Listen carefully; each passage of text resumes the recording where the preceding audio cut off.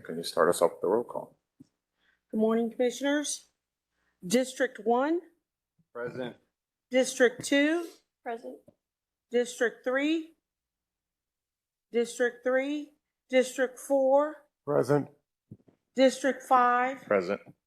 District 6, District 6, District 7, District 7, District 8, District 9, District 9, District 10, District 10. He's here. Yes. District 11. District 11 is vacant. District 12. District 12. District 13. Here. District 14. And place 15. I'm here. You have quorum, Chair. Thank you very much, Ms. Pacina. Good morning, Commissioners. Today is Thursday. What is the date today? March 28th. Welcome to a special briefing of the Forward Dallas draft. Hopefully have a robust discussion today, Commissioners, and this is going to be a staff-led process. So we'll go ahead and get started. Good morning, gentlemen. Good morning. Thank you so much. All right, so we're going to jump straight into our agenda for today. So just going to give a quick overview of what we're going to talk about. The first focus is going to be the map review, the place site map review. Hopefully have a discussion for about 2 hours. Have a break around 11:30 to just get your lunch, but it's going to be a working lunch. After you get your lunch, we're going to begin or continue the discussion with the place type description review, and that will go for another 2 hours. And then after that, depending on what we get done, we'll talk about next steps from 1:45 to 2. So that's just a general agenda. I want to see if there's any questions or thoughts on that workflow. Oh, actually, it's not even on the screen. I'm sorry. Let me put this up for a few more seconds. So just again, map review for about 2 hours. Get lunch midway. Do the place type description review for another 2 hours, and then talk about next steps. So there's no issues on this agenda. I'm just going to go to the next slide and just give another overview of what we've talked about so far. So the first discussion that we had, we actually touched on the regional open space and the small town residential briefly. We'll get back to that too as well if needed. But when we go into our place type description discussions, we're actually going to start with the city residential, go all the way down to industrial hub, and then we're going to have the community residential be the last conversation that we have for the day. But the first thing we're going to talk about is going to be the place type map itself. And what staff's going to do, we're going to provide some feedback and input that we've heard from the community, how staff and the project team is applying those edits. Then we're going to talk about some suggested notable changes on the place type map, have a discussion in terms of some areas that we want some clarification from this body, and then also give an overview in terms of other suggested updates that you all have provided us individually or through meetings, and want to show that with the entire body before those updates get implemented for the next draft version. So the purpose of the map discussion is to, one, clarify some questions that staff has, two, look at the suggested changes and just get your approval that that's the way to go, and then three, as we continue the discussion into the place types, thinking about the locations of these place types, see if any of those locational concerns or thoughts should apply to the place type descriptions. All right, so first, I want to touch on kind of recent input that we've got from the community and how we are wanting to apply that to the place type map section. So just kind of in general, there's been a bunch of other comments outside of this forum with staff and other community meetings. And one of the comments that we get just on the map is that the map should do a better job emphasizing conservation, historic, and TOD districts and areas in the city. So currently, the place type map doesn't show those contextual layers. And what we're suggesting to do is starting to incorporate some of those contextual layers on the place type map so people understand and get an idea the relationship between established communities, how those conservation districts apply to the place types, or apply with the place types, and other urban design elements that exist within the place type map. Can I ask a question? Yes, sir. Will you be including plan districts in this as well, the PDs? So this is not a zoning document, so we won't be showing zoning layers, but we can talk about how we can maybe have an appendix that kind of shows additional information, not to overcome the map graphics, but I'm going to show you an example of what we're looking to show and develop, and we can talk about that. So on the screen, this actually represents the first draft that we developed in September. So that first draft, it broke out the planning districts and also showed additional contextual layers on that. So it showed historic and conservation districts, it showed TOD areas and nodes, it showed complete streets, the paths, so how people navigate around that particular district. And we think that's going to be important to help clarify to the public how those other layers apply to the place site maps. So when we had the discussion with the club, they mentioned that since this map already shows kind of just existing conditions, their suggestion was to move this into an appendix. But I think based on just recent feedback, we are suggesting bringing that document or bringing that section back into the main document just to provide some clarity in terms of what the place type map is showing and how that ties in with the other contextual elements in the city. So I want to keep this up here, just this again, just a suggestion. I want to hear from you all in terms of what you all think in terms of that suggestion and how we should go forward, trying to address some of those concerns about not being able to see some of these other contextual layers, but still being able to understand what's happening from the place type perspective.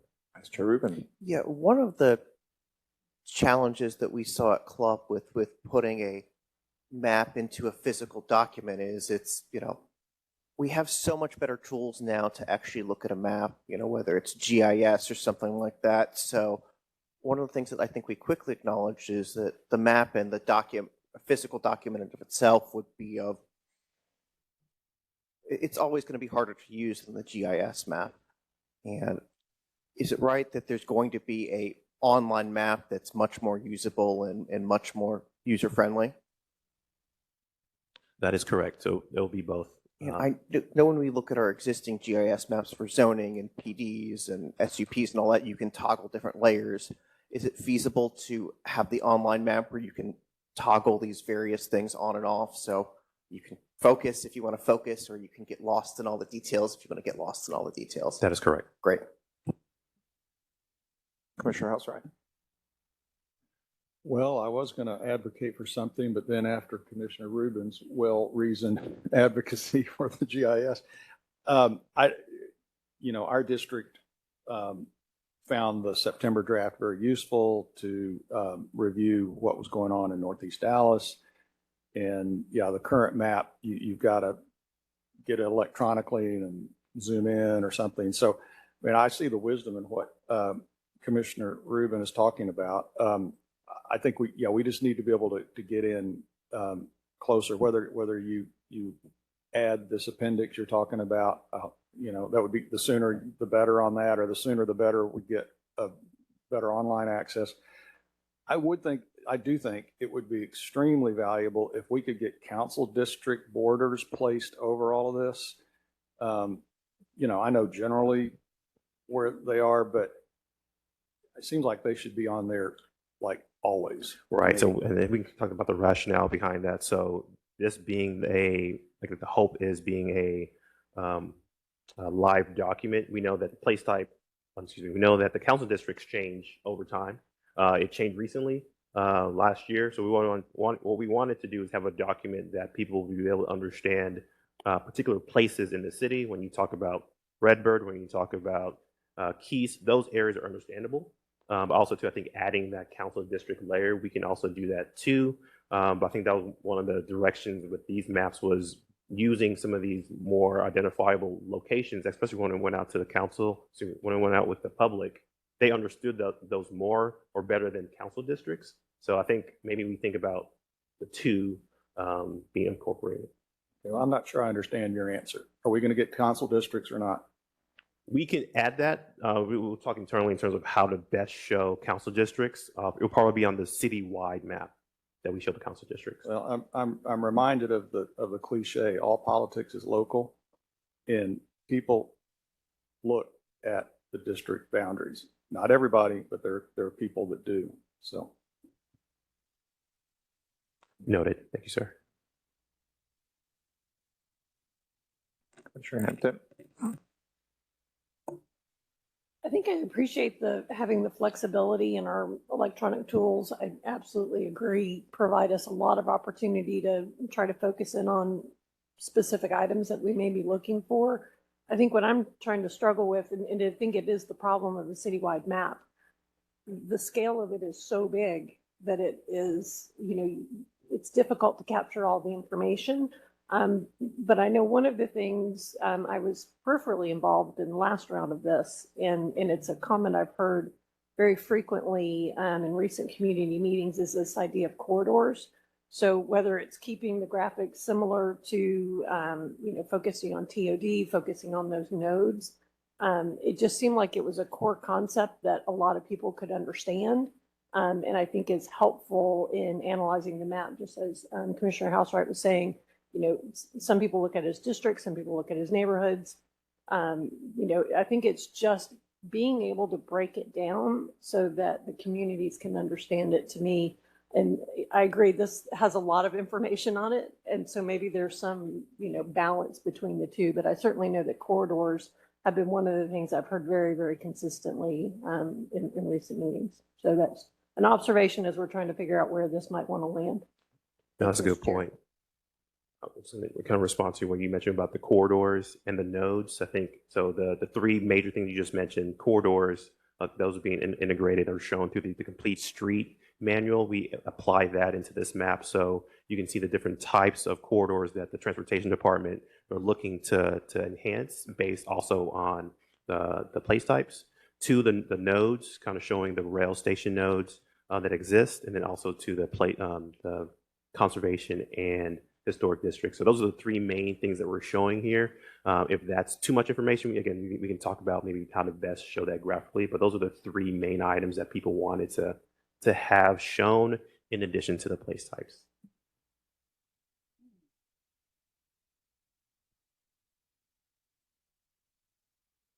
Kingston, please. I like the idea of the electronic map. It's too cumbersome to try to do all this on paper.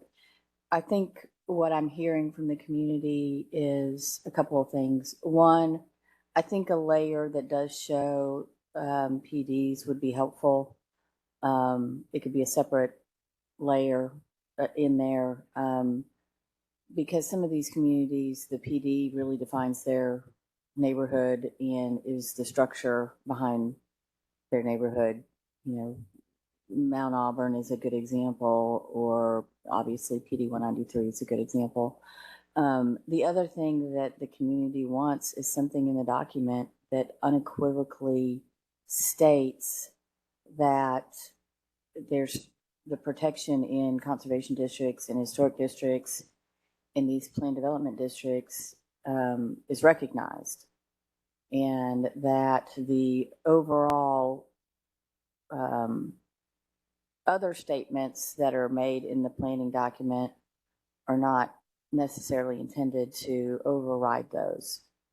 And that's not stated. And until that's stated, you're going to have a lot of pushback from those communities. No, a great point. And I think we mentioned that during the last few meetings too. And I think the next update is going to incorporate the language that you just mentioned. Thank you. And I had a question regarding the PDF version.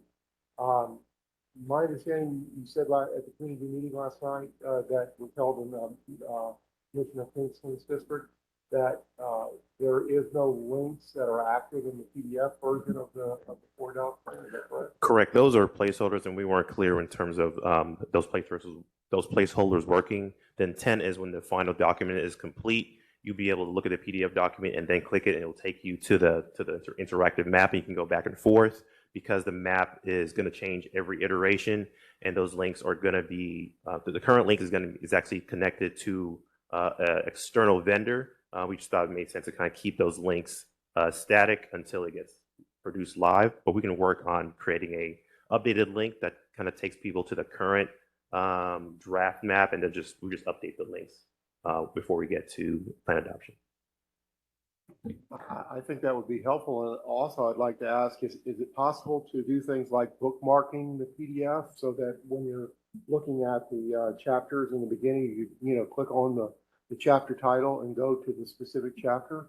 Yeah, it should have already bookmarks already. If not, we can look and talk about maybe how your browser, how your PDF viewer renders that. But the exports that we had did have bookmarks. And what about things like text searching? I wasn't able to do a text search yesterday either. Yeah, we should be able to do that too as well in the PDF document, but we can Yes. talk about that technically, how to do that. And then also at the meeting last night, Patrick brought up that one of the statements on page 316, section CRA-3 on the vacant properties was removed. However, the version of the PDF that's still out there still has that in it. So I guess my question is, how quickly are we updating the PDF so that when we look at the, like I'm still looking at a PDF from February 22nd. Mm-hmm. Yeah, so next PDF is going to be determined on this group. So when we've gotten clarification in terms of what should be updated in the plan document, then we're going to release another version that incorporates all your comments. Are these changes already available in the online document on the website? Are these changes already available in the online document, just not the PDF?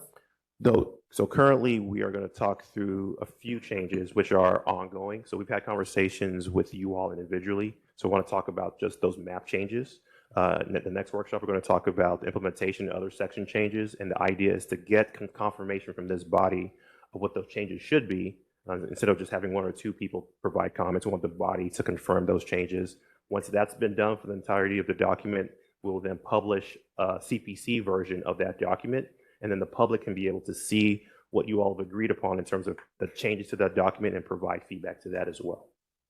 So it's not a weekly update of the document. You all are going to be the ones to initiate and help us to determine what should be changed in the document. After that gets approved, then we publish that.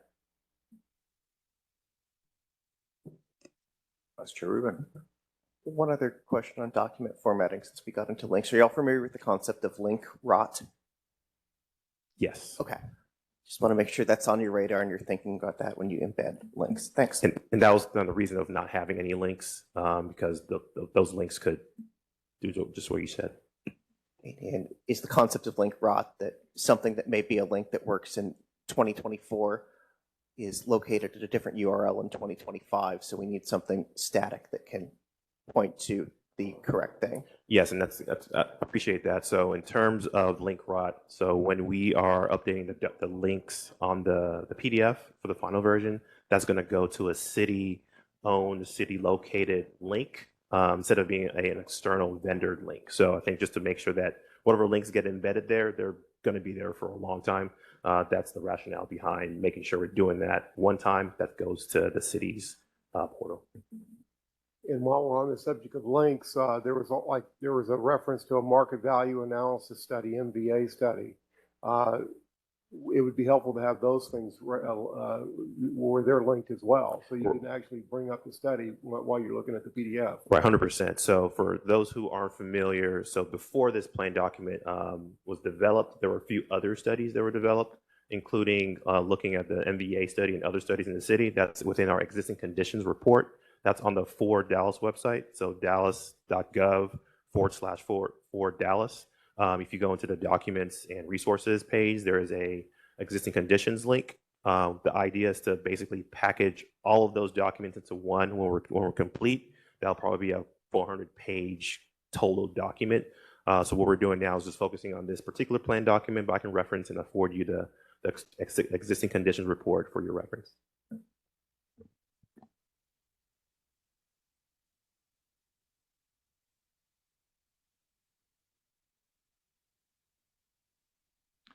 So I guess also just to get some clarification too. So in terms of next steps for our team, so I've heard a few things in terms of the utility of this document or this page or type of page in the plan document.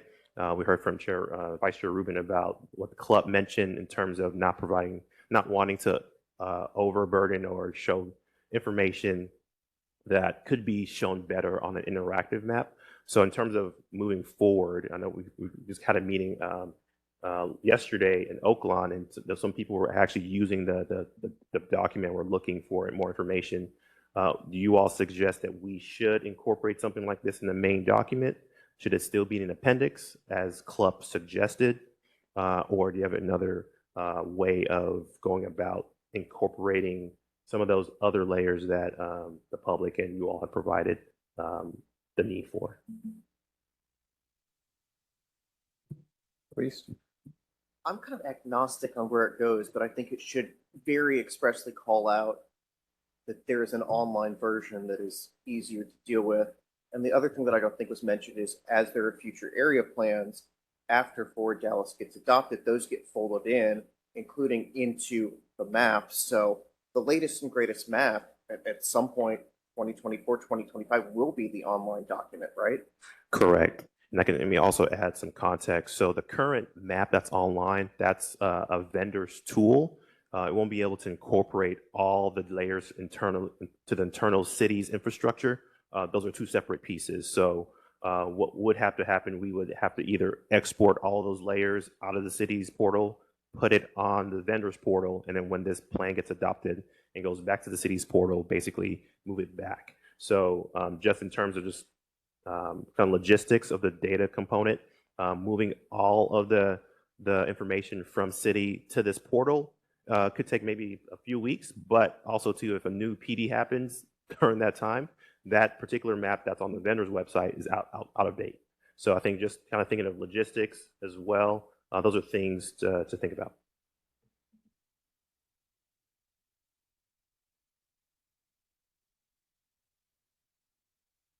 Any other questions, commissioners, at this point before we keep going? Okay, yes, sir.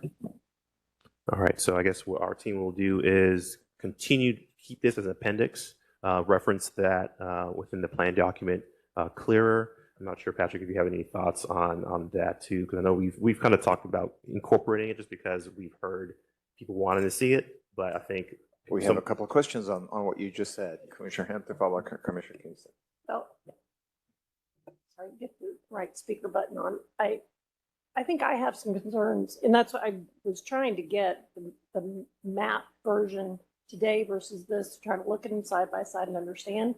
I think what I didn't understand when we were keeping this as an appendix. I thought we were going to add some of the items that we just discussed this afternoon, and I think I heard you say something different. so. It's currently in the appendix. What we're talking about, what the suggestion is, moving that into the main body of the document. So where the place type map currently exists, just having this follow that section. I think that is closer to the feedback that I'm seeing and is a more digestible format for stakeholders. In addition to, I think the comments that Commissioner Kingston, I know we've had a number of emails talking about how the map and the notation that's on the current vision map and getting that clarity there. Thank you. Thank you. Commissioner Kingston? Yeah, I think I'd like to see it in the main map. I mean, if we're using electronic tools with layers, there's no reason to have it as an appendix. And correct me if I'm wrong, the appendix doesn't exist, or we haven't been given it, right? The appendix was suggested to be removed from the plan document. So because we were suggested to remove it, we wanted to talk with this body in terms of where and how should it exist. So the current draft, September draft, is the same appendix. We would just have to update it based on the current conversation and the place types. I guess what I'm struggling with is I'm trying to have public meetings to get public feedback and educate the public on what we're talking about, and we don't even have a complete document. So when I'm looking at the February draft, the appendices are missing, right? So again, just to clarify, so the appendix were asked to be removed and just to focus on the main plan document, since the information on there hadn't changed. The answer to my question is yes. Could you state your question again? We don't have the appendices, right? The appendix was not included in this version. So whatever it is you guys were looking at in September, the public doesn't have access to that They do. if they go back and dig through. But when you look at the website, the first thing that comes up is the February, hey, this is the current draft. And then when you click on that, it's got links that don't work. I mean, you understand why the public is frustrated, Mhm. right?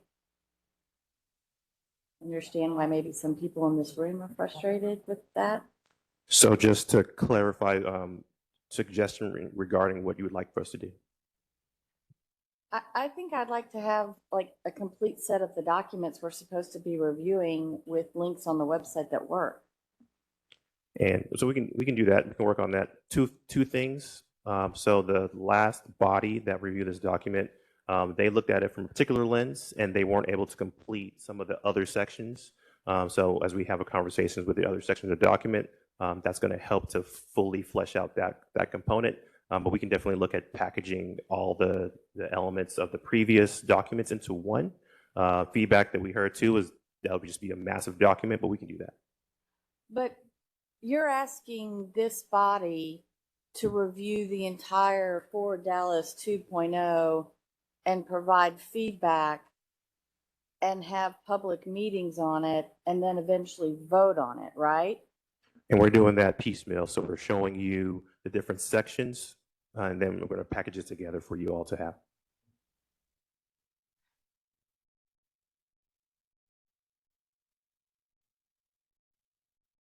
Okay, I don't understand what you mean we're doing it piecemeal.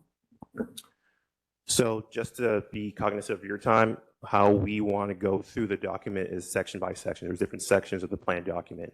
So just going back to the appendix, that question, it's the same information, but what we're showing is just zoomed in versions of the place site map and other contextual layers that exist in the city. But what we want to get feedback from you all is the future place types, the future discussions, what needs to happen in the city from a future perspective. But I think what you're mentioning is, as you all are doing that review, it would be helpful to see some of that contextual information, so we can provide some of that contextual information to you just based on the feedback from our previous body.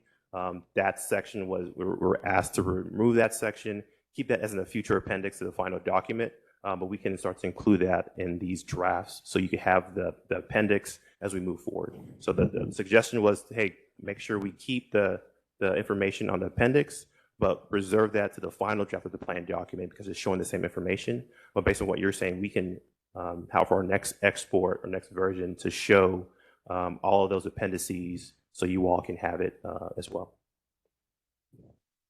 Yeah, I mean, I don't know about everybody else, but I would like to see a complete copy of the document that we're being asked to evaluate. I don't want it piecemeal. I want the entire thing so I can see how it all relates to various parts, and so I can evaluate it as one plan. I don't mean to be rude, but I don't need you to spoon feed things to me. No, that makes sense. We're just relaying what the last body told us to do. So if that's a different direction from this body, then we can do that too. Thank you. Thank you. I have a Clearly question was. on that. Sorry. Is the intent for you to give us, just following on her comments, we're getting public input, we're reporting that back to you, and then the document is evolving as it goes through. So is that why it's not a complete document per se yet? It's Correct. So we're getting feedback from you all as well as we're getting feedback from the community individually. All of that feedback is helping to build the document. So it's being built as we're having these conversations. Right. Mr. Rubin? Can you talk, we're getting into the appendix. Can you talk a little bit more about what is in the appendices versus what is in the main body of the document, and kind of explain how that looks compared to the 2006 document, which was bogged down by numerous sections apart from sort of the prescriptive portions? Right. So not good point. So Forward Dallas 2006 had, I believe, 15 sections, each in individual PDFs. but considered one document. So a lot of the feedback that we got from those who used the document was it was hard to understand which sections it was referring to, and there was a bunch of just, it was kind of fragmented. So the feedback that we received was keep the main plan document in and of itself packaged, which is what you all are reviewing. The other appendices that we have for Dallas would include the following: the plan districts. So these maps that we have here, again, showing the same information on the play site map, just adding existing condition layer information. 2, a glossary. 3, our existing conditions report. And then I think 4, our engagement report. In addition to that, I think we're going to have a conversation when we have our implementation discussion to see if another appendix is needed to think about the data components of what we've researched. But for now, we have 4 appendices in addition to the main plan document, just to show, one, what has been done prior or what was done to support the main plan document creation. So all of the land use recommendations are in the main document, correct? Correct. There's nothing new in any of the appendices. Great, thanks. So I I would like to ask the commissioners, so what we've heard when we've been going out to meetings recently, again, and what we've heard from the commissioners is we want a zoomed in version of a map. We want information on the corridors and the streets that are shown, and we want our historic and conservation districts that are shown. And so this is a map that shows information on the different corridors. This is a map that shows historic and conservation districts penciled in. I will be honest, and we can pull up the zoning map. When you pull up the zoning map, it becomes unreadable because of all the PDs and the subdistricts within the PDs just in this area alone. But I wanted to make sure that that this map is a map that you can go out to the members of the public and is reflected of some of the things that we've heard. Because if it's not, then we need to go back to the drawing board and make some changes. If it does start to show that's what you've asked for, then we can keep working on it and bringing that out to the community members. So as we move forward in this discussion, just wanted to get that feedback here really briefly of, is this beneficial to go out into the communities, or is there something else that we need to be looking for or to do? And what I want to do too is show how that map would look like or could look like if we included PDs or base zoning. So I'm going to share that just for context, and I'll switch back to our presentation.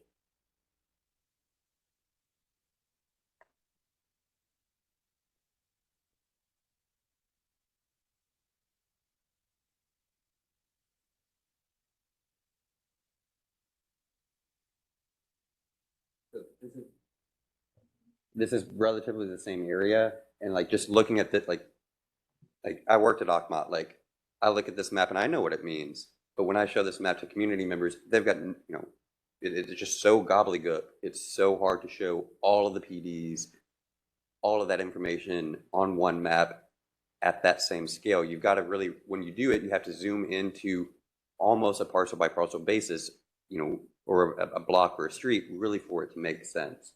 So there's a difficulty to show all of the PDs because we've got 1,400 of them on one map, even when you zoom in to a larger community level. Yeah, I'm just going to focus on the PDs just to clarify. There's other zoning layers. Probably going to show every zoning layer, so just to be kind of just honest with what we would be showing.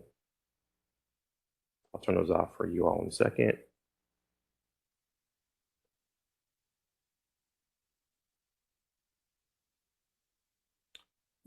So it would be basically generally this, plus the place type map, plus the conservation districts, plus the TOD locations, and a few other things that we mentioned.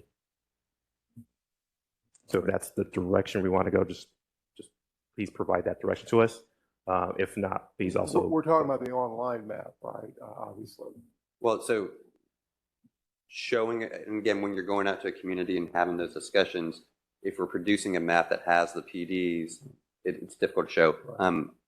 Yes, it would be very great if the city had one online map that you could go that would have your place types, it would have your zoning, it would have your NVA, it would have your housing district, like it would have all of that information.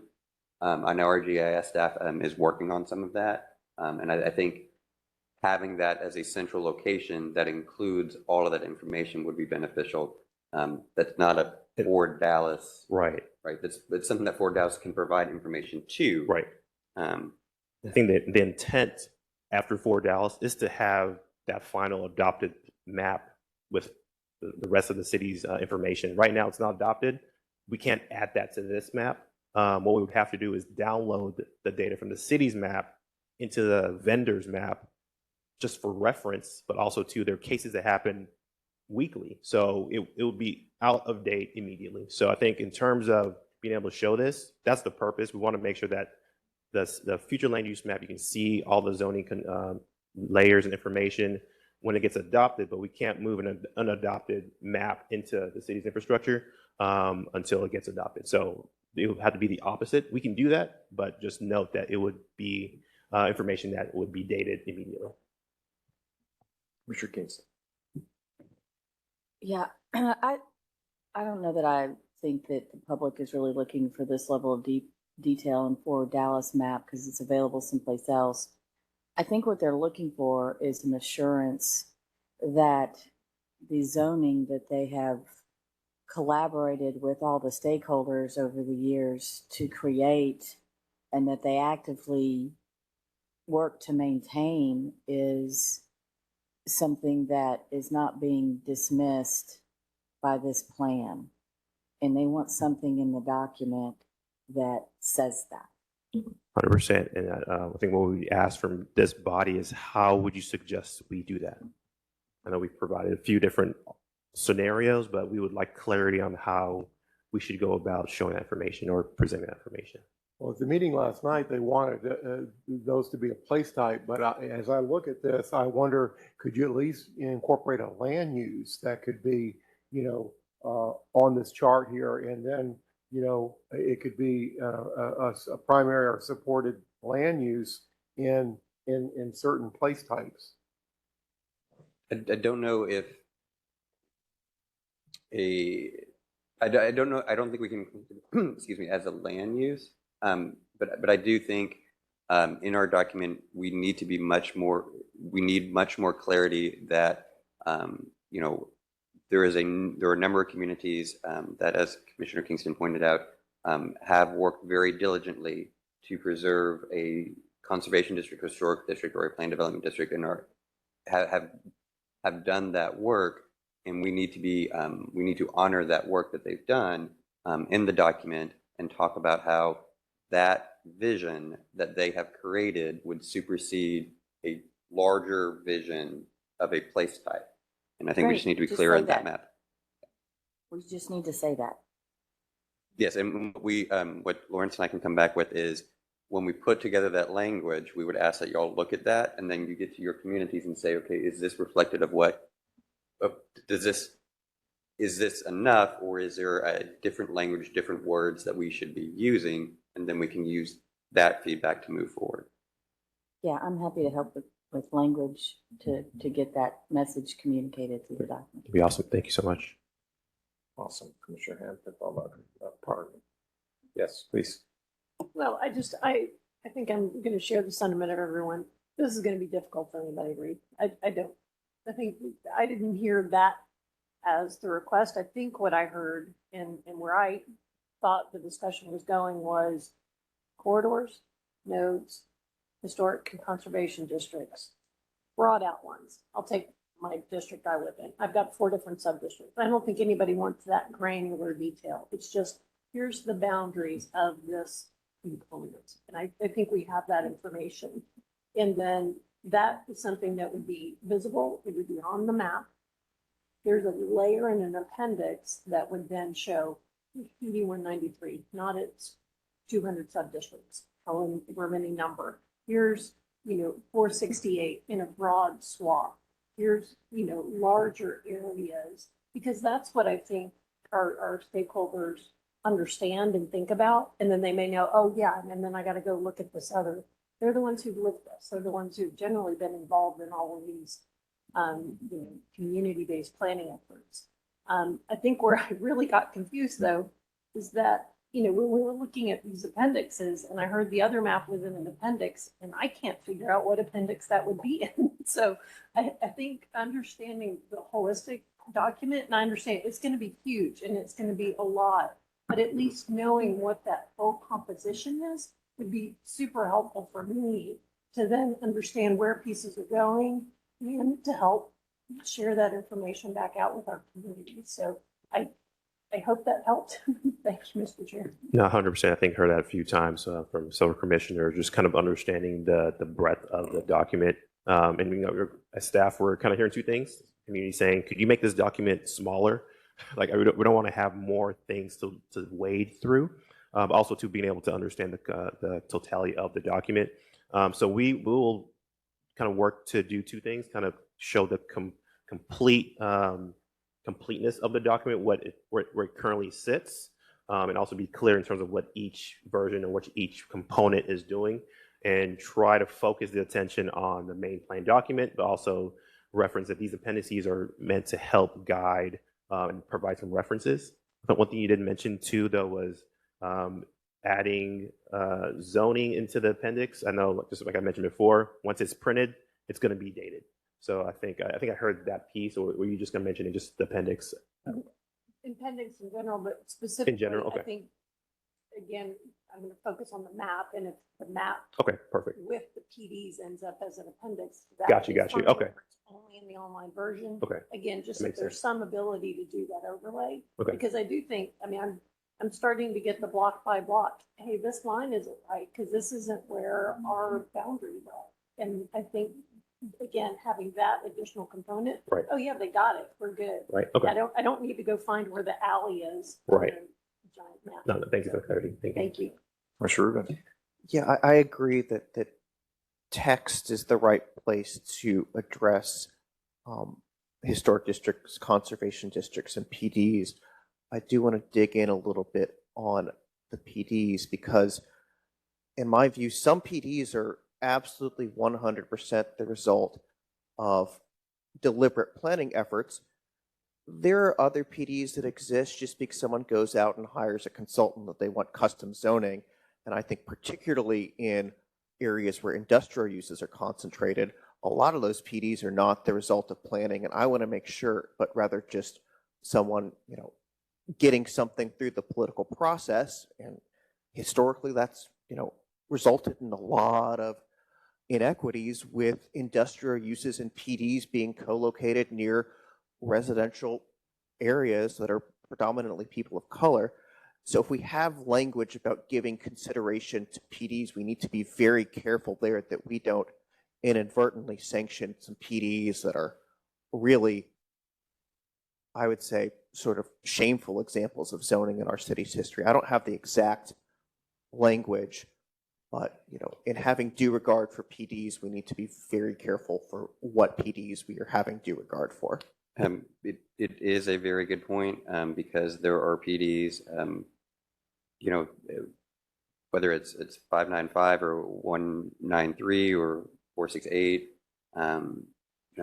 There's the Mount Auburn one that, again, are a result of really good community planning and good stewardess of those community areas. And that's to the Vice Chair's point. There are other PDs where a developer 20 years ago got to go ahead and put a concrete crushing plant out there, right? And so because there's 1,200 of them, it's difficult, and it's I would not ask the commission to go through the process to determine which ones are good and which ones are bad, because that would be a thankless task that you could never do. And so I do agree. Corridors, nodes, TODs, historic conservation districts, we can put that language in, and then we just need to, and this is where we would work with the commission on the language for how we talk about different PDs, and it will be hard. Yeah. It sounds like Brent volunteered to work with me on that. I second the motion. No, I think I'll to add to that too. So I think it's kind of good clarity in terms of how we address that from the textual side of things. Could we provide some additional clarity in terms of how this particular type of map should be incorporated? I heard appendix a majority of the time. Just want to confirm with the total body how we'd like to address the incorporation of a map or section like this into the document. I'm not sure if that's a voting thing or whatever, but how would you like how does body like for us to treat a section like this on the screen in the document? Should it be an appendix or should it be incorporated into the plan document itself? Please. Can you just give a little bit more context to what this is and what's it a zoom in on? I don't know if that's been made clear this morning. Okay, yeah, no, I can do that. So each of the planning districts that we have in the city, again, that represents geographical areas, Redbird, Kleberg, Fort North Dallas, West Oak Cliff, those have been zoomed in and shown some of those contextual layers in terms of these nodes, historic districts, complete streets, because in addition to just showing the place site map, it's important that we are looking at kind of other urban design components that are part of a community. So in terms of being able to holistically understand what a community looks like and what it embodies, this particular graphic aims to do that by showing those additional contextual layers. So when this was published in September, that was the intent. But I think since it's showing existing conditions,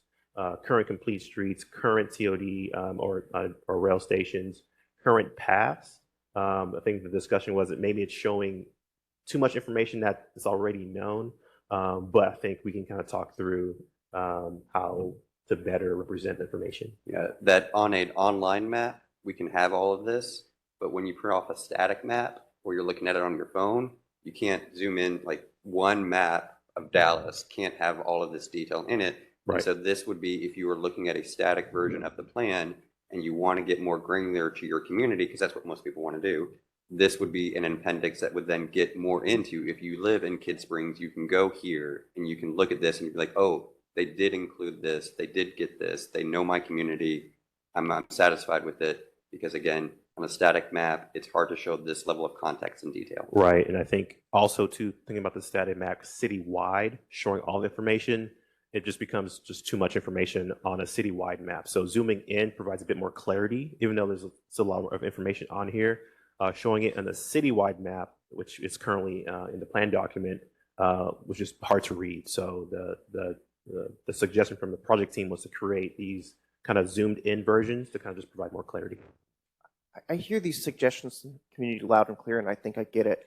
The tension I think we felt at CLUP was, someone who's in North Dallas that gets to this part of the document is going to glaze over and may not get to the other essential parts of the document because they don't see their section addressed and they just sort of stop reading. I don't think it's a binary choice between appendix and body. There may be something that's appendix plus is not the right word, but zoomed in maps that comes in at the very end of the document after all of the real prescriptions are read. Right. That is also not just caught up in an appendix where people Right. may not look. So Right. I don't have a name for it right now, but I think there's a happy medium that we can reach to get the Okay. citizens their content without weighing the body portion in an appropriate location without weighing Right. the body portion down. No, that makes sense. I think kind of an idea was, I think when we do, maybe if you think about bringing it back, if it follows the citywide map, previous to that section, we've talked about the place types, we've talked about urban design elements, we've talked about all the themes. So if you're reading from beginning to end and you go through this document, you would have all that information by the time you got to this section. If it's right, if it happens right after the citywide place type map, that could be a way of incorporating what you had mentioned. I think we want to make sure people don't glaze over and stop reading before the implementation section. Not noted. Commissioner Herbert. Yeah, thank you guys for your time. Specific to my district, in the area I live in and dwell in, is the industrial part of it. And I know we're going to break down this eventually by piece, but a large amount of what I'm hearing is you guys did a great job of not putting heavy industrial next to residential for my area, but flex commercial is explained as having light industrial as a supportive, but in most of the images, my visual learners are pointing out that the light industrial aren't the pictures, right?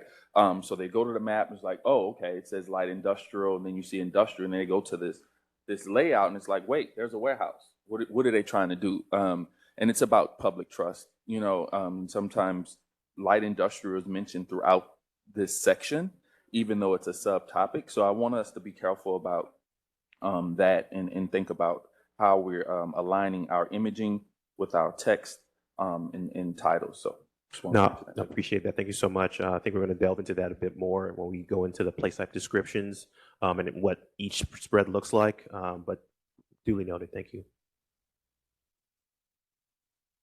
Commissioner Hampton, please. Well, I don't know that I have an answer to the question that was asked, which was how do we get this level of detail in a larger map? I will say I'm flipping through here.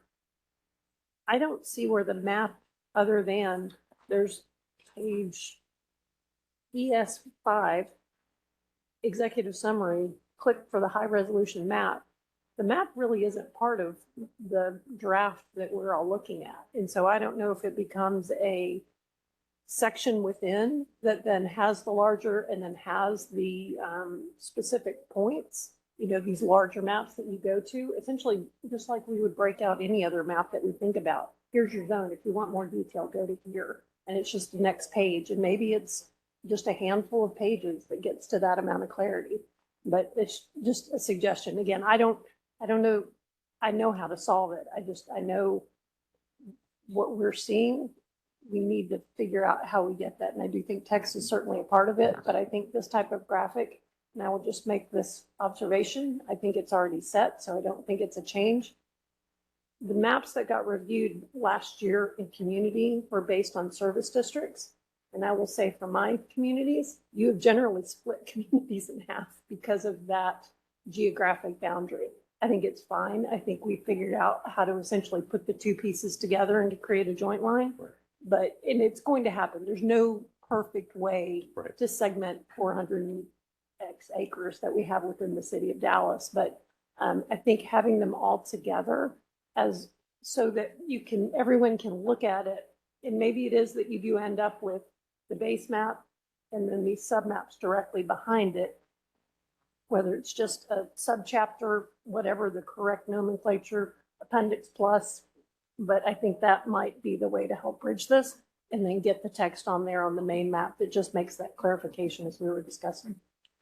No, I think that makes sense, and maybe a suggestion just based on what I'm hearing. So again, we're looking in the place type document where you have the citywide map. So I know that when we update the links to go online, we can maybe have a bookmark that will take you to another page of the PDF that has more focus on certain areas. So if you want to go to district whatever, you can click on it, it'll take you there. Or if you just want to continue reading the document, it still maintains kind of the integrity that currently has.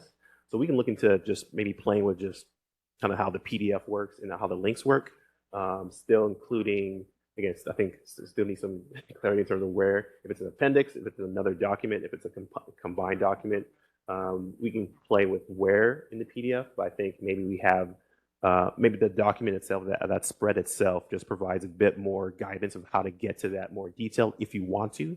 But if not, you just continue with the document without making it massive. So we can play with the technicalities of how the PDF works. But I think we can touch on what you mentioned. So point of clarification, is this Appendix C Planning District Place Type Maps? Is that where these types of maps were proposed to go? Correct. Well, that may be just part of our confusion because I know I certainly haven't seen that.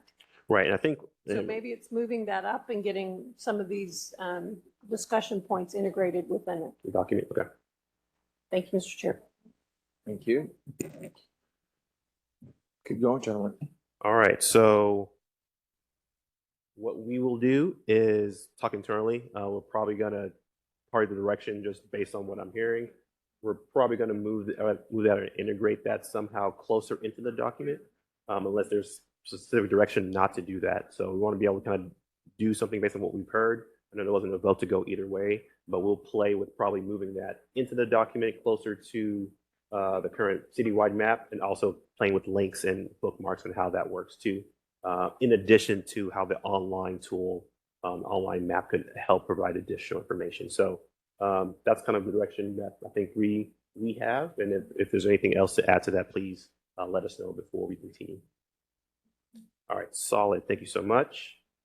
All right, we're still on time. So with that, what I want to do now, again, thanks for that robust discussion, is start to talk through some notable map change suggestions that we've heard from this body individually, that we have heard from the community, from our one-on-one meetings, and talk about some questionable areas, some areas that we want some clarification from as this body is together.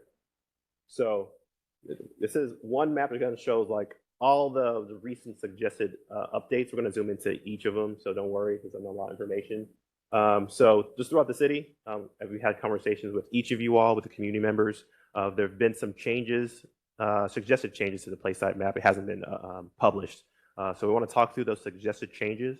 A lot of these are just back of house, kind of cleaning up the parcels, just to make sure that everything reads consistently. So there might be some areas that we're not highlighting. It's more of just an internal cleanup as we're making our updates. When we do publish this next version, we want to show all the areas that have changed. So there might be a little polygon or indicator on the place type map just showing what has changed from the last version. Just also clarify what we did with CLUP. Every version that got updated, we highlighted the text, showed a page, graphic change or image change based on a pink text. So it kind of popped out in the page, that was updated from the last version. We'll do that for this map, for the text, so it's easily identifiable what changed. So what we want to talk about, there are 5 kind of major suggested changes that we would like this body to help us clarify the direction we should go.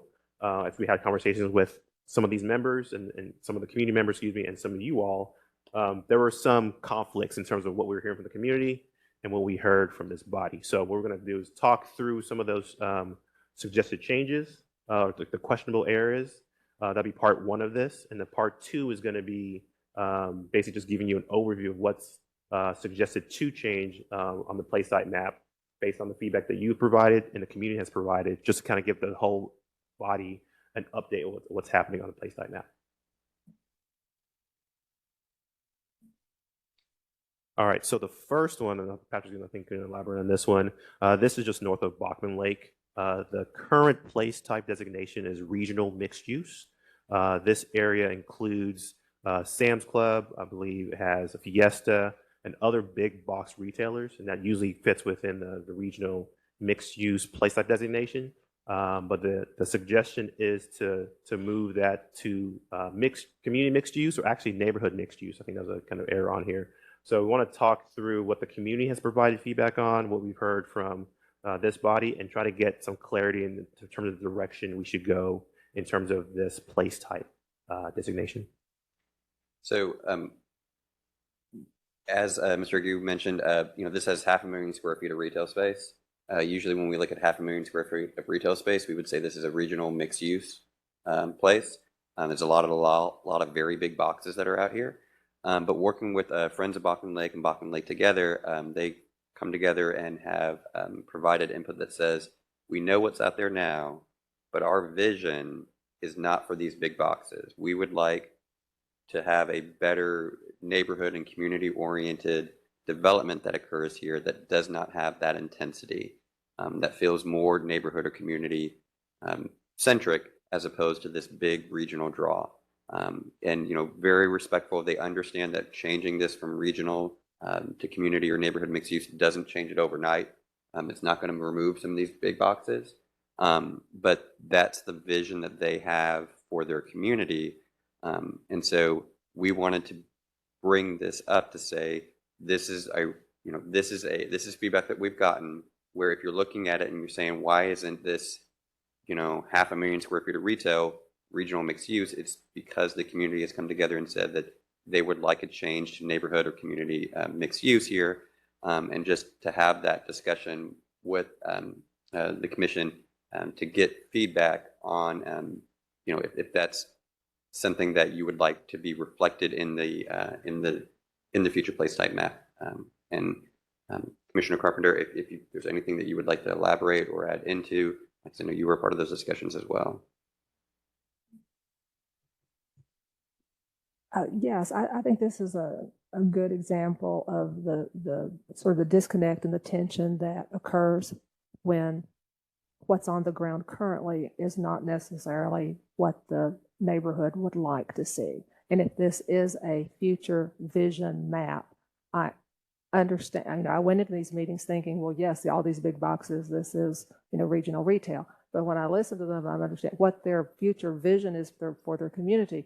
If these big boxes were to go away, they don't want the intense development that the regional retail mixed use could bring. So I'm on board with their request to make their vision. They understand very clearly that the vision is not going to remove anything that's on the ground. It could stay that way forever. But if they're being asked for the vision for their community, they want to see future development that's at the scale that they desire. Right, and I appreciate that. I think also to add some additional context. So there are 3 scales of mixed use kind of place types in this document. There's regional, which is the densest, largest place type, which is what this area is designated. There's a community, which kind of sits in the middle. Think, some parts of Bishop Arts. Then you have neighborhood mixed use, which is basically like a corner store, 7-Eleven, kind of very small scale. So the community, they're suggesting that we go from this regional mixed use to the lowest scale, which is the neighborhood. So that, like we mentioned with what's happening with these current owners and landowners and the uses, is that that designation as neighborhood mixed use, just in terms of kind of the realistic kind of codification of what's on the map, we want to make sure that all the place type designations that get applied here are realistic and also too can be implemented. So from staff's perspective, we think, like you said, Commissioner Carpenter, if these developers were to, relocate, I think the land use and the scale that the community is actually looking for is community mixed use, that in between place type, and that's what kind of staff is suggesting that this gets applied to. We understand the community would like to go from the one scale to the other scale, just to make sure that anything does get developed, it goes opposite from the current trajectory. But we as staff think that the community mixed use reflects what the community is asking for, and it's more realistic, and it also touches on what's on the ground. So that's kind of just to kind of provide some context. Is the community would like to see the lowest scale mixed use here. Staff suggests that the community mixed use makes the most sense, and we want to get clarity and kind of thumbs up from this body in terms of which direction we should go based on that context. Commissioner Rubin. Yeah, I was wondering if you could talk a little bit more about the consequences of, the place type on a future rezoning in this area. Let's just assume that this is zoned where you can only do retail big box and someone wants to come along. Let's say a big box store goes kaput and someone wants to come along and do a mixed use development where there is a combination of residential and retail. Obviously, a place type is not zoning, it's merely a guide, but how would the place type that's assigned to this area sort of inform the zoning moving forward? So if one of these big boxes went away and you have a new developer that moves in that says we would like to do a mixed use development, a neighborhood mixed use development would be low rise buildings. That's 3 and 4 stories max. A community mixed use area would say low rise when adjacent to community residential, but could stair step up to a mid rise closer to Northwest Highway. And so where this would be adjacent to the community residential the area that's adjacent to the community residential, if it's community mixed use, would be low rise that could stair step up. That would be the guidance that Forward Dallas would say. So if somebody would want to come in and say, I want to build 12 stories right next to that neighborhood, you would say, well, both the neighborhood and the community mixed use would not allow that, or would not suggest that, excuse me. But if someone would want to come in and say, I want to do 3 stories close to the community and go up to 6 at Northwest Highway, that would be recommended in the community mixed use, but not the neighborhood mixed use. The neighborhood mixed use would say, no, everything in the area would just be 2, 3, maybe 4 stories. Is that the, Vice Chair, does that answer your question? I think so. And just following up, we've heard some folks in the community prefer neighborhood mixed use, whereas staff thinks maybe community mixed use is better here. What's staff's rationale for community mixed use in this particular area? So I would say, and again, it's part of the difference between, can you get to the communities that the community, can the place types be reflective of what the community wants in the language within those place types, where it's talking about adjacency and those types of things within the place types themselves? Or if we can't get there, then you make that designation to say, okay, those are very big boxes. Those property owners are very proud of their property. A redevelopment at 2 or 3 stories might not feasibly work for redevelopment, so they're going to stay big boxes. If there's a desire within the community to redevelop with something that's not a big box, with mixed use and residential and commercial, a developer would need to have some ability to go more vertical, closer to Northwest Highway. I think that's part of the rationale. It's also just part of the rationale of understanding that there is 500,000 square feet of retail that's there. Right. Yeah. I think also to just kind of two other perspectives. So let's think if we were to go from this regional to the neighborhood mixed use, you would have to basically chop the block structure into smaller blocks. And just think about that from a kind of practical feasibility standpoint, having a developer doing that to kind of basically just subdivide this into smaller chunks from a feasibility of that happening, and then penciling out to get the revenue that they're needing from that they wouldn't do that, just because they wouldn't be getting what they could get with the draw that they're getting here, and then also to this the area that they're being that they're given. So I think that's one piece. The second piece, as we're hearing from the community, what they're telling us is actually what the community residential description says. The descriptions of what they're wanting is what that particular place type says, but the idea of going from one scale to the other, that's more just to kind of get away from the direction that this development is. So that's kind of the intent of their suggestion with the lowest scale, is just to move away from where it currently is. But what they've told our team and the commissioner kind of falls more in line with what is described in community residential, community mixed use, excuse me.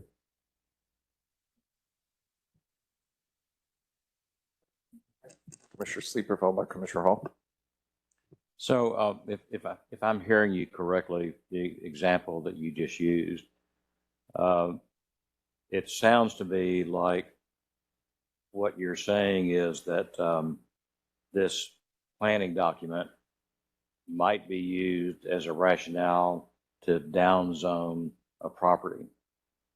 Is that correct? I wouldn't say that, but I think go ahead. Yeah, no. So the zoning, the regional retail zoning that much of this area has, would be a zoning district that both community mixed use and neighborhood mixed use, it could be applicable in both of those areas. It would be if a developer, like the city would not initiate a rezoning to downzone the property. But if the property would redevelop, this would be a guiding document to say, okay, developer, community, CPC, city council, city staff, here's the vision of what it should redevelop as. Again, it's giving, borders, not saying it has to be this, but it's saying it could be anything within this area.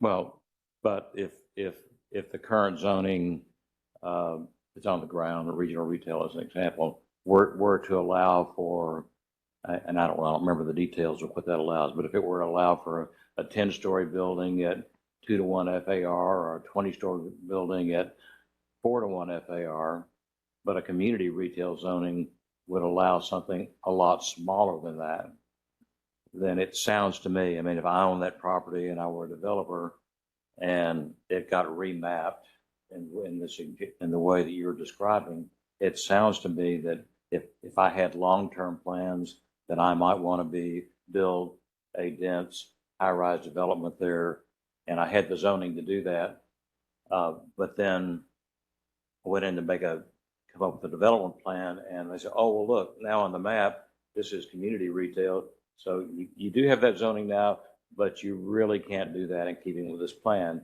You have to go to something smaller. Am I hearing that correctly? Well, so if you have the zoning, you already have that entitlement to do more intensity. This would, though, provide that vision for the community to say, if they're not comfortable with that intensity, if someone wants to come in and rezone the property, then they would have to provide a rationale of why their intensity that doesn't match the community's vision is appropriate. And that's, again, that's why this is it's a guiding document. It's not saying you should or shouldn't, because yes, maybe somebody wants to come in and build 12 stories and the community says, well, you know what, we're okay because it's really well designed and they've integrated all these things and we love this, and that's why we can go ahead and move forward with it, even though we said we wanted a lower scale. And that's why it's a guiding document and not a zoning document that deals with entitlement. Right. And I like your example, because say it gets designated the lowest scale mixed use. Okay. So kind of two things could occur. So this body or city council could determine that an authorized hearing should be done here. I'm not sure why, but that could be something, and use this plan to justify that this should go to something lower scale, just based on kind of the other issues happening in the city. We don't see this body or council doing something like that. On the flip side, the current owners of this property say they did want to sell it to some other business to redevelop, but they could only redevelop in the lower scale type of kind of land uses that are suggested in Fort Dallas. They would have to go through rezoning, do all that. I think what we're saying is from just the practical kind of feasibility of that is that they probably wouldn't develop that, because they probably wouldn't get kind of what they're looking for from just a feasibility penciling out. I mean, they could, but I'm not sure what their intent is. But anyways, in terms of just thinking through a developer coming here and redeveloping it, what we want to do is have a place type or land use that doesn't facilitate or initiate undevelopment in the city, or possible vacant land or something like that, where this would just be stagnant. Also, too, we want to make sure that the place type map is actually being reflective of what could happen, because we could designate this area any color. That doesn't mean it could or should happen. So we want to be very cognizant in terms of if we're going the direction of neighborhood mixed use, just think about the implications of the plan document itself and what could happen on the ground. If we keep it at the other scales, I just want to talk through what those could be. Again, we're just kind of speculating here, but that's kind of what we've kind of talked about internally. We want to get your feedback to see maybe there's other things we haven't thought about to kind of help with that conversation. Well, I hear what you're saying, but it doesn't really, to me, it doesn't sound like it changes the flavor of it. Could be an ultimate de facto down zoning in the example that you discussed. And I wonder if many people out there in the commercial community that have properties that might fall in that category understand that may be what's at play here. Right, and 100% too. I think also thinking about those who own the property and those around the property want to be able to both have equal say in terms of what they would like to see in their communities. That's a good point. Just trying to think about the direction we should go with the two kind of inputs that we received so far. Commissioner Hall? Thank you. I just want to make sure that I understand, define low rise, mid rise, and high rise for me, please. So low rise is going to be a structure that would not be, it's reflective of a house. So you're talking about something that's 3, maybe 4 stories at most. Mid rise, and again, That goes up to the 6 or 8 story height. And then a high rise would be anything above that.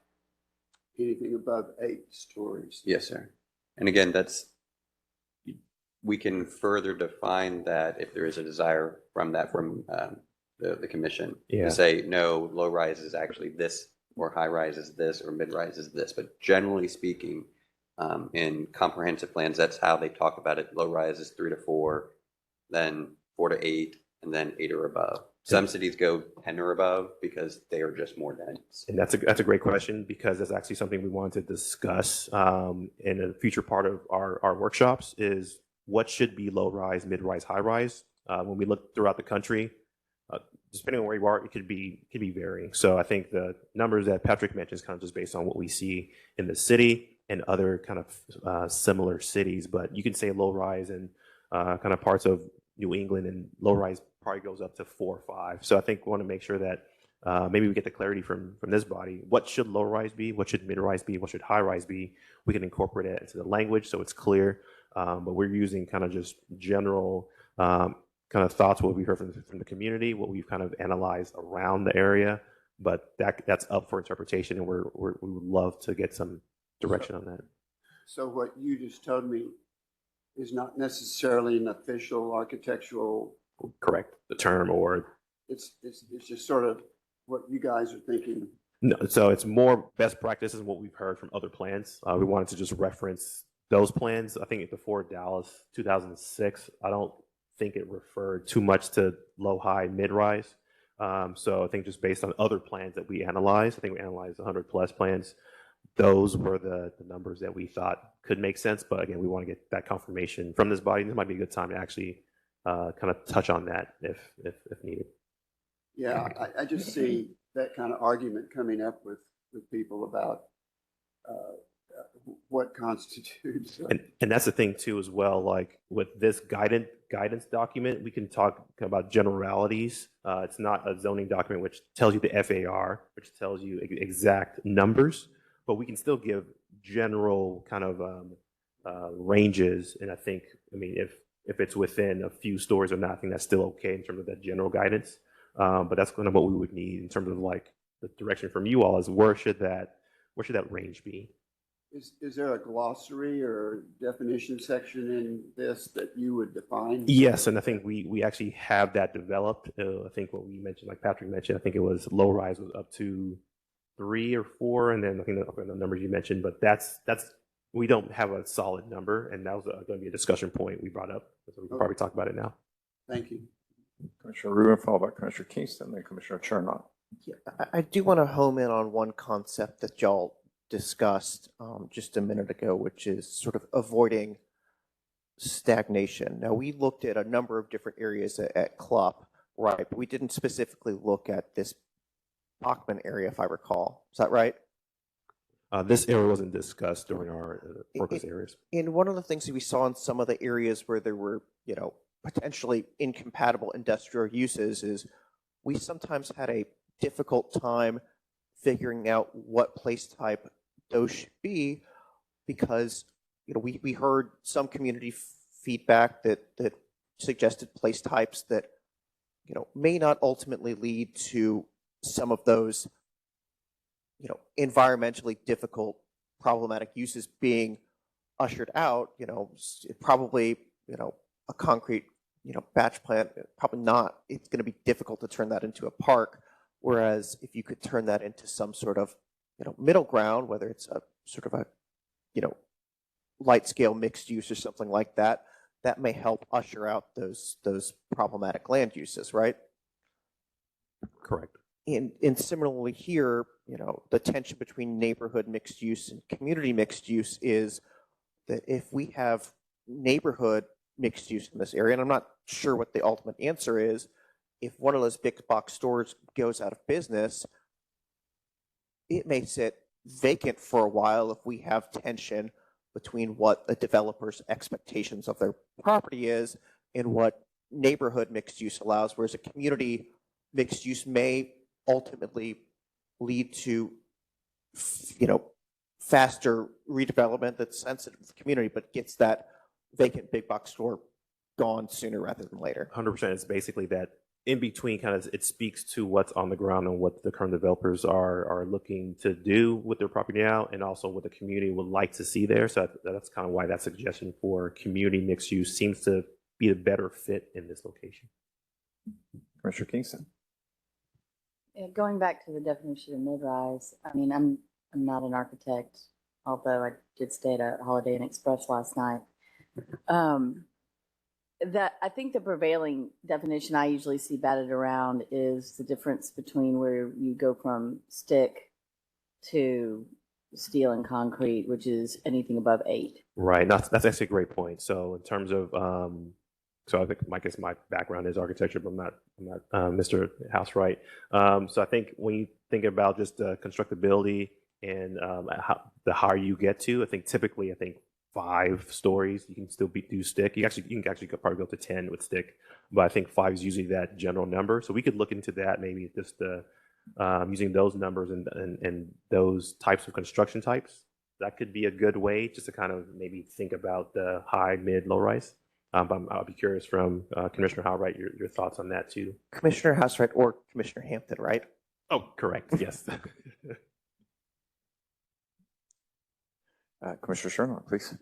On the same topic, if we already have existing call outs in form code for these, so maybe want to stay consistent with that so it doesn't confuse people across the board, but low is 5 and under, medium is capped at 12, well, and high is capped at 40, although there's a little bit of a gap between low and medium. It says capped at 5, but then it doesn't say anything about 4, 6, and 7. But the way I interpret it is anything under 8 is low, anything under 12 is medium, 12 and up is high. Right. Yeah, we actually, I think we looked at that form-based code, and I think when we talked to the community and we said, give them those numbers, they kind of didn't like that. So I think from a just consistency, that makes a lot of sense. But we want to also be cognizant of what we're hearing from the community. If you're gonna build something that's low rise, and we're saying that's 8 stories, community might say you all are trying to slip something underneath what we expect to see as low as the 1 to 3 or 4. But I think you make a good point, but I'm not sure, Patrick, if you have anything. Yeah, I mean, it also is a little bit of a difficulty because what a mid-rise structure in Oaklawn or Uptown means probably something different than a mid-rise structure in Pleasant Grove. Like if we say low-rise is 5 stories in Uptown, most folks are like, yeah, that kind of makes sense. If we say a low-rise structure in Pleasant Grove or Redbird or East Dallas is 5 stories, they say, oh my God, no, you're not. I'm going to go kill you with a pitchfork, because that's not a low-rise structure in those communities. So as we continue the conversation about defining what those are, it's good to be mindful of all 300 and some odd square miles of Dallas. So yeah. Any other questions at this point, commissioners? Yes, pardon me, Commissioner Housewright. I share the same concerns that Commissioner Sleeper has. Back to the slide here, and giving a community some sense that they've got the agency to reduce density. It's not going to happen. And I think it's a false. I just don't think that. I just don't think you can do that. Well, all kinds of words for that. And I know they are not here, but Commissioner Carpenter, you can correct me if you heard something different. But the feedback we got from the community was they were good with housing, they were good with apartments, they were good with that. They just wanted well-designed stuff, and not that they didn't want the Galleria there. Like they didn't want that intensity, and so they were good with moving forward with a mixed-use development that had density and that had some intensity, that they just didn't want towers over there. Yeah. Okay. Well, that's a great segue to my observation, or my question. Is so I'm looking at the matrix of place types and land uses. That's a really important page in this. And I understand the primary use dots that are black, the circles that are supporting uses, but we have got to get more housing in these commercial areas. And you have really fairly few places where you have the black dots on all these housing types. And you've sort of edited the lower density ones out of many of these designations. So you're in effect sort of limiting the options. And I guess I understand what you're doing. You're some of these categories, well, it's unlikely you're going to get a duplex or triplex, or it's unlikely you'll have multifamily less than 10. But why presuppose that? Why? I mean, it seems like you just want, in my opinion, you want to open up the maximum amount of housing options and the maximum amount of areas and place types in this document, and not be presupposing certain things and editing certain things out. Because it seems like that needs to be one of the themes here, is how we're going to get more housing. And to Commissioner Hampton's remark earlier about corridors, that's going to be perhaps the most politically achievable place to get residential density, is in these underperforming commercial land uses that are growing increasingly obsolete. So, long set of questions and observations, but I just want to be very careful about standing up in front of community and say that's a great idea when it's just not a great idea. I think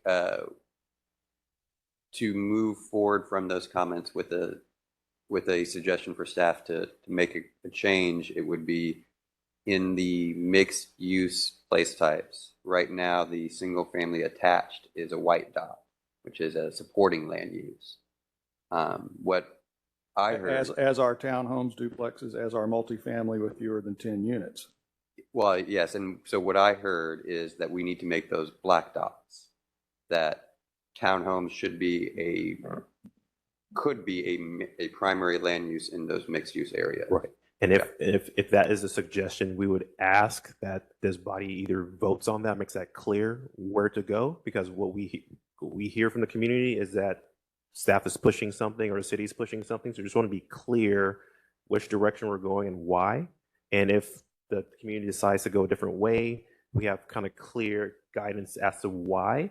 And if we need to go back, we can do that. But I want to make sure or make clear from this body, because that's kind of what we're getting from what we want to get from this body, is that there's a lot of suggestions, but we need kind of clear direction where we should go, because we're not the ones making that decision. It's going to be you all.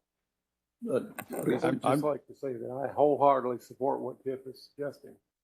I'm just one voice, but here's an observation that I think is sort of germane to this. In some of these areas where we need redevelopment, you frequently have smaller parcels, a multiplicity of property owners, and an unwillingness or inability to assemble any of this land into these larger formats of multifamily. And so we don't create a situation where someone has to come down here to City Hall because they've got a little piece of land and they can only put 5 units on it. That's not what we need to be doing.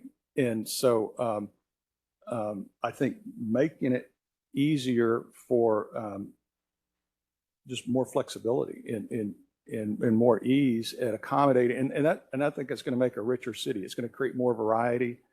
If we write this in a way where the only way you're going to do multifamily is a 300-unit, 5-story wrap that looks like a brick that landed on the street, like some of these neighborhoods we've got, that's not a great urban fabric. So that's a great point. Thank you, sir. Mr. Kingston. A couple of things. One, as we talk about housing types, I think that especially as we're reimagining parts of the city, we should have shared access, cottage court type housing as something that we specifically call out in the plan. There's a lot of support for that in the community. It provides, they tend to be smaller, they tend to use the land more efficiently, and it provides access to homeownership for young people, and it provides an opportunity for people to age in place in their communities. And that's something that's missing in this document. Two, it's the community is very clear that they do not like the concept of using vacant lots in predominantly single-family communities as a place to insert multifamily development. For any of you who came to the meeting I held at the Lakewood Library, there was a fair amount of support for putting it on the fringes of those communities, on corridors, busier streets, and reimagining those boundaries of those communities. But that's an entirely different concept to, hey, there's a vacant lot, because a vacant lot becomes real easy to get. And encouraging development of vacant lots is, it doesn't promote historic preservation. And so when you're talking to communities that are sensitive about historic preservation and the preservation of naturally affordable housing because it's older, you're encouraging people to just tear that stuff down and put up something that may not be affordable anymore. You know, we've had a lot of older homes that were sort of naturally affordable in East Dallas that got torn down and rebuilt with $1 million duplexes or $1 million threeplexes. And so what was an affordable rental is now a non-affordable rental or purchase product.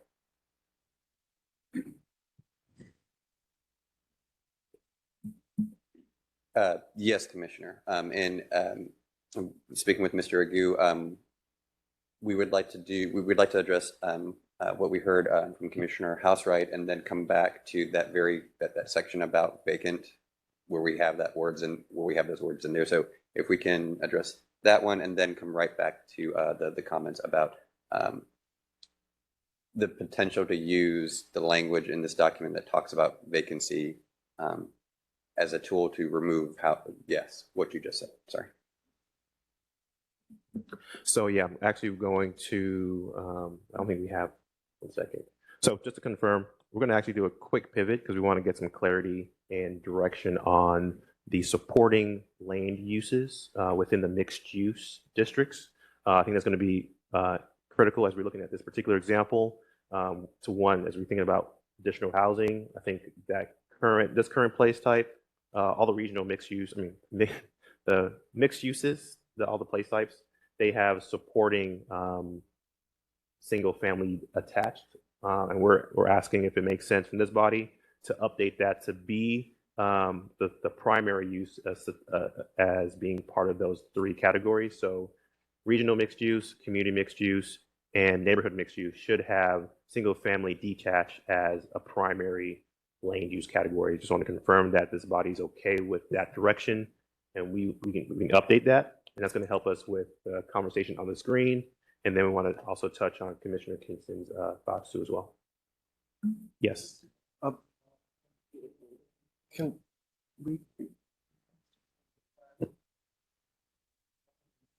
Yeah. So we add that. Yes, sir. So that's a motion that needs to be. I'd We're like not to doing- speak on it real quick. I'm not. Yeah. Okay. We're not doing motions today. Okay. Gotcha. Okay.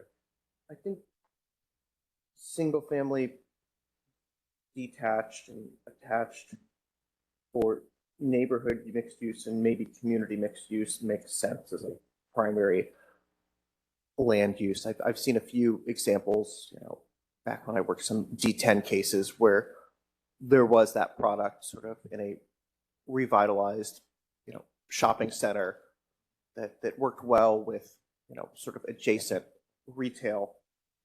I do think for regional mixed use, that is really starting to get to be large scale development. And those are real opportunities to, I think, maximize or add to our housing stock with, minimal sort of externalities. So I think at least in the regional mixed use place type, we do need to keep the, put our, push towards density in those areas. And I've heard that throughout, zoning cases that we've had. I think of the one at Central and Walnut Hill on the northeast corner, where I think all of us were resoundingly saying, yes, regardless of what other disagreements we have about density here makes sense. It's near transit. It's a longer freeway.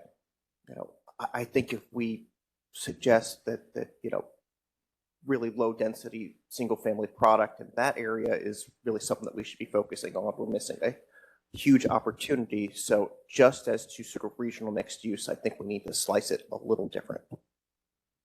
So I think it's a good point, and the example on screen I think can be a good point to talk through, because if this is regional, then it would be moving to more intensity. If it's neighborhood or community, and we were moving forward with allowing the black dot for single family attached and detached, then that's more patio homes and townhomes, and could be apartments, but it's pushing more to the patio and townhomes. Yeah. And again, if it's a supporting land use, if you sprinkle some in along certain areas where it may be more sensitive, I don't have as much concern about that. But if we're thinking about, having that proliferate, a single family attached and detached proliferate in a regional mixed use area, I think it's a sort of missed opportunity from a policy standpoint. That's helpful. Thank you.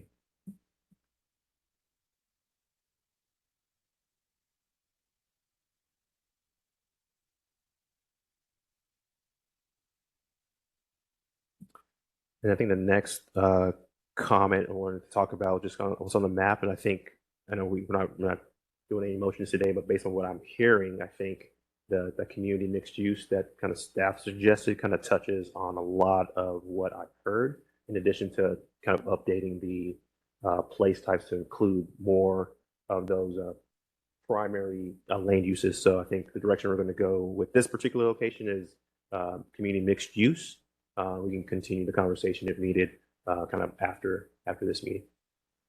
And lastly, Commissioner Kingston, going to touch on that. The language that you mentioned in the community mixed residential, keep confusing those. So when we had a conversation 2 weeks ago, we mentioned that we'll be removing that language. I think just to confirm with you that language would be removed. That is CR A-3 in the community residential spread, page 3-16.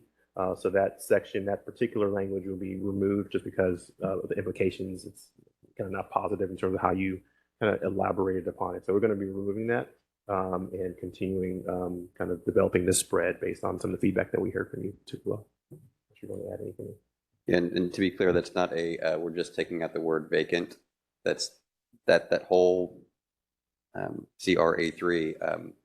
And our members of CLEP can remember we spent a considerable amount of time trying to get language there to speak to where are opportunities and where aren't opportunities. And I think if we've struggled this long with it, I think it's just removing that whole CRA3, all of that language, not editing it. All right, perfect. One moment here. We get a line of folks, but we have a clarification by Vice Chair Rubin. It's not a clarification, just a follow-up comment. I agree that the vacant language is very difficult to craft, and I don't know if I'm comfortable with removing it. One of the things that Commissioner Kingston and I think others have acknowledged is that this language may lead to tear downs and other sorts of things, and that we get a lot of product other than single family that is incongruent with the neighborhood. You see some duplexes that just tower over the single family, existing smaller single family homes. I want to be really thoughtful about whether simply preserving, exclusively single family is the only tool that we have to address this. I think of my neighborhood, which is zoned R75, And every time that a 1,200 square foot house that's 50 years old has come on the market, it gets knocked down and it gets turned into a, very, very expensive, sometimes even 7-figure box that, even though it's a single family residence, really, mirrors a lot of the problems that we see with duplexes and other things where they're allowed. So, because I don't think that preserving single family zoning is necessarily a panacea for all that ails us with these affordability and tear down issues. I hope that we can continue to consider missing middle, and missing middle that has design standards that really ensure consistency with what the existing development pattern is on the ground right now. And I think, there are ways to tackle that with various, design regulations and things like that. But ultimately, I think the questions of 1 unit versus 2 units on a lot really oversimplifies the challenges that we face with what's happening to some of the fabrics of our neighborhoods, with existing affordable housing being replaced with things that are not affordable. So as we continue to figure out how to address this, and this doesn't ultimately have the zoning-based solutions that we need, I hope we continue to have a broad-based discussion about a number of tools that can, deal with the very difficult issue of affordability and, keeping the neighborhood fabric intact when we even do have lots of single-family houses being torn down and being replaced with, 4,000 square foot boxes.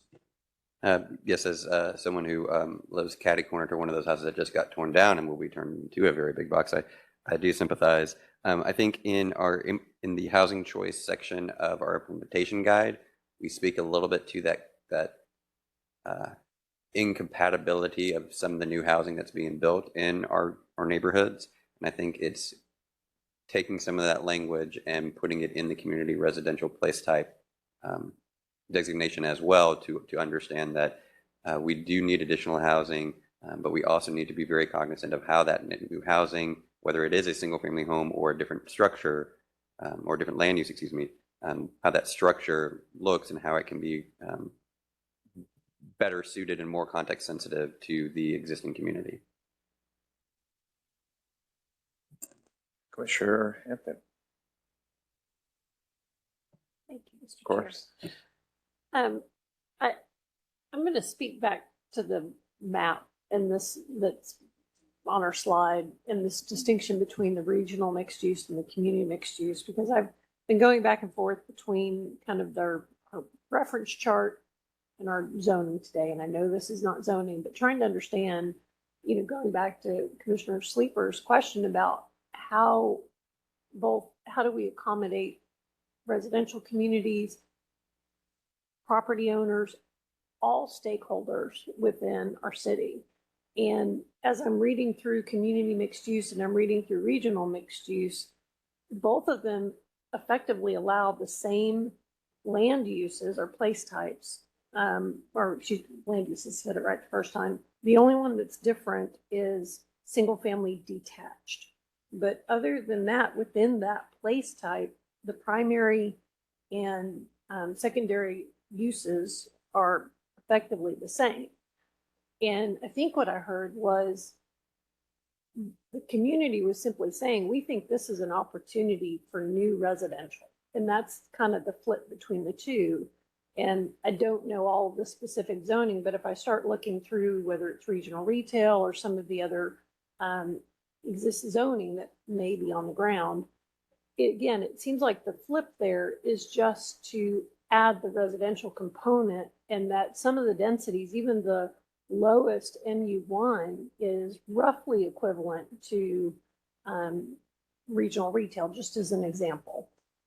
A little bit difference in the FAR, but you get an FAR bonus if you put in residential. And so I think what I'm hearing is the community goal was simply to add residential, not take away existing density. Is that generally correct? Again, and I'm using that more globally, not that what's on the ground is dense, and however we want to define that. Yeah, and apologies if we flip between comprehensive planning language and zoning language. Trying to do that as best as we can. The desire from the community wasn't that they didn't want, because there's a lot of retail that's there. That's what's retail. They're okay with retail, but the scale and scope of that retail is an issue with them. And then, yes, to your point, yes, they were okay with residential, but again, it would be the scale and scope of that residential. Is it a 12-story tower, or is it a 4 or 6-story wrap? And I think that's the slight difference there. And this area, it's zoned CR, which I would almost argue is a little bit like they're almost doing more than what CR would usually allow them to do, because there's a lot of retail. It's more than a community scale retail, and again, that's zoning language, right? But yes, I think when we're looking at this, it's the scale and scope. You're correct that the land uses are very similar in all of the mixed use place types. The difference between those would be the scale and scope of those, either the height of those or the footprint of those buildings. There's a lot of retail that happens at North Park, and there's a lot of retail that happens at Bishop Arts, but the scale and scope of those are different. And so then if I go back to the character descriptions, regional is defined as large retail, commercial, office, institutional. I know there's more. Can accommodate office towers, multifamily dwelling units, and then within community mixed use, it's commercial, office, residential, retail, along commercial centers, commercial corridors. So that speaks really to the character of what's on the ground today. But again, adding in some additional flexibility and maybe even some additional uses that may not be there today. Is that fair? Yes, Commissioner. Thank you. Thank you, Mr. Chair. Thank you, Commissioner Herbert. Sorry, I took a nap between. No, so it's, a part of my concern, as you just mentioned, is the details of a regional mixed use area compared to North Park, to say the southern sector, even Big T Bazaar, right, would be a regional. Well, we're surrounded by a lot of small scale residential, right? So when you don't see that, as my residents go and see their colors, burgundy, maroon, it says, oh, single family detaches is there. I'm not included.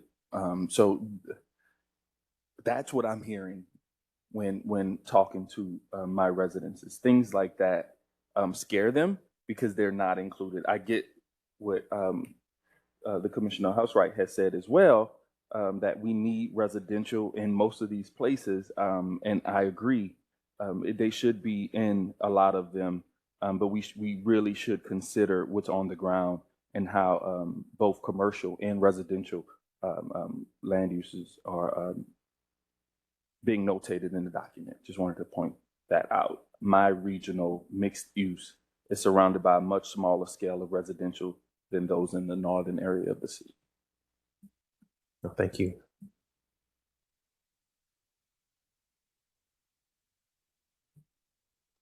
Pardon me?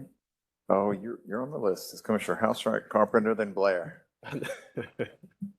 I do, right. It's running out. Yes, thank you.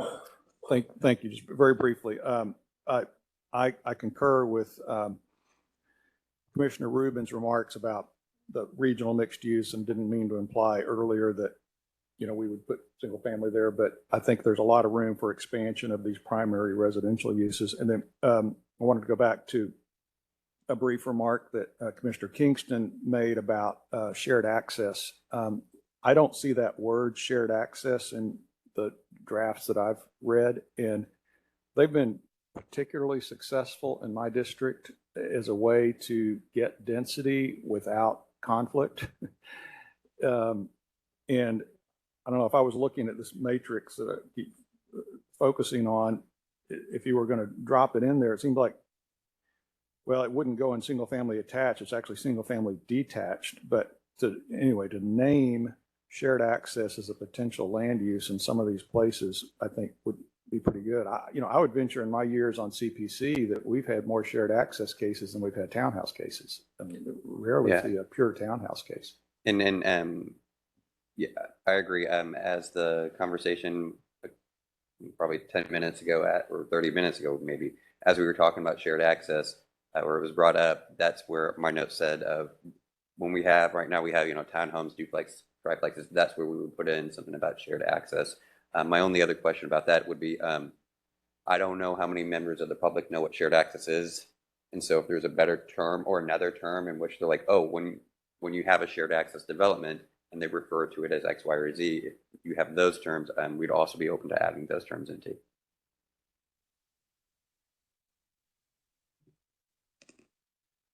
Commissioner Carpenter. Yes, from looking again at the text descriptions of community and regional mixed use, I think it'd be very helpful if if that text was edited to add more specificity in terms of what, because since low, mid, and high rise are such subjective terms, and people read that and they visualize completely different things. And you also, there's, because you've been weighing context sensitivity in terms of residential adjacency, pretty heavily in your remarks. But for someone who, is coming to this as a novice and they read under regional mixed use that high-rise office towers are located throughout this place type, that's a pretty scary thought for people.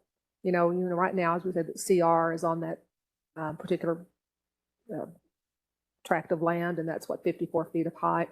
And I think people are as more and more conversations are going on, I see greater acceptance of, people are really latching onto the idea of adding residential to these corridors. But I don't think that idea is stressed as heavily in these two place types as it could be.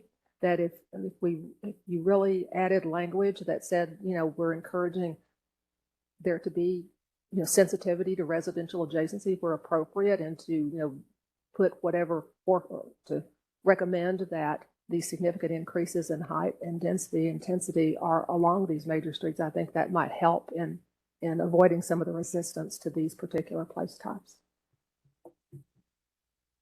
Yes, thank you, Commissioner. I agree. Yeah. Commissioner Blair. How about Commissioner Sleeper? When I look at on your community residential page, which is basically most of my central, it's basically most of my district. When my district does not see the local examples, they think they're excluded. And going back to the term gentle density, as we saw in the case with District 4 last week, the how to do that, and when you're looking at the Fort Dallas, because we do understand Fort Dallas is not zoning, and we understand that this is just a broad general, and the residents are getting to understand this is just a broad general concept of what is being looked for. But when you're looking at your matrix on your single family detached, then you see single residential units with accessory units like ADUs. In my district, they're thinking that means that ADUs are automatically acceptable without having to go through any type of process, that they can just build an ADU on top of their garage or in their backyard. Is there some way to better define the concept of ADUs, meaning that it's not something that is done by right, but it's something that is maybe looked at as a regional type of opportunity? So for your first question about local examples, do you have what would be a great local example in your district for us to include here? Redbird. Redbird, okay. Then also to kind of that section under the single family detached you just mentioned from the March 7th briefing that we had, I think we said that text would just be including all single family. I think the discussion and kind of adding the ADU component just kind of brought some confusion. So I think just the all encompassing of all single family is what we had mentioned or notated on March 7th. I'm not sure if that would help too as well, just to clarify that there's no kind of delineation from a single family. It's all single family that we're looking to include within that particular category.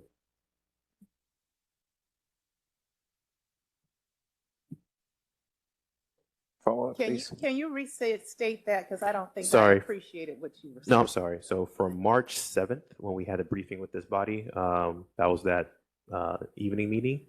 We mentioned that text on the matrix, that is page 3-4, under the single family detached, where you show those different examples, where that basically says right now, single family residential units with accessory uses like ADUs. I think that the direction was just to make sure that just says all single family. I think that provided some clarity in terms of the types of development that could happen, and there's no delineation on the type. So we had mentioned that would be updated, that language, to just say all single family. So ADUs would be removed. It would be part of that as well, yeah.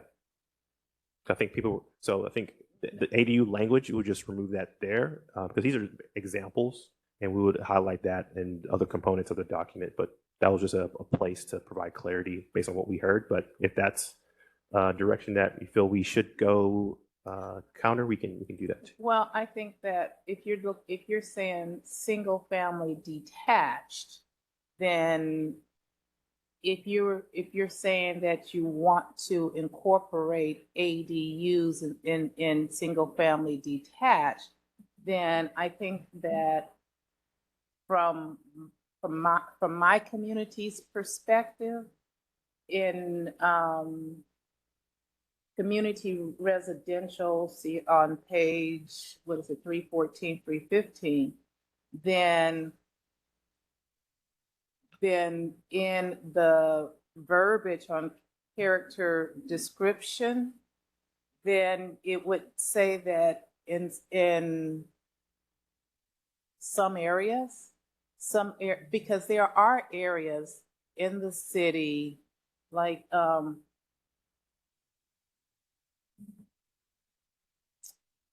there's some areas, and I can't even, I know where it is, I can't say the word, but even in my district, there's some areas that, like near Beckley Mead, in our Beckley Mead region, they're ADUs.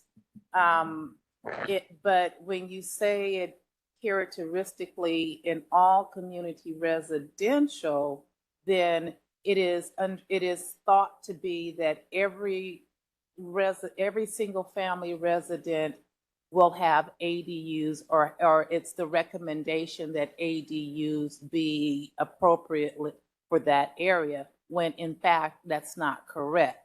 It is regional that ADUs are acceptable, but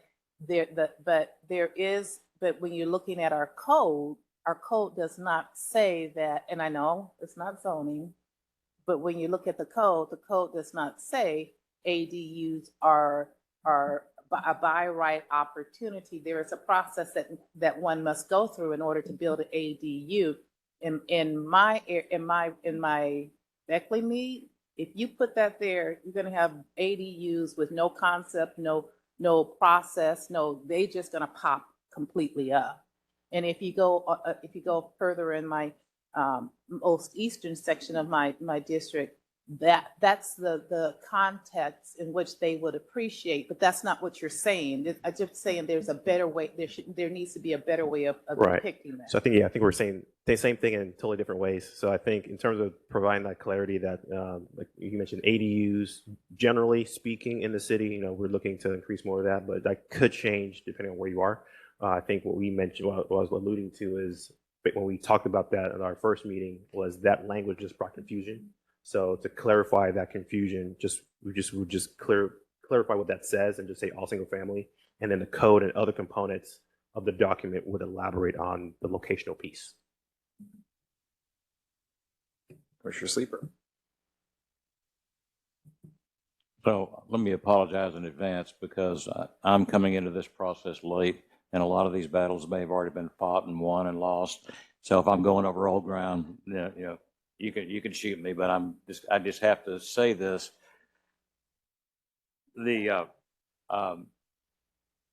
I was involved in the last Forward Dallas, which that was a lot of years ago.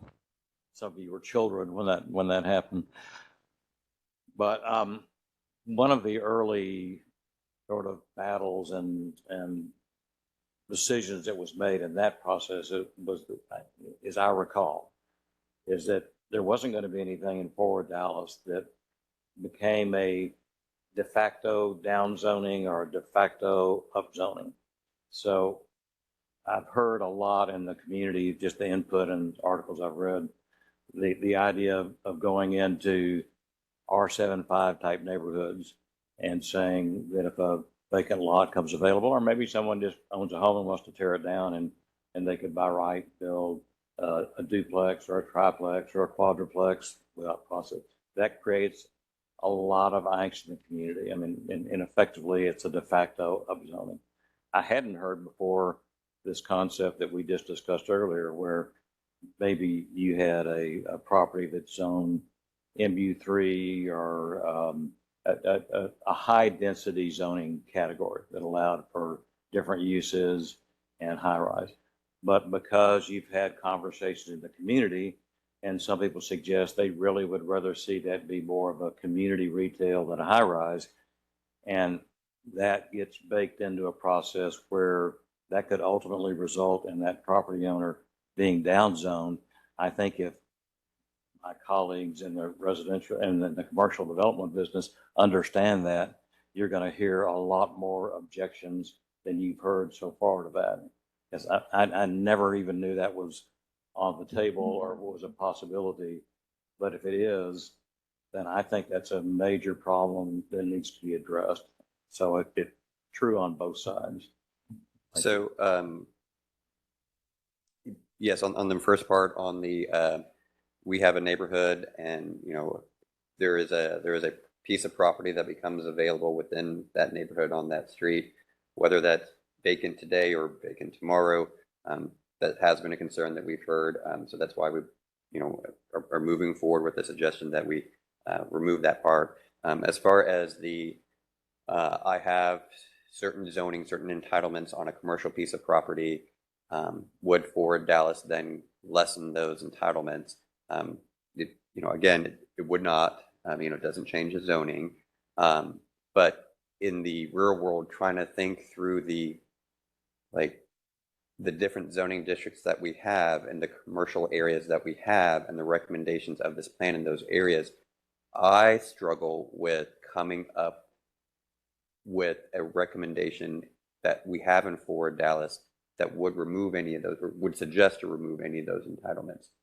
I don't think that there are areas of Dallas in which have certain current entitlements that we have said, okay, well, this is going to be the future place type, and that place type removes certain, would suggest removing certain entitlements in those commercial areas. I think the biggest suggestion that makes is that right now, CR, you can go out and build a 54-foot tall office building. The suggestion Forward Dallas would make is you could also make a 54-foot tall residential building. That right now you can't do. That would be the suggestion that comes out of Forward Dallas. So most of the commercial areas of Dallas, it's acknowledging that they should be mixed use, which when you speak with many developers, they say, well, that's actually creating additional entitlements for possible entitlements for my property. And again, we've worked with the development community on this, and when we've asked them to take a look at the document, we haven't gotten that feedback of, well, this automatically, this could be a methodology to downzone some of my commercial property. We haven't heard that from the development community at this point. Yeah, I think to add to this particular example, thank you for bringing back the map examples. So throughout the city, there are other places that do have big box retail that's actually within a community mixed use place type. In because these place types are still being developed. So what if this was to be designated the community mixed use place type? What the developers have developed currently matches with that place type and what their intent was. The designation of regional mixed use, if they wanted to go higher in terms of like the Galleria Mall, or even denser, they could continue building additional density there. But what we're suggesting here, because the first thing you mentioned about the downzoning piece is why we brought this back up, because the community wanted to go that kind of 180 kind of shift, and that was part of one or few locations, are probably the only one that kind of was a concern to us from that perspective. So we brought that before you all to let you know what the community says, kind of the input from you mentioned the business community, what as planners that we think makes the most sense, and getting your feedback. So I think the designation for community mixed use would, from our professional judgment, would kind of remove that kind of downzoning kind of concept. And this is one of the few locations in the city that we wanted to bring up, because that has implications for this plan. So I think based on the designation that we suggested, I think we don't go down that downzoning kind of rabbit hole. But if there's anything else that we probably missed in terms of this designation or the place types, maybe you can kind of provide even more context, or how we can update this area. But we think that the community mixed use does address that, and doesn't kind of go down that rabbit hole of the downzoning piece, which I think throughout the city, again, we've looked at a lot of places. This was the only one that came up that kind of checked that box and was concerning. And I think through this suggestion, we address that issue. Well, Lawrence, I appreciate that long, well thought out answer, but I'm going back to what I heard earlier when you used the example of an area that was zoned with a high density zoning that probably would allow 20 stories and, I don't know, maybe 2-to-1, 4-to-1 density, and that based upon the input you received in the community from, I don't know how large a group, but some group, and they suggested they'd rather see community retail, that in fact would guide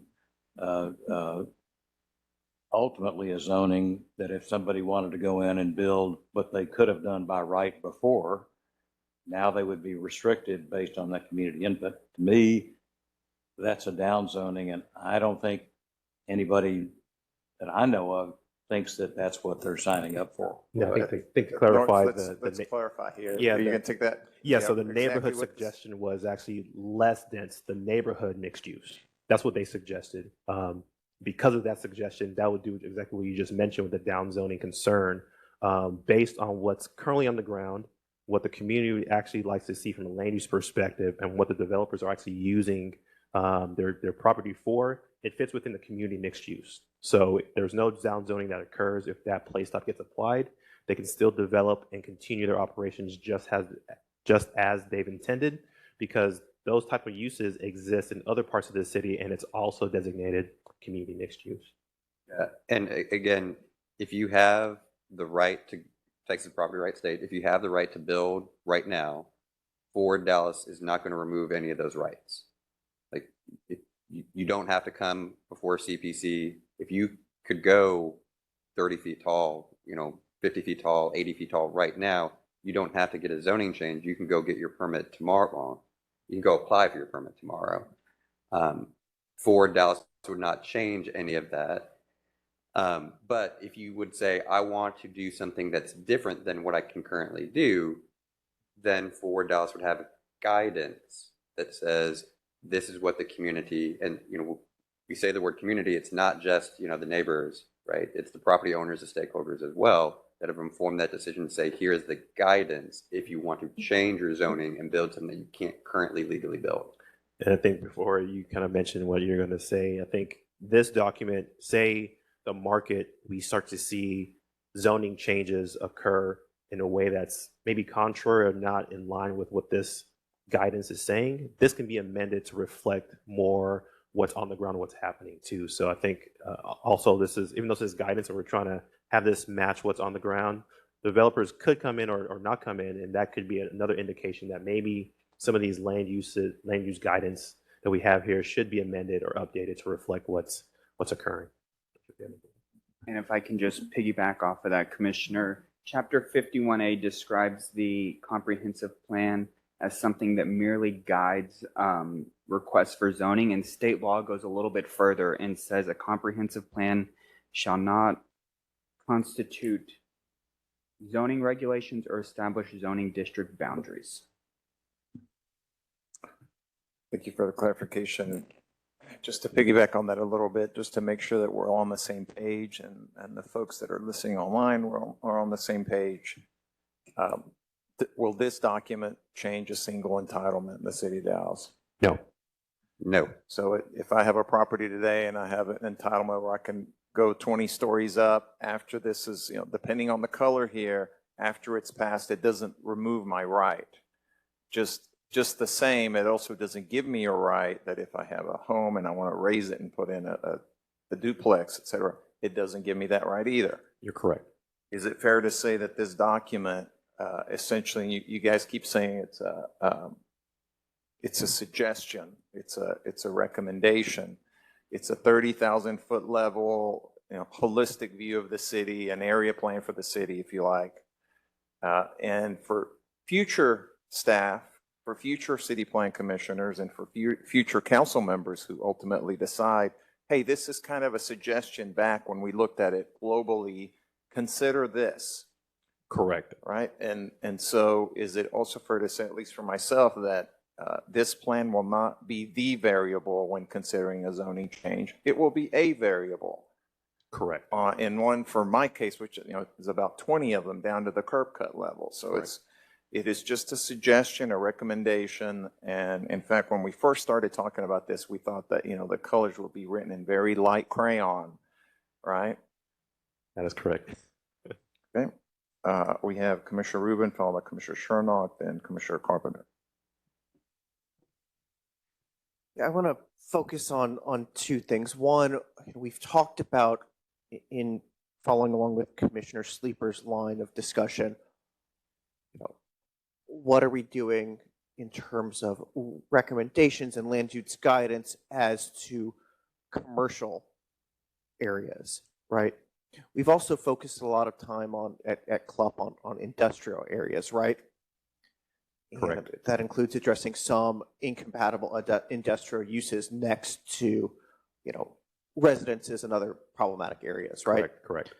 And one thing that could theoretically happen with some of those industrial residential adjacencies that are problematic is the commissioner might call for an authorized hearing to address that, right? Correct. And that was something that was expressly discussed at CLUP, right? That is correct. But we really didn't have any similar discussion as to doing that sort of thing for commercial properties, right? We did not delve into that. Gotcha. Just wanted to make sure that we, we do plan to see what various tools we have to address some of those industrial problematic areas. The other thing that I wanted to ask about was Commissioner Blair brought up ADUs. And I want to be pretty clear about this. CLUP's recommendation was to consider a code amendment to allow ADUs by right, correct? That is in the implementation section and within 4-10, I believe that's the page, but yes. And the word by right does not appear as a suggestion for any other zoning change in the document. That term does not appear at all in the document. That was revised, but the ADU language was tweaked to still touch on the sentiments from the club, but also address the by right concerns. And there is, in fact, a authorized hearing going on right now to look at the ADU approval process, correct? Correct. And one thing that could, it doesn't have to end up at by right? It could end up at some other solution, right? That is correct. Okay.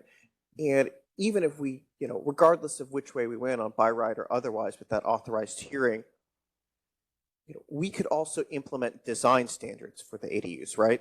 That is correct. So, we could talk about the ratio of the size of the ADU versus the primary residence, right? That is correct. We could restrict height. Yes. Massing, Yes. so on and so forth. So I hear a lot of concern about ADUs being potentially incongruous in a particular neighborhood. And, we can and likely do plan, regardless of which direction we go on ADUs, is to think very carefully about design standards for ADUs on the second pass of an ADU ordinance, right? That is correct. Okay, thank you. And one thing sometimes to add about that discussion is right now, by right, I can open up a business in my house anywhere in Dallas.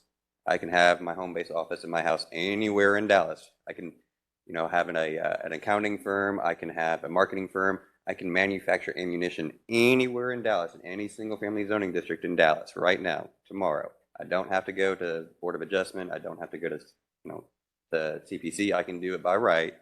But there are design standards and operational standards that prevent that land use, an accessory office, from taking over the main land use, which is a single-family land use. So much to the Vice Chair's point, we can do, operational or design standards, even if it is by right.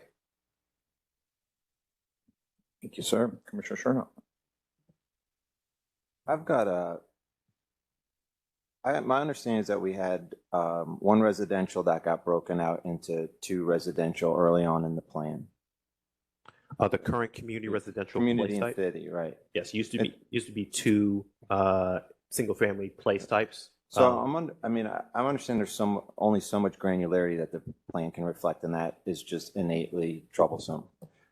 But I'm also seeing one particular spot on the matrix that is going to be a contentious battleground. And my question is, do you have suggestions on how we could resolve that prior to going to battle? And that is around the 10-plex. That community residential, if just say this were translated into law now, would actually be a down zoning for my district. With multifamily at 10 units or above. So you guys with me on that page? So there are several areas of District 1 that are not key nodes, that are not transportation corridors, that are not in conservation or historic districts, but are multiplex properties upwards to 70 units. And if this is the vision statement that prepares us for the future, it doesn't prepare District 1 for the future. This is essentially a backstep. And that's at multifamily at 10 and above. I'm hearing from a lot of the other commissioners that 10-plex is really troublesome. And I want to be respectful that they have a completely different makeup and fabric to their communities. And I do also want to recognize that when somebody buys into a community where those properties already exist, is a very different thing than somebody who bought into a community where they didn't exist prior to and now may be there. The question comes back to, what suggestions do you have for us so we don't have to battle this out where, District 1 has been becoming an urban, transitioning from a suburban to an urban form for several decades. And community residential doesn't really reflect that. Yeah, so to go back to the beginning part, it was a little, it didn't go from 1 to 2 residential place types. It went from 2 residential place types that talked about our neighborhoods in Dallas to 1. So basically, because our consultant came in and said, you either have single family or you have big apartments. And we said, well, wait a minute, there are areas just like District 1 where we said, well, it's a little bit, it's not a, primarily single family, but it's not primarily big apartments. It's a little bit different. And so we had that context in there, that there were kind of the neighborhoods that were located closer to the urban core that were still a lot of single family neighborhoods, but had these different land uses going on. And then there were neighborhoods that were outside of that core that had more single family than the ones in the core. But through CLUP and through a lot of community engagement, when you delineated between those 2 different neighborhoods, you had the potential to create inequitable planning and policy guidance that said, in your district, you can go ahead and build that 8-plex, but in someone else's district, you can't go ahead and build that 8-plex or that, that apartment building. And so that was why CLUP and city staff, put together and said, okay, we're going to combine those two place types into one to say, you know, there is one residential place type that's based really on the single family land use that has other land uses that are going on. In the document and in the community residential, we talk about it in context sensitivity, that in a 8-plex or a 70-plex, in your example, you know, might be appropriate given the context of those communities. We don't go into granular detail on the context of those communities, because then our document would be 700 pages of talking about the context of 300 different Right. neighborhoods. And for the other question about the down zoning of the 70-unit property, again, in community residential, there is a white box for multifamily that's more than 10 units to say, when appropriate, this could be a supporting land use. So it's not saying that the 70-plex wouldn't be something you could do there. It says when it's appropriate, it's something that could be a supporting land use to the primary land uses. And things to add some context too. So at the time where there were the two place types, the land uses that were supporting those place types, we had multifamily as one bucket.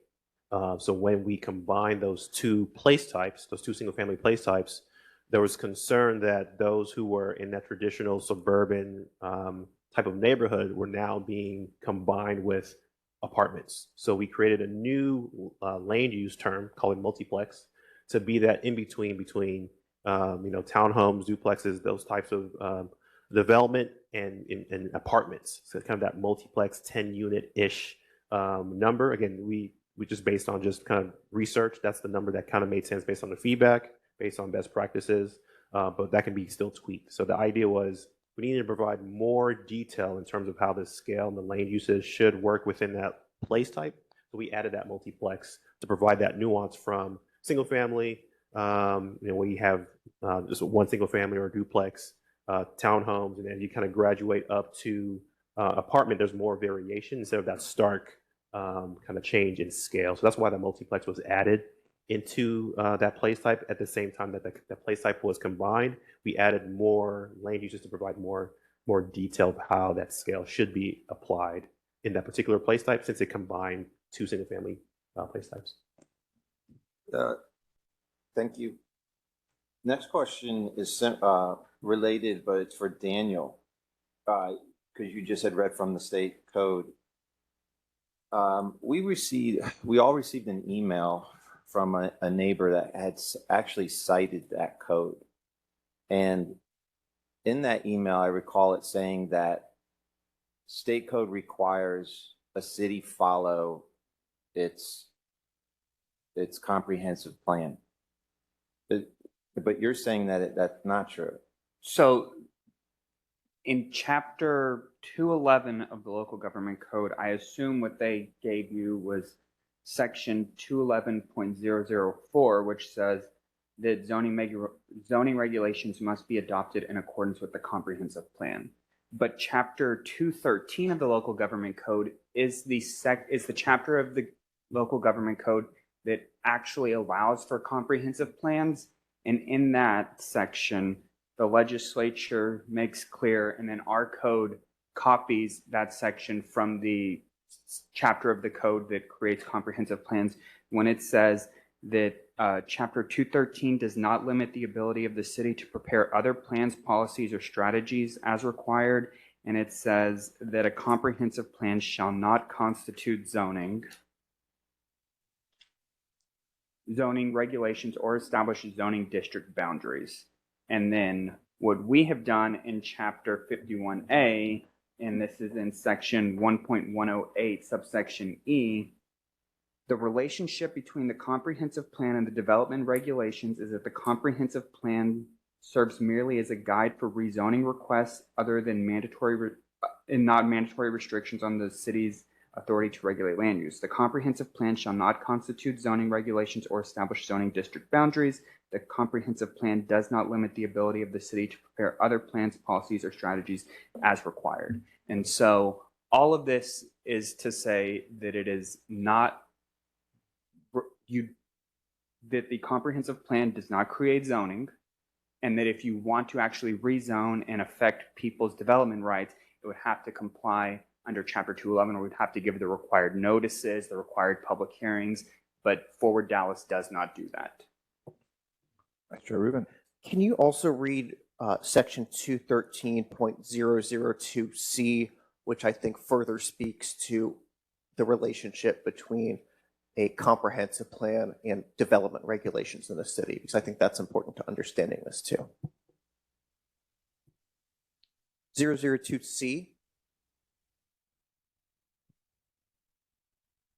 Yes. So section 213.002C says a municipality may define in its charter or by ordinance the relationship between the comprehensive plan and the development regulations, and may provide standards for determining the consistency required between the plan and the development regulations. And that's what we've done in Chapter 51A to describe it as merely a guide.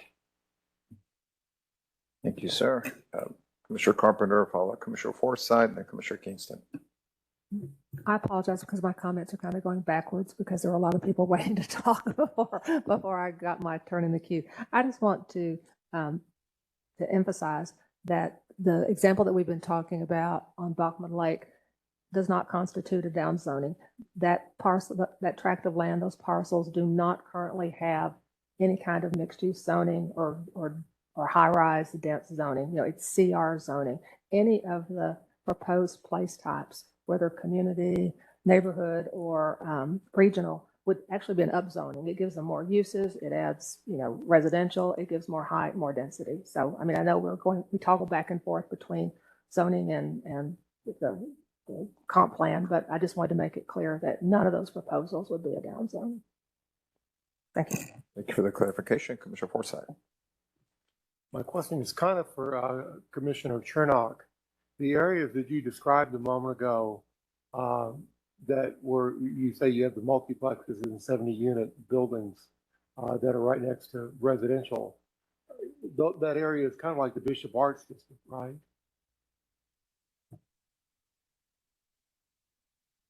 So, because I'm looking at the map here, and it looks like a lot of that area, North Oak Cliff, is city residential according to these place types.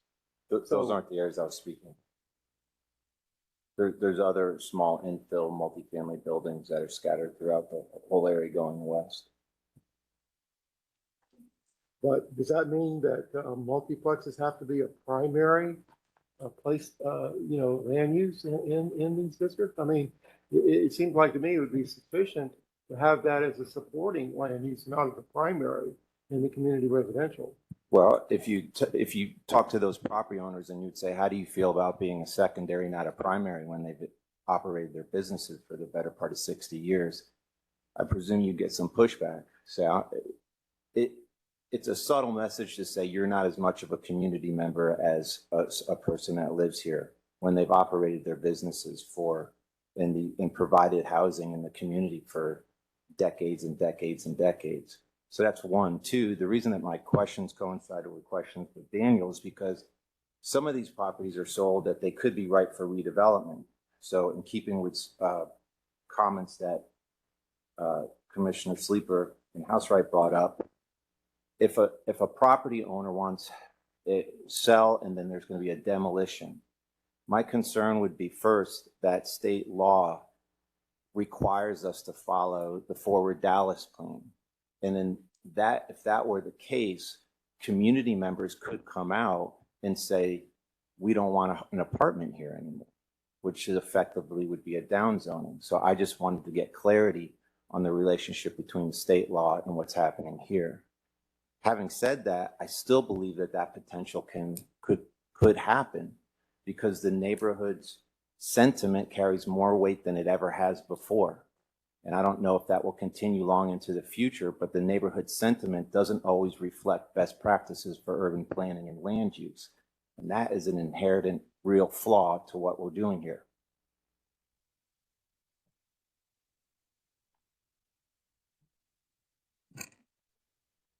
Commissioner Kingston.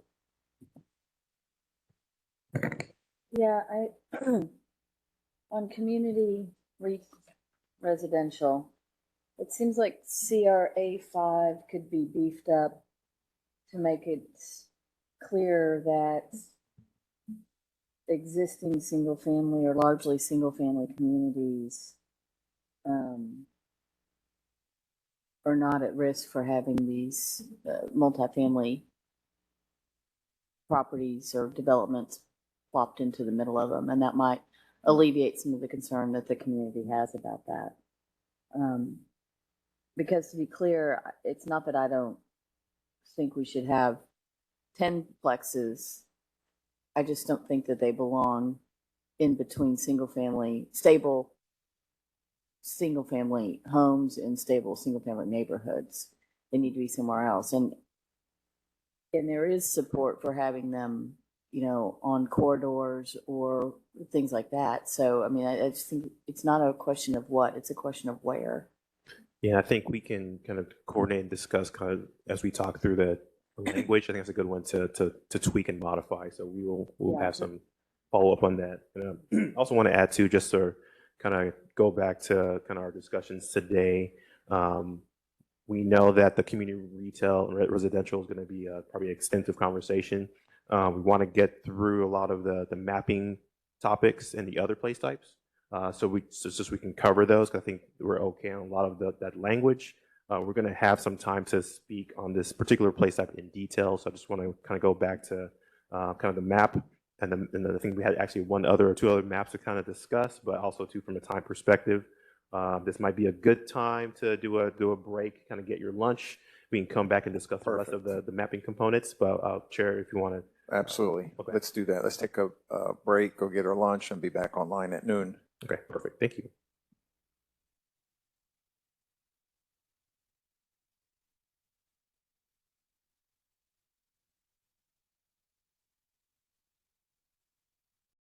The first section that I'm looking at is going to be the city residential. So I'm going to change my screen, switch things up, and then we'll have the conversation begin in about a minute.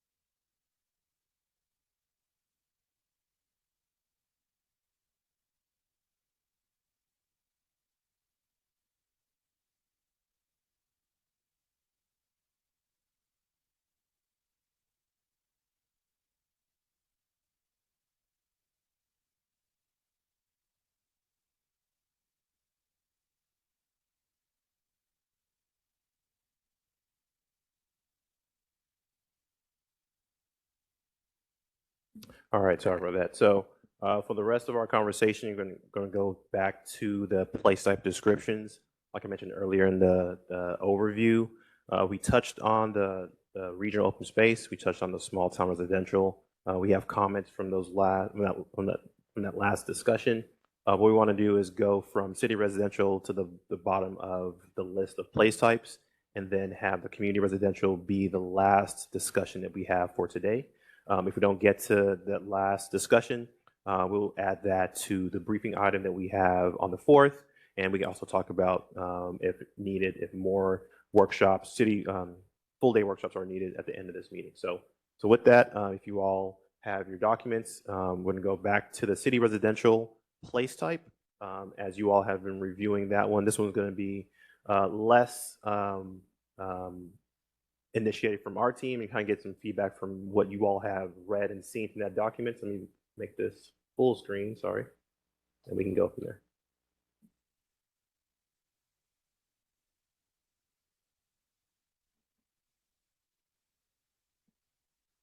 So both the character description and land use on the first spread, if there's any conversations or discussions about that, and we can also go to the other spread if needed.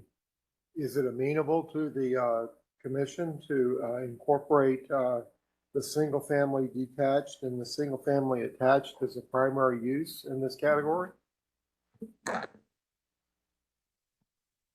Is it, Directed to me or to the body? Sorry. you know, to go with what Tip was saying earlier, it seems like to me we need to be encouraging more density. Plus, I know at Commissioner Kingston's public meeting last night, you know, there were representatives there from Bryan Place, which is a single-family neighborhood in the middle of downtown. And they felt that they were being written out of this policy or out of Fort Dallas because it didn't indicate single-family homes as being a land use, a primary land use Right. within Yeah, I city think residential. kind of based on the conversation we had an hour ago, we did indicate that those two land uses of the single family attached and detached would also be included as a primary land use in this particular place type. If there's any discussions or conversations about that, we can. But I think we mentioned that we would be including those. I think that's great.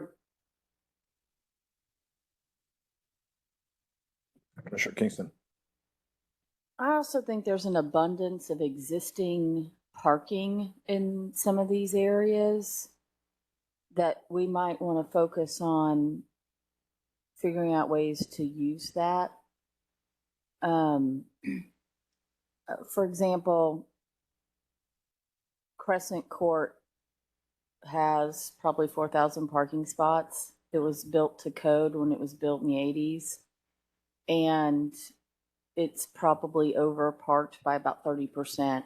And there are examples like that all over Uptown. And so maybe give some thought to including as one of our goals, figuring out a way to use, you talk about using existing sites, but there's a lot of parking and a lot of it's buried or wrapped that we might be able to more efficiently use without building more parking. Just think about, ways to incorporate that into the plan. Right, and that's a great suggestion. I think the only section we have in this street safe parking doesn't really touch on that, but I think we can add that component. In terms of the wording, because I also want to avoid kind of the same possible issues that vacant land language had on the community residential. We can also maybe coordinate on how that could be written, but if you have any suggestions on how we could get that started, we can jot that down too as well regarding the parking or how parking should be thoughtfully integrated and prioritized or however in this particular place type.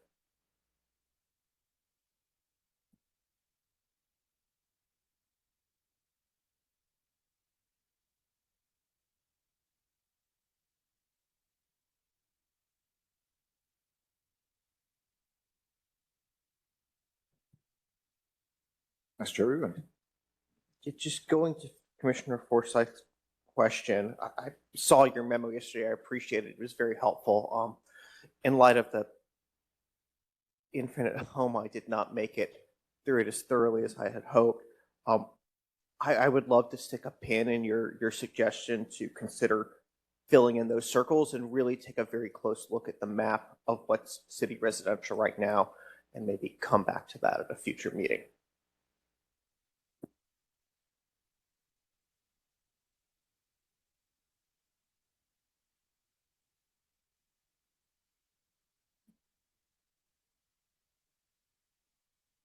I think that touches on what you just mentioned, just kind of open up a conversation of kind of either being clear, providing that kind of delineator in terms of where we're going to be focusing higher intensity residential. Is that kind of the same sentiment in terms of including single family in this particular place type as well?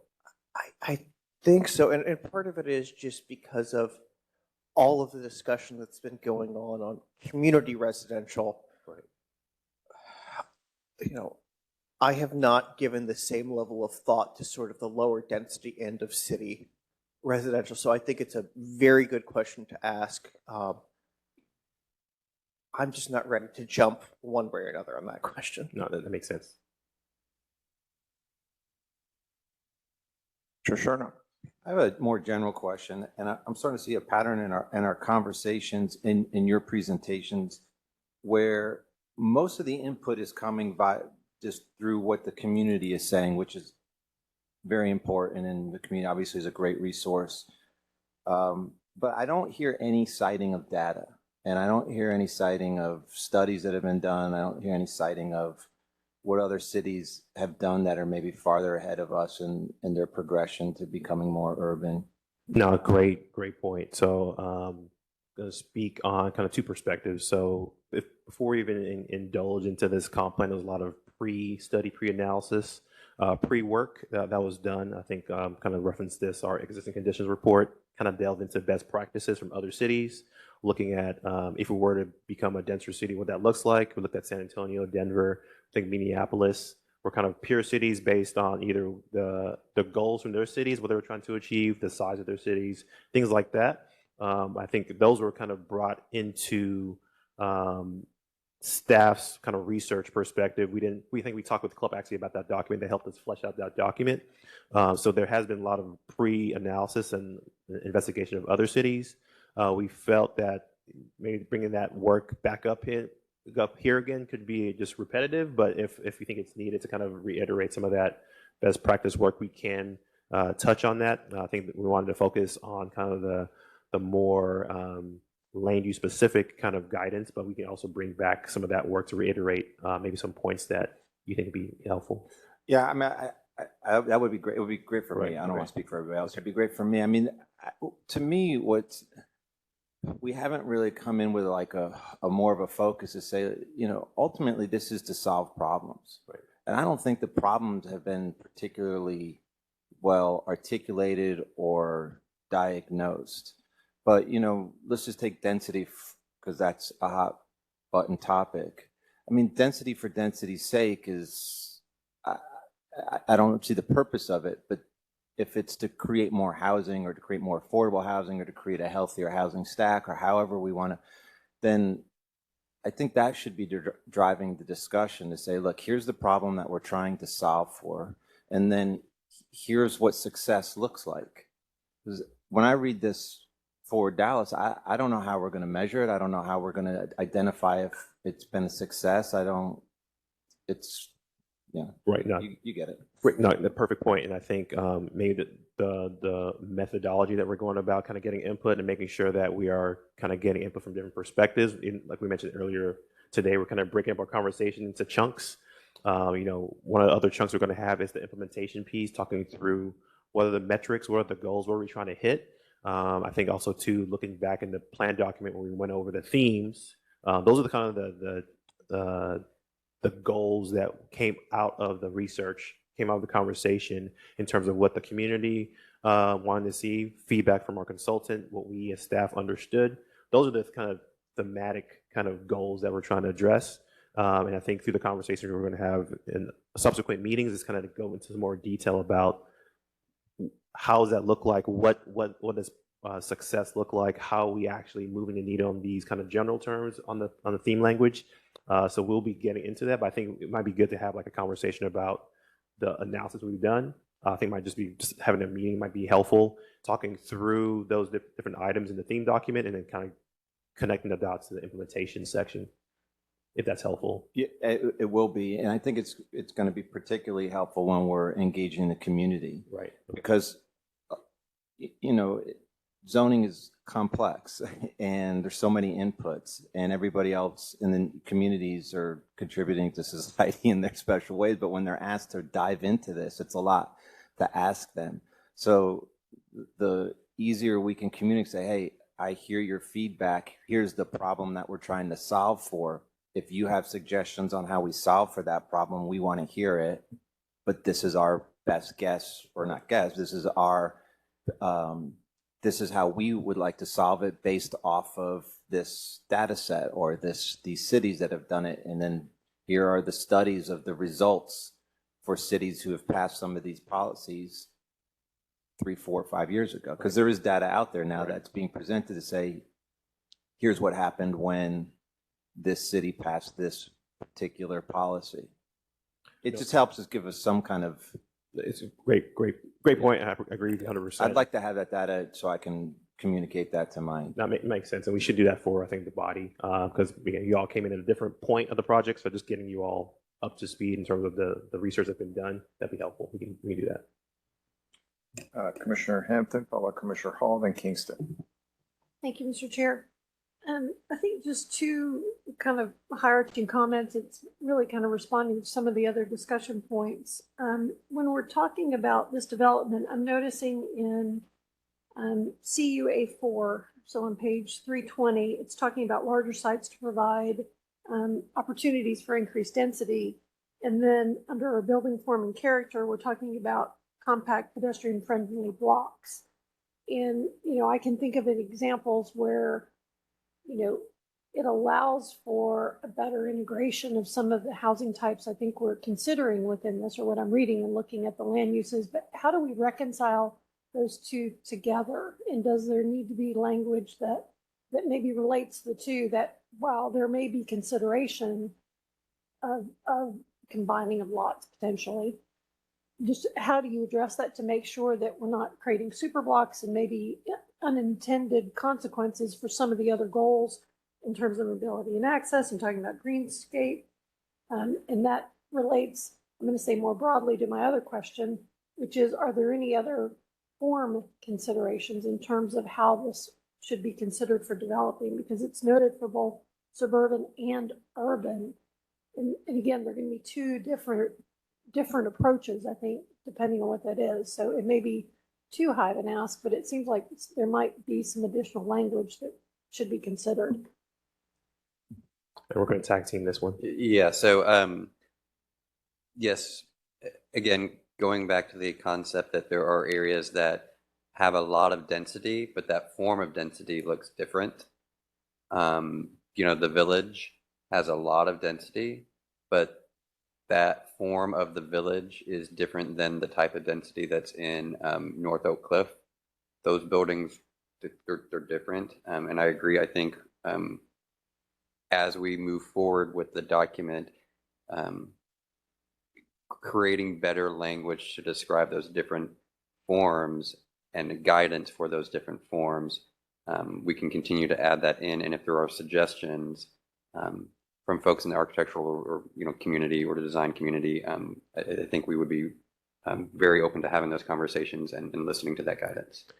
And I think to kind of add another perspective to with the super block example that you mentioned, I think that's something that generally right now, like within our department, we have an urban design team that's kind of familiar with those best practices and usually bring those up when certain development proposals come through, that a block shouldn't be more than like maybe 1,600 feet in terms of its perimeter, 400 on each side. Those kind of things, we can start to maybe add that kind of general guidance here too. I think that's just that will help with what you're mentioning. And also too, going back to the suburban urban, also alludes to some of the conversations that we had when we combined those two single family place types into one. Is that from the beginning, that's probably what we should have done to reflect what the other place types do, where there are different types of forms that we see, but they're still kind of city residential. They still kind of touch on the same land uses, the same kind of general scale, but the form and the street configuration might be a little different depending on where you are.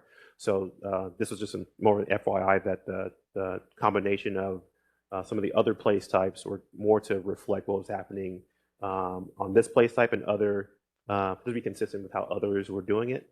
So I think we can, one, add some of the language, the best practice language for the streetscapes or the block configuration, and then two, just provide some context of how we want to be consistent with each place type could show kind of different forms of how that place type can be applied depending on where you are.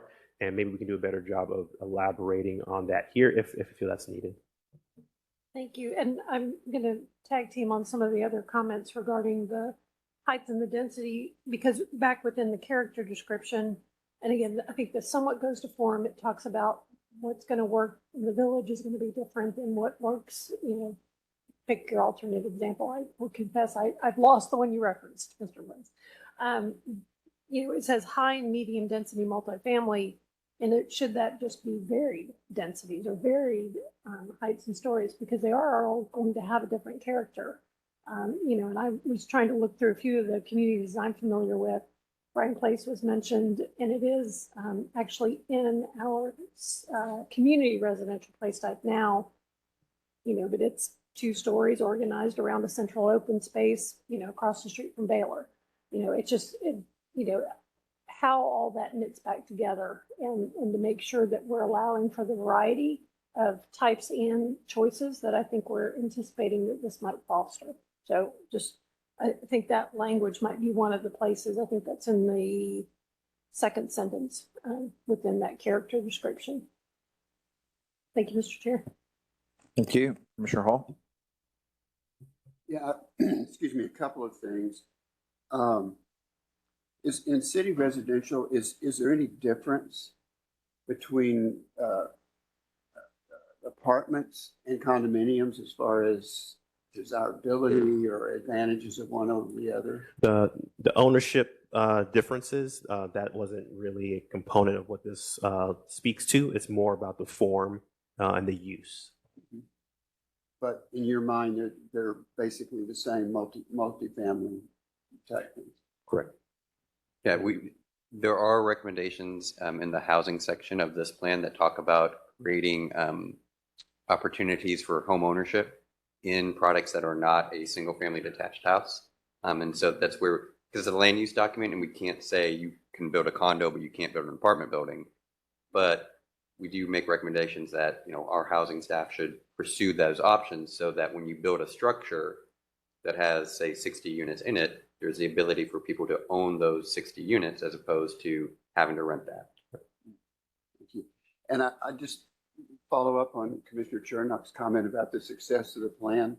One thing that's going to be on my mind for the next month is the Northwest Highway Preston Center plan, which was formulated in 2015-16 and put into effect early 2017. But it's been 8 years and there's been no development around the infamous parking garage at Preston Center. So was the plan successful, or is the plan successful? I don't know, but that, you know, that's something that I've been cogitating on, and I can think of several instances in Zone 4 of that plan that had, you know, easily exceeded what was put in the plan. And they came about after the plan was put into effect. So was the plan successful? I don't know, you know. So those are just, I just wanted to make that comment to sort of follow up on that. I mean, how do you judge the success? Right. And I think kind of to add to that too, as we're talking with, you know, a few things come into play. So as we're thinking about the length of our consultant's contract, as we're thinking about what needs to happen post Forward Dallas if this plan gets adopted, there's some work products that we're thinking we'll probably need to elaborate on. Probably one of them being, if it's not kind of hinted or kind of developed initially with this particular phase, is going into more detail about progress success measures. I think that's going to be something that is going to need to happen within this plan or pretty closely after this plan. It's probably going to look more like it's going to happen probably at the sub end of this plan, just because there's a lot of detail in terms of the discussions about what other departments would probably need for this plan to do, how you all would like to kind of move the needle on some measures and what success looks like. I think there's some varying opinions. So that's something that's actually currently being developed with our consultant to kind of come up with some initial ideas and goals that we're probably going to need to build upon further. But we have some of those to kind of share with this body. But I think definitely 100%, like if you can't measure what success looks like what are you getting from this plan? So that's going to be a huge component of what we discuss probably 2 meetings from now, and probably going to involve probably more months of conversations, but that's a great point. And maybe with a plan like Forward Dallas, maybe trying to define success is not the right way to look at it. I mean, it's a plan, it sets a vision for the future land use of Dallas, but I don't know how you. Right.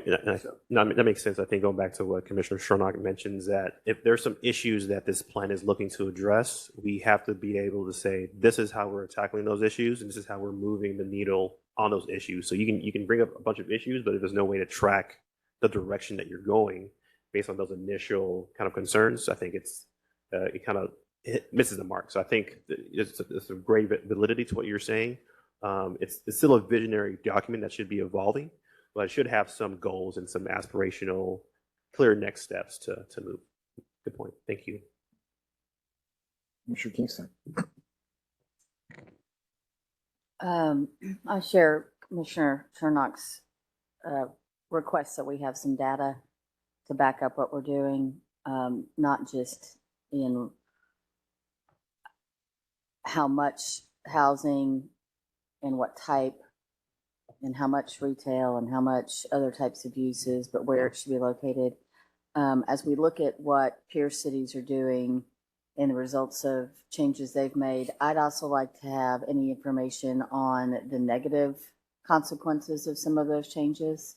I'm fairly familiar with what some of these cities have done and some of the data that's coming out on some of the unintended consequences from some of those changes. And so I'd like that to be included in your presentation, please. Thank you. Any other questions at this point, commissioners? Commissioner Forsyth, please. Thank you. Would it be appropriate to incorporate into this section a discussion or a reference to the historical districts and the conservation districts and the plan districts? Are you speaking specifically to this place type or just in general within the place type? In the city residential on page 320, perhaps as an A7,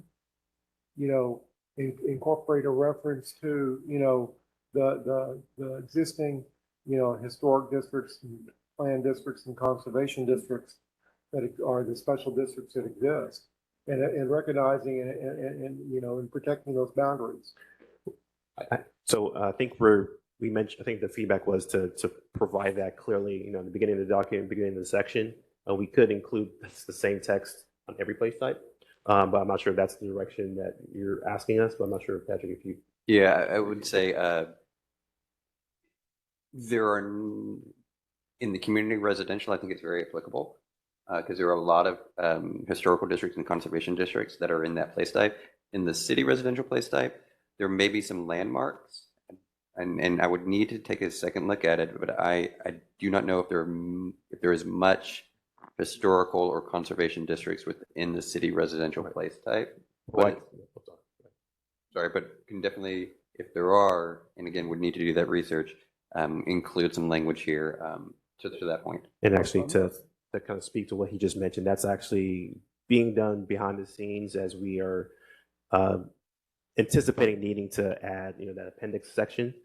Each of those sections is going to have a bit more description about the current conservation districts in there and the current historic either landmarks or those elements in each of those pages. So you will delve into understanding what those conservation districts are preserving or conserving, and also the landmarks or the important historical elements within each of those planning districts. So we have that language being developed, and that should touch on what you just mentioned. Thank you, sir. Yes, sir. Commissioner Herbert.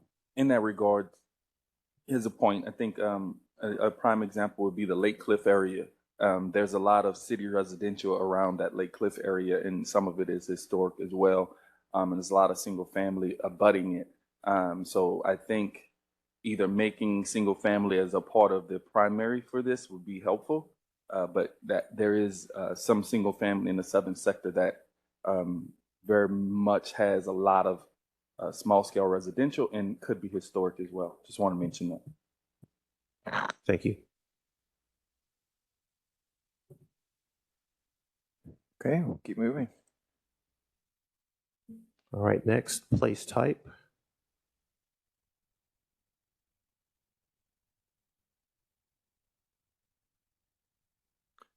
Neighborhood mixed use, so now we're transitioning to our our mixed-use place types. And I think a good note that Commissioner Carpenter mentioned early on in the discussion is we have multiple mixed-use place types. A lot of the primary uses include and involve commercial, but we've also added residential and other uses to this place types to be able to provide some flexibility and other opportunities for development in each of these mixed-use place types.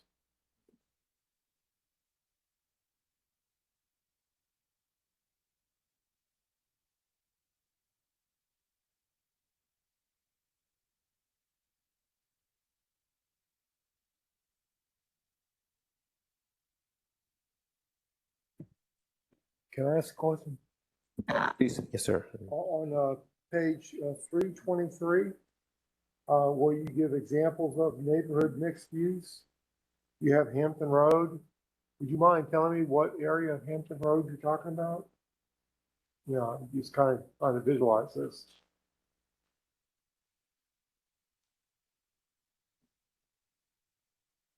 So it's much of the non-resident, the neighborhoods, the areas that aren't neighborhoods, they're along Hampton Road. In particular, as you get like south of like Davis and Jefferson and really into like the Redbird area, much of that is labeled as neighborhood mixed use because again, the scale and scope of those areas aren't larger buildings, larger square footage, aren't, you know, taller buildings. And I think also too, as we think about Hampton, and also doing some tech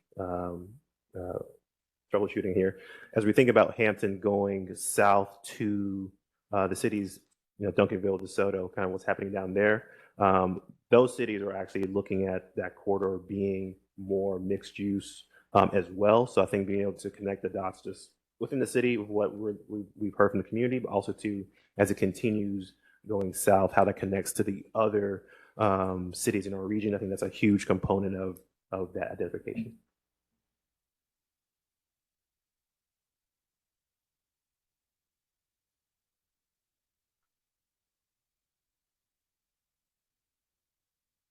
Commissioner Hampton.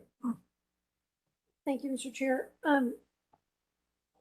So I'm toggling about 3 different documents, so hopefully I'm going to say this in a clear way. So as I'm looking at Lois Greenville and Henderson, that both have kind of a mix.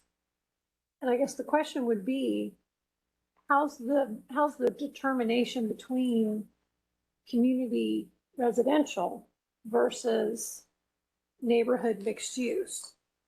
Because both are lower density, both developed and are serving their adjacent surrounding communities.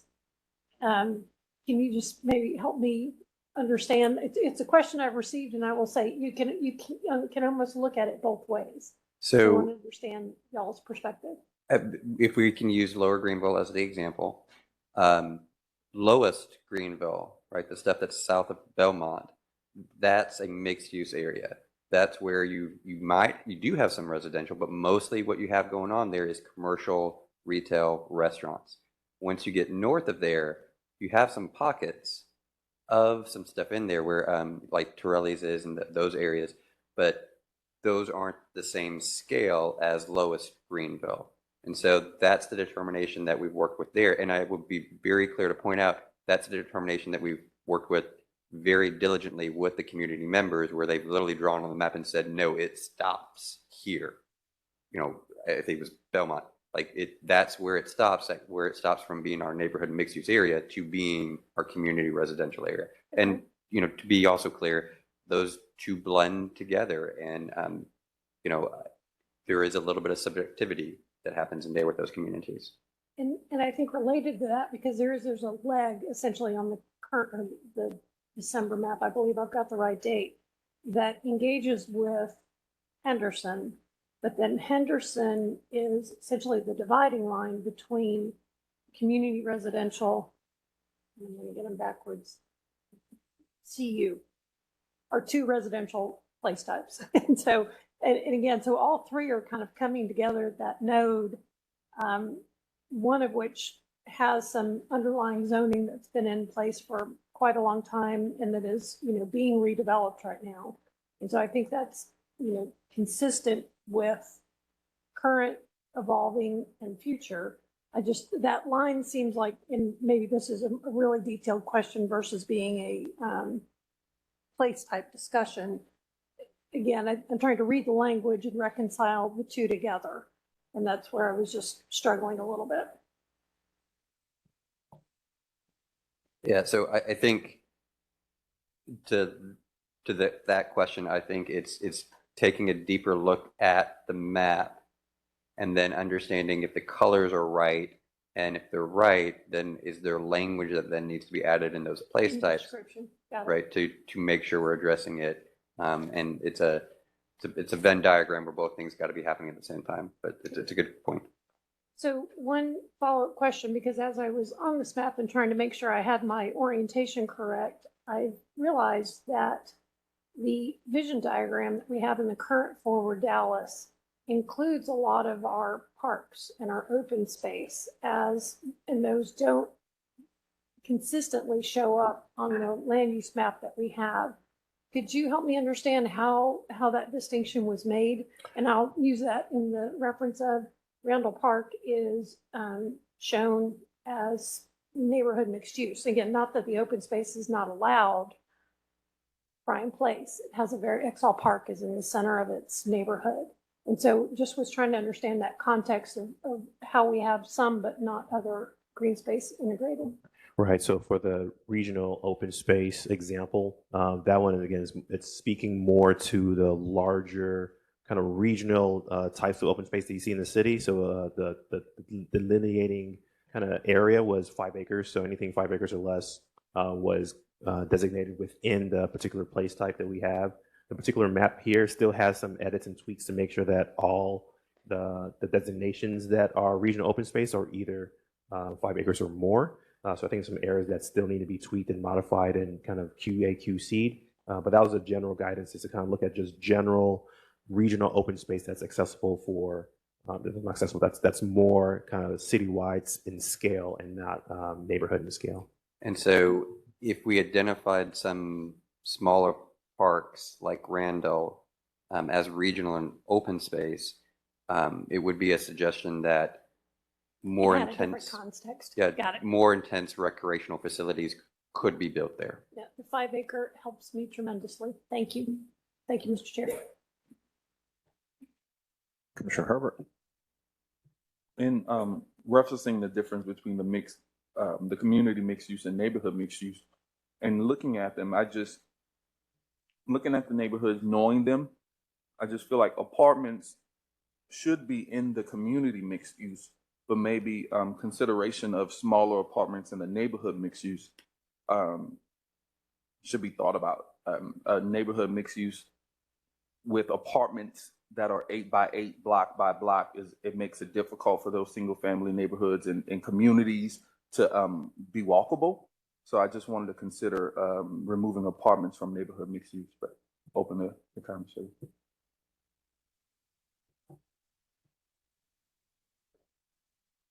Mr. Rubin.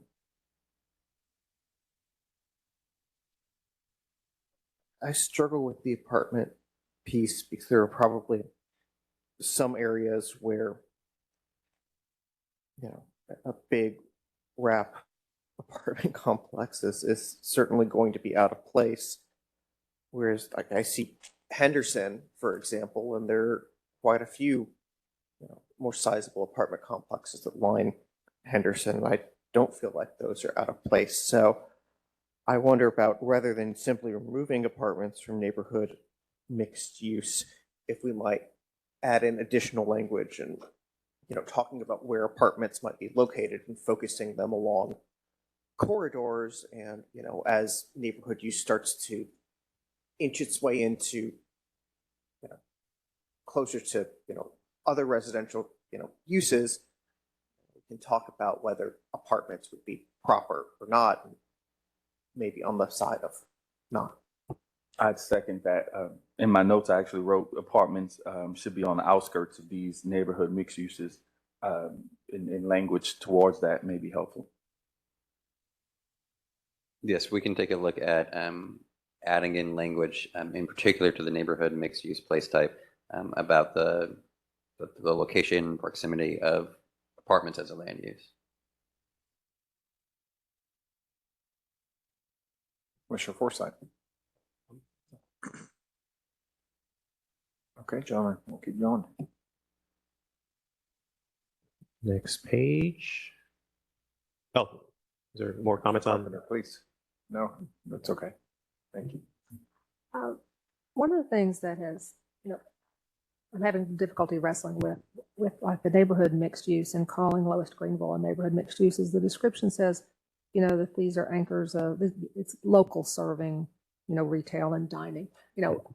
There seems to be a variation that occurs, across the city where maybe the built environment is neighborhood mixed use scale, but it's really a regional draw in terms of, so there's some special considerations to me that for traffic and streets or parking, because when you get over here on page 325, it says on-street parking is encouraged.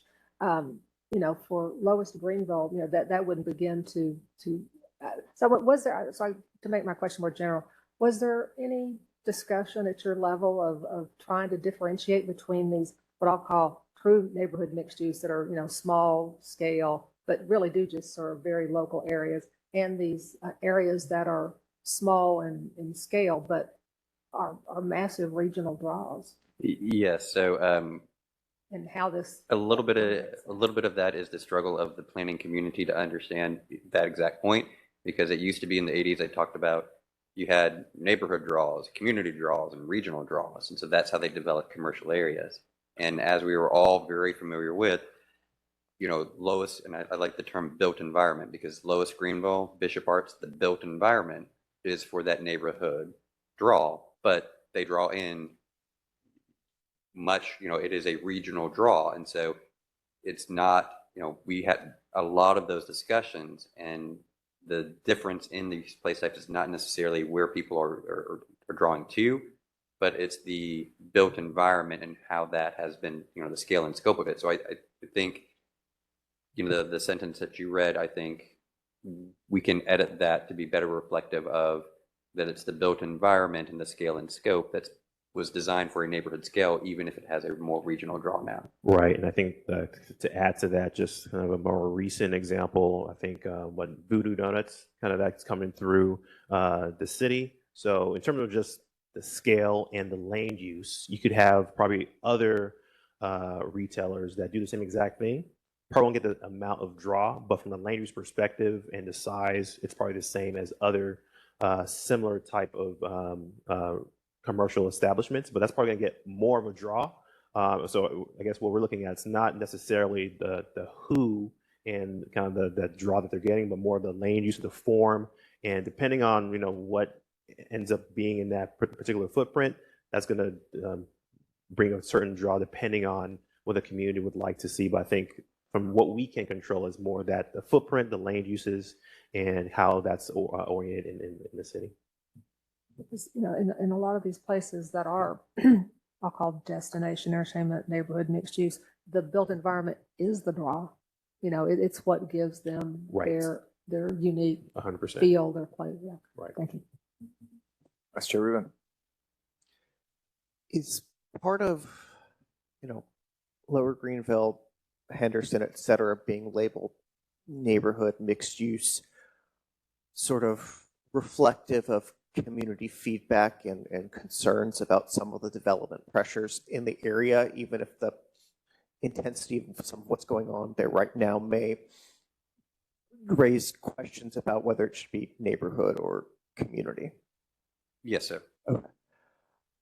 And, I think one other thing to highlight is, part of why some of these areas like Lower Greenville are so popular is because there are too few of them right now. And, I do like this neighborhood mixed use as an ability to, not to grow clones of Lower Greenville by any means, but to have things that share some of those great characteristics of Lower Greenville and other areas of the city. So you don't have to trek for half an hour on a freeway to get to an area like that. No, 100%. Yep, it's a good point. the Bachman Lake example was, that's what they were talking about. They wanted a walkable community that has retail and mixed use. And, they're not referencing big boxes, they're referencing Lower Greenville, Bishop Arts, some of those areas.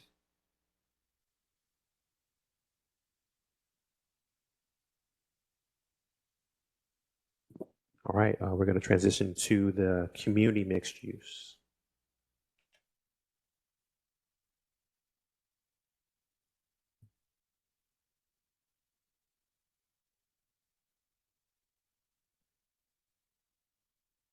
May I make one observation? Anytime. Commissioner Hampton, please. I just want to acknowledge the difficulty in placing Lower Greenville because it also shows up in your lower left-hand image. We will address that. Rainbow place type, that one.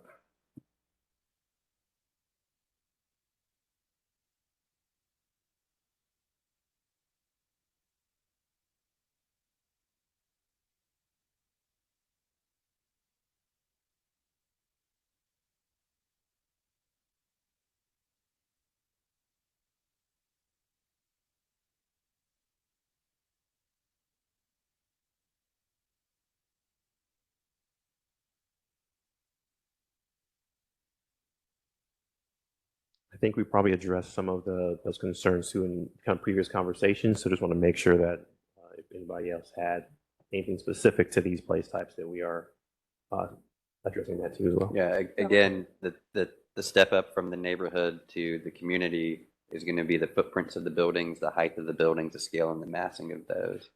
That these would be larger developments than the neighborhood scale. Not that they couldn't be walkable, because we definitely have some great walkable community mixed use areas, but those are generally speaking bigger than the neighborhood scale, right, or the neighborhood scale built environment. And one thing I forgot to mention on kind of the previous spreads is there's kind of some consideration with our consultant and the project team to also show maybe a generalized street section of what this community could look like. So, just going back to the matrix where you have those land uses up top, maybe using some of those images and kind of creating a little mini street section of getting an idea of the scale and how this place type would look on the ground, in addition to the graphic that we have here. That's another thought that's being kind of shopped around, trying to see if that would provide more clarity or would be necessary as well. So just a thought as well. If I may, Mr. Chair. I will say part of what I'm struggling with is I'm reading the place type language, I'm looking at the map, and West Love is one of the areas that is being designated as community mixed use. I think that's probably correct. But I think this idea of understanding about how the scale is going to work out, because it's a very different character. And again, I know it's a citywide plan, I get all that, but I'm trying to make sure that the words are matching that. And I think that idea of a graphic or an image might be really helpful, because that's truly a much denser, I think, development than some of the other areas. So I think just understanding what the intent is, right, and that and correct me if I'm wrong, it's intended to foster variety in how it develops. Correct. And it's almost the bridge between the lower scale than really going into the true regional, right, higher density, however we end up defining that. Right. And I think that's a great point in terms of the scale component too. If you feel like the designation on the map doesn't reflect what the place types are saying, or we need to kind of reverse engineer that and say that the place types need to be more descriptive of what's actually happening on the ground, we can tweak that as well. I expect I'm going to have more comments on this one. I'm trying to get there, so I Okay. will follow up. No problem. Thank you, Commissioner Carpenter. Oh, pardon. Commissioner Carpenter. Yes, in reading this, I'm having a little difficulty in where community mixed use bleeds into flex commercial. Because when we talk about here on page 327, that light industrial is a supporting use here. And then when you get over to the next page, in the middle of the page, CMA 5, CMA 6, CMA 8 talks about industrial outside storage areas and properties with incompatible land uses and areas intended for transition and light industrial land uses intended to support a quota. I'm a little confused as to what is, are you saying that these industrial uses, I mean, I can see some very, very limited industrial uses, working here, we have commercial kitchens and, I mean, there are other examples, but where's the line here? So again, big city having to create only a few place types. So some of the design district, Deep Ellum, would be this place type. And within those places, there is some, as you mentioned, some limited industrial that happens in those places. Now, those places, though, have gone beyond what they were, which was generation 2-3 generations ago, were much more industrial. That was more of the main thing, warehousing that was happening there. And so there's still a little bit of those bones that's left there. And so it's the idea that in some instances in this place type, you have a bit of like some limited legacy industrial that's there that also kind of makes it, gives it that feel of place. I understand that, but I mean, I guess what my concern would be is like you're looking at areas like West Village or Koreatown or Casa Linda, this document being used later on to justify, zoning change requests. Would you really want to say, okay, light industrial goes in the middle of the West Village?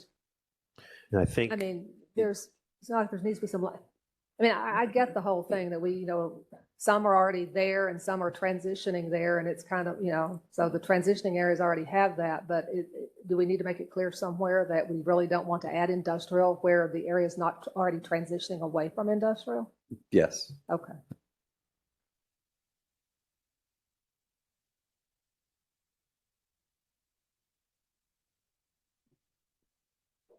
What's your hand? Yes, just a little bit more follow-up because I'm not tracking it as I'm reading the language between community mixed use and regional mixed use in terms of scale. I mean, I see your reference examples. That's a pretty broad sampling and I think different characters. So could you just speak to that a little bit? Yeah, so I think the best way to understand it is you have lowest Greenville and you have the Galleria. And those are big difference of scales. The community mixed use is the one that's got to be somewhere in the middle, and it ends up being a pretty big middle sometimes. And so, we didn't want to say you're either, 3 stories or you're a tower. There's somewhere in the middle, and that's where the community mixed use place type fits in, because it's the one that's not a tower but could go more than 3 stories in height.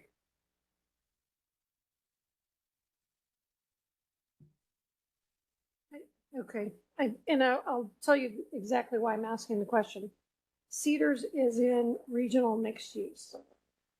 And absolutely, it's got a lot of ability for higher density.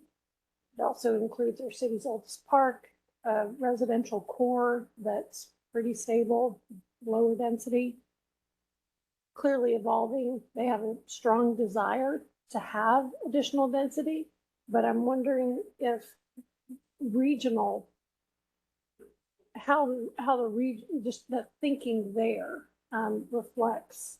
And again, it's got an existing area plan, within the last 6 years, the PD was updated.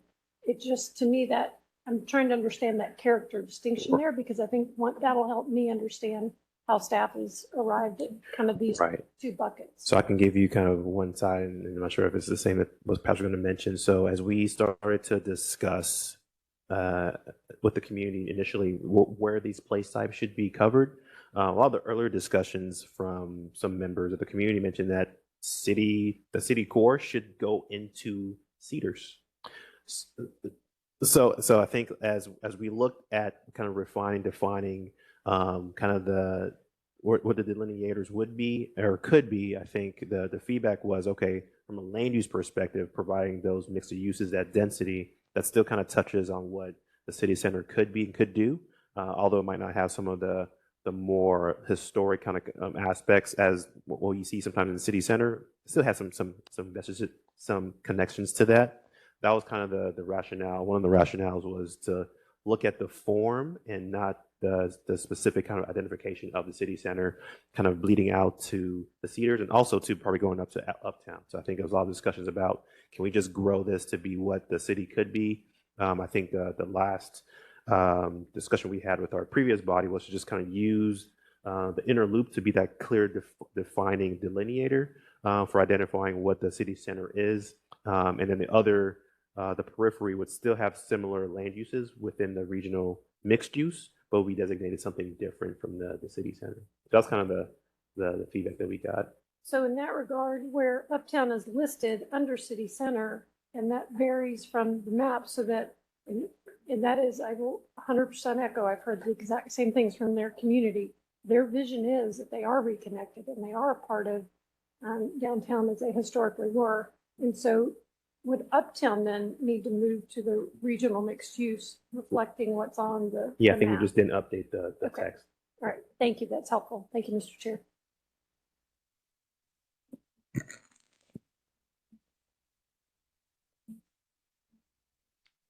Any other questions here, Commissioners?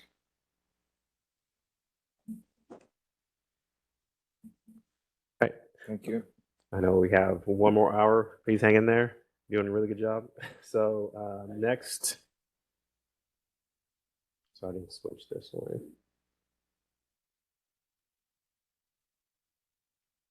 The regional.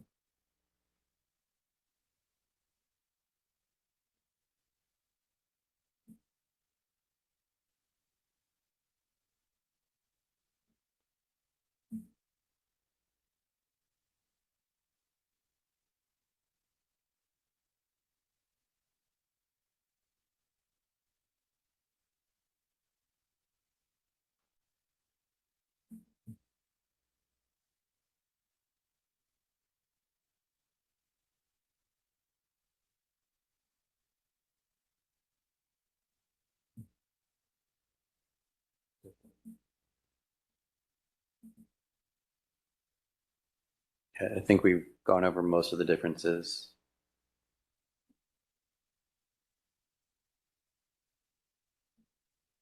We're gonna keep going. And again, after this conversation, when you get some rest and come back, if there's anything that kind of just you're thinking about, please, we're still open for the conversation in subsequent meetings. I'm going to try to jump in with one. Yeah. This is 333 under building form and character. 13, use key scale appropriate intersections to serve as the focus of regional commercial hubs, concentrating more intense uses along roadways. I'm not quite sure I follow that language. I think the direction is coming from multiple places from our consultant. UDPRP also provides some feedback, was as we look at kind of the intensity of the form here, just being able to match kind of the transportation as well in terms of the type of network that should be working with this. So as we're looking to build, if we're looking to build kind of denser development in certain parts of the city, just kind of a nod to make sure that the transportation network matches that. And also too, as we're aligning that to current major roadways, just kind of focusing that intensity of development by those two as well. So we can maybe wordsmith that to just be clearer in terms of where the focus should be in terms of the density and the intensity and where that gets built in the city. We can maybe wordsmith that section. Well, it's really trying to speak to where there is additional density coming. Right. That it's a holistic review of not just the building, the development, but the transportation network is there to support it, or that there's other considerations. Correct. And I think we touch on that as well, like in the way you just mentioned in our implementation section about needing the thoroughfare master plan to be updated and also coordinating with a complete street manual just to make sure that how we get to these land uses and what these land uses are doing are incongruous. So if you could look at that language, I think that would be helpful. And I don't know if this might be a candidate for one of the street sections that you had mentioned as well, and maybe it is a diagram that talk about how that interconnectivity is thought about. Like that.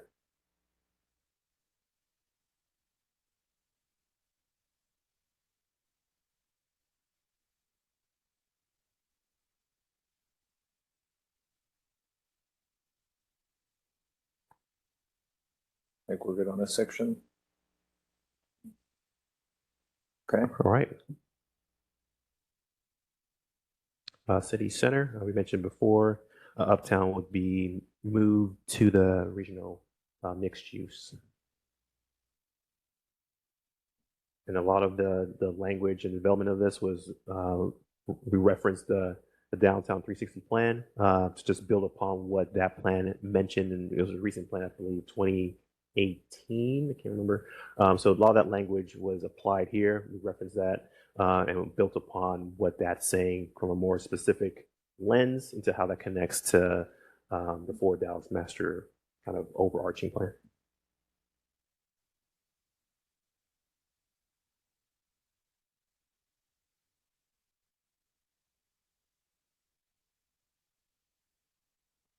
Yeah, and although it is not the part of the plan that people will talk about, one of the larger recommendations is that all of our big office buildings and the big parking lots next to those big office buildings are incredible examples to build new or to adaptively reuse those buildings for housing, for residential.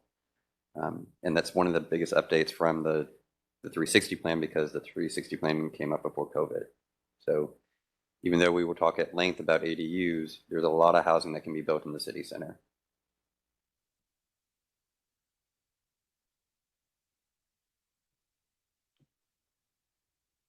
Commissioner Hall, pardon me, followed by Commissioner Hand. Are there any height restrictions in city center? This would be the densest and highest. I guess we don't have like a cap, but this would be part of where you could build the largest or the tallest structures. Fort Dallas would not recommend any cap. Yes, there is zoning. So there are some sub-districts and PDs in downtown that have some caps on height, but Fort Dallas would not make any recommendations about height in the city center. So you could conceivably build something like you see in Dubai or the United Arab Emirates?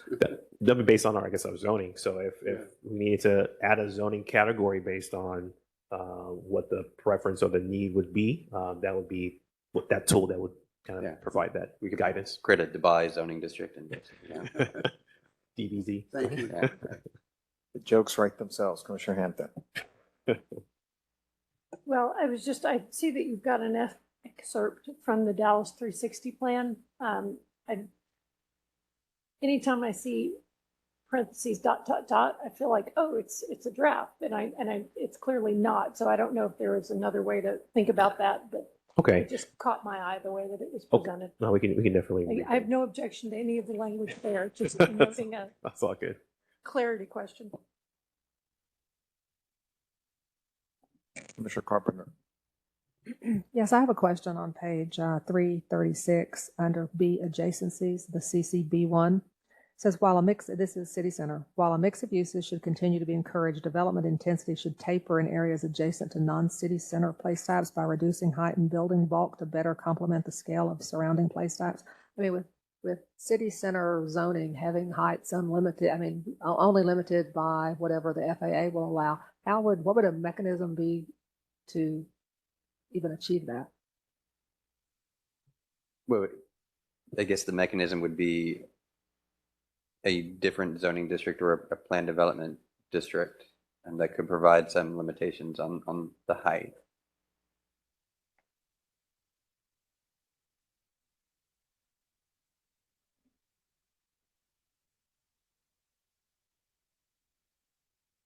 I know, I mean, I'll give an example since, I worked for the Meadows Foundation for so long on the east side of Good Latimer is, the Wilson Historic District, the west side of Good Latimer where the Bottled Blonde and all those, that's downtown zoning.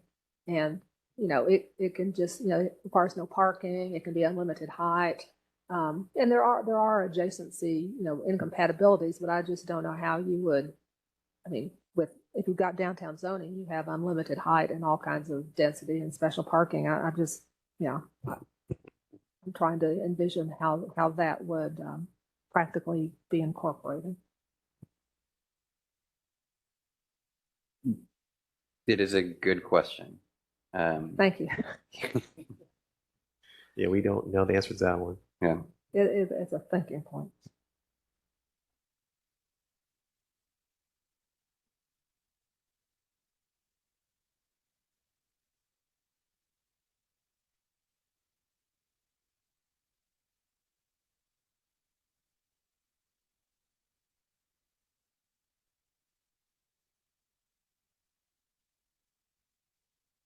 All right. Commissioner Hampton, I'm sorry. just going to ask one. Yes. In your pink text, and again, I was just trying to process what, and again, it's talking about streetscape and parking, what design elements might be. Item 12 just talks about key gateways, open spaces, building identity. I guess I'm just similar to the question on how would you implement some of this. And so I think I don't know if there needs to be more thought on how that is stated, that it would further encourage that as the goal. And I'll actually follow up on Commissioner Carpenter's observation where the city center zoning moves to the east, and with the discussions going on about some of our existing roadway corridors and what may or may not happen with them, that seems like an opportunity to respond to our reconnecting of downtown. Use the same example, I-30 crossing over into the Cedars, and where we're trying to reconnect Farmers Market that has a bit of a different character, but similar to our city center zoning. Seems like those two are trying to speak to scale stepping down, not necessarily in terms of height, but just in responding to the surrounding context. So I'm just wondering if that language needs a little bit of refinement and to maybe strengthen the intent of those two. We can add that. No, good point.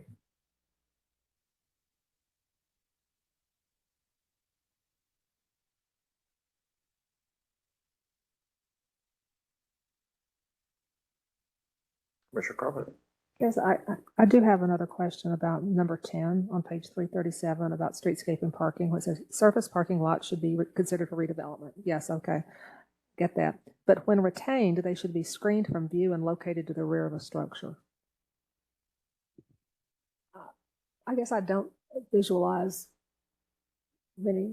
I mean, maybe Commissioner Housewright can help me with this. But I mean, new structures being built in downtown, or well, you had comments to say about locating parking in front of where it went before. That's where I was going. I wasn't trying to slide Commissioner Hampton here. But I mean, do we visualize new construction in downtown where we would even begin to consider surface parking lots anywhere? Thank you. It's unanimous. So you're saying that the inclusion of this is not needed, or? I think we should just stop with surface parking lots should be considered for redevelopment. Right, okay. Yeah. And Yeah, that, exactly. or that That new we wouldn't parking, want to encourage. new parking should be underground or whatever the other word is, otherwise accommodated. Noted, thank you.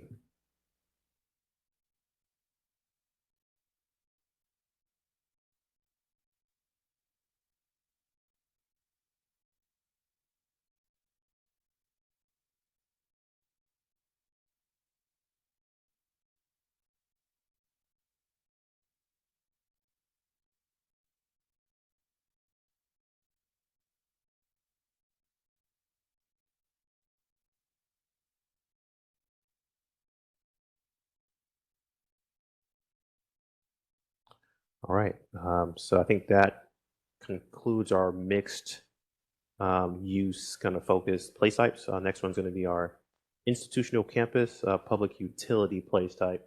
So some kind of background on this one as it was being developed. Last conversations with our comprehensive land use plan committee. I think that the thought about the public utility component in terms of where could or should that sit, usually in other comp plans that have been developed, it usually sits within the similar type of place type where the public utility or that owned by a municipality gets housed here as a part of an institutional use, in addition to hospitals and schools.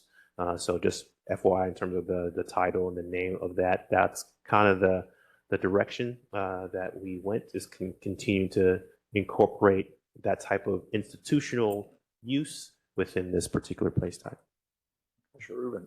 Yeah, I will just reiterate the comment that I made at CLUP on this, that the institutional campus and public utility uses that we have are so varied and they are so complex that, very careful study goes in whenever there is a zoning case. So, obviously we need a place type for everything, but I think the utility of this one is fairly limited given what we have to do whenever we deal with a zoning case on one of these.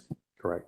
Correct. I would say that the biggest applicability is probably making the borders of that place type. And so when you have an institutional or a campus that keeps wanting to expand, and perhaps sometimes the community does not want that expansion, providing some borders on this place type has been important.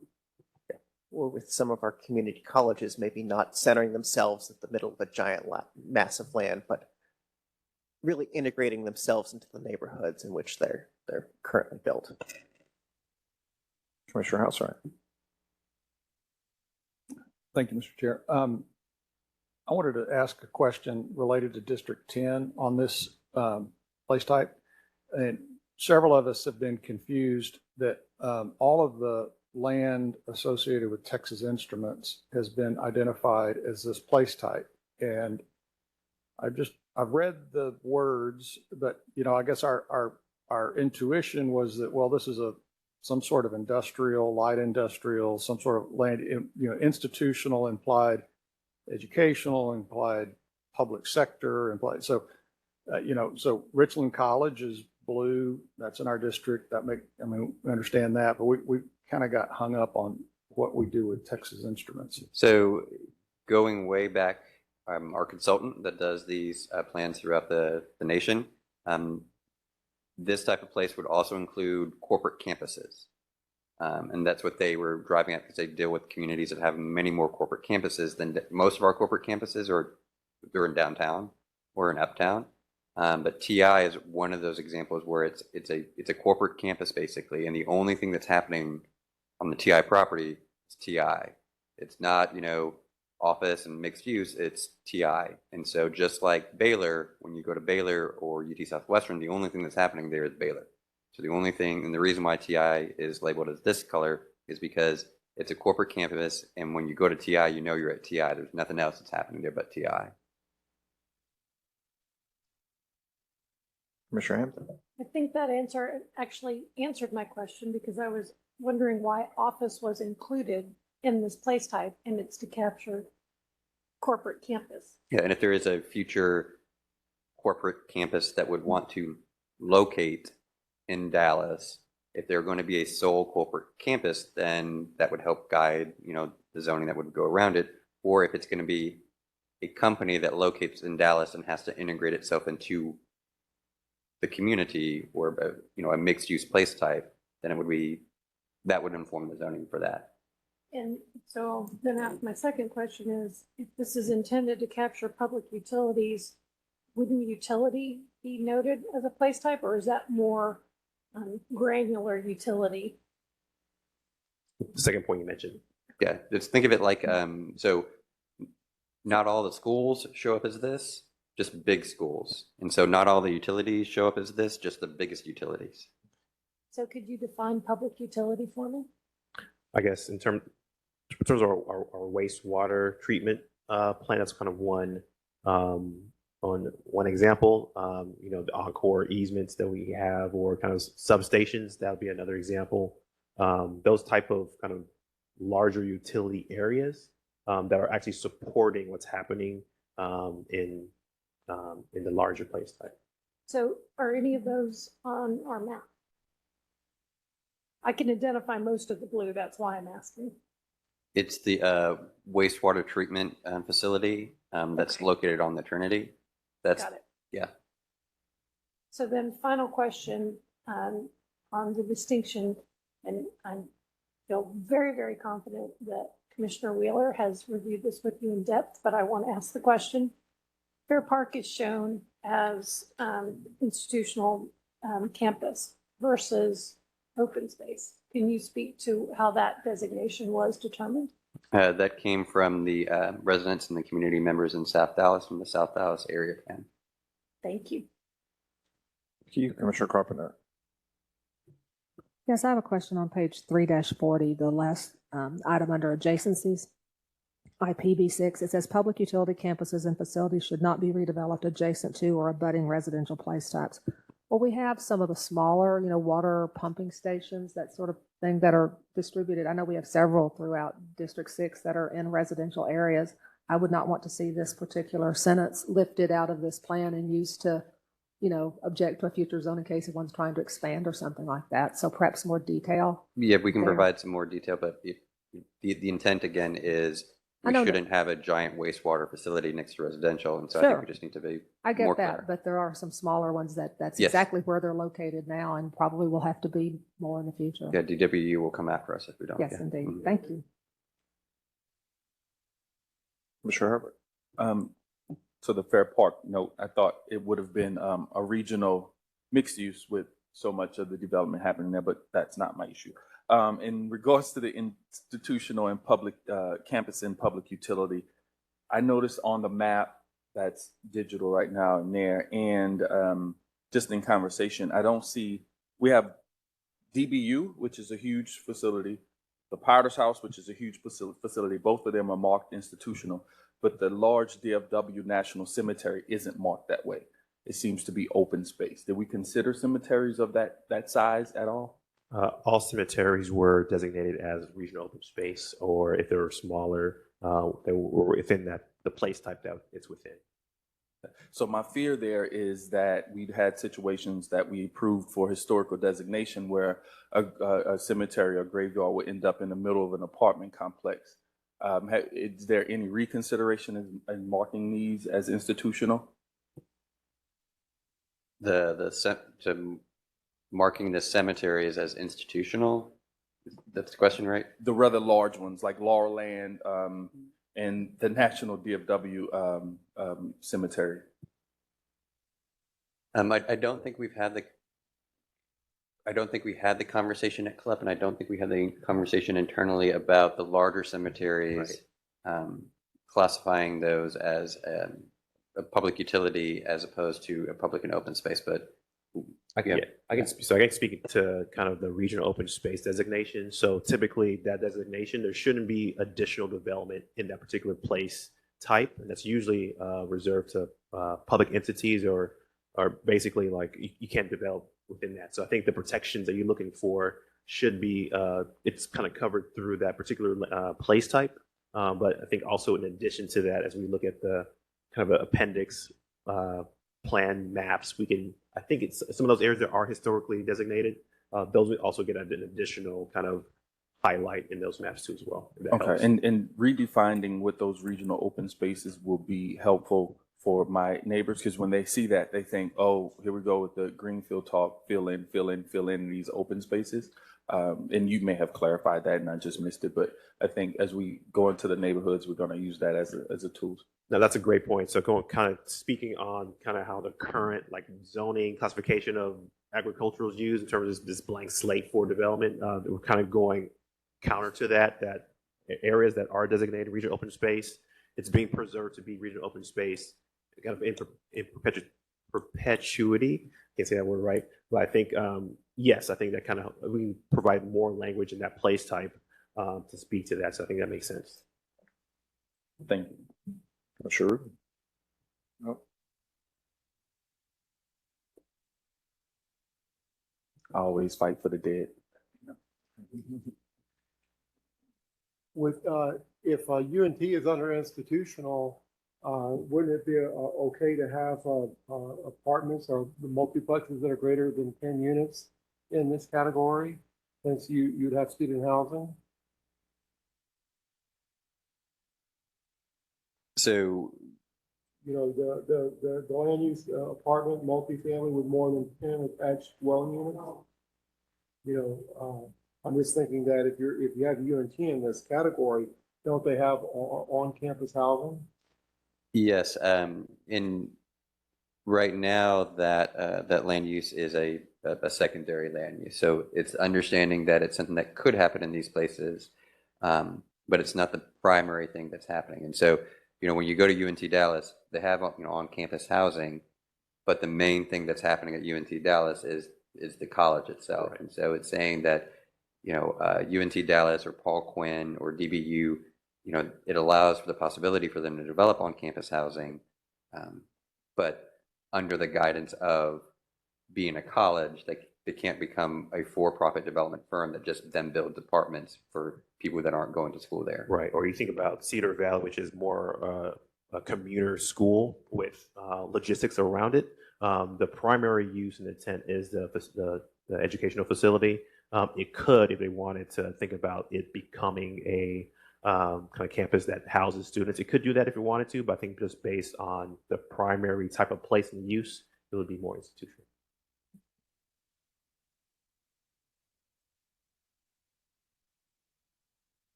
Can I ask a quick question about this? And usually you have a great point. I'm using an example is in my mind. I think State Farm built a facility where they had businesses, but on that same property they had homes and some retail as well, and it's a community everybody loves and so on and so forth. That's the consideration. So the primary is the building, everything else supports the people. Exactly. Okay. Exactly. Thank you.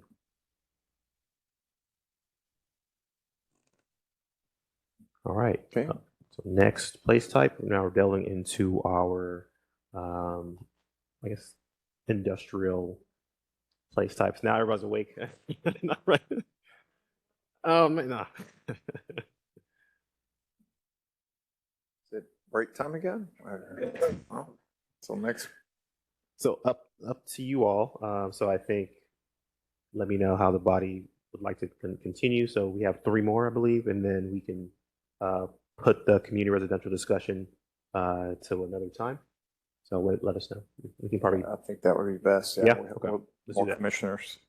Perfect. Sounds good. We'll do that. So we'll end on these last 3: flex commercial, logistics hub, and industrial hub, and then that will be done for today. Mr. Carpenter. Okay, well, all right, I want to back up a little bit and maybe follow Commissioner Turnock's suggestion about backing up a little bit and trying to decide what it is we're trying to accomplish through these place types. Because, I think one of the serious discussions that needs to take place in Dallas is how much land we want to devote to some of these industrial uses. Is it, if we are so pressed for land for housing and, whatever else we find desirable, do we really want to dedicate, however many hundreds, thousands, whatever it is, acres to vehicle storage lots and, there really needs to be a kind of a comprehensive high-level discussion. And, moving on from there, right now in zoning, we have IM zoning for the heaviest, types of, usually outdoor, intrusive, polluting, noisy, kinds of things, the crushing, the salvage, the processing. And we have IR, and we have LI, light industrial, and then we have CS, community services, which is very automotive, it's commercial parking lots, diesel truck repairs and all sorts of outdoor vehicle related things. And then we also have the multiple commercial districts. But what we have with this now is we have an industrial hub place type, which is the, almost equal to IM, the industrial manufacturing.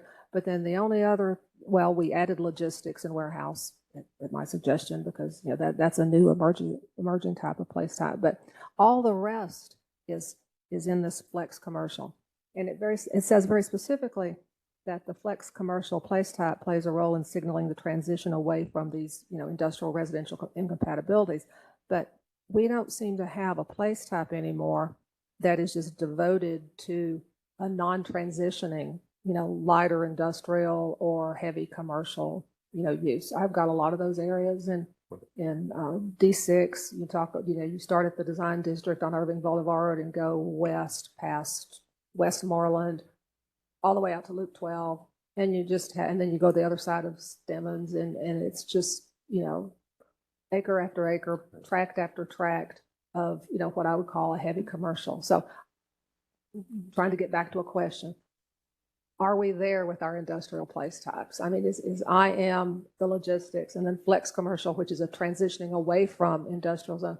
Do we really have it? Yeah, that's a phenomenal question. I think that's going to be what we need to expound upon in this conversation. So and we might go back and forth with the logistics in this particular place type. So in the best world, we wouldn't need this flex commercial transitioning away from industrial because, we shouldn't have been by communities.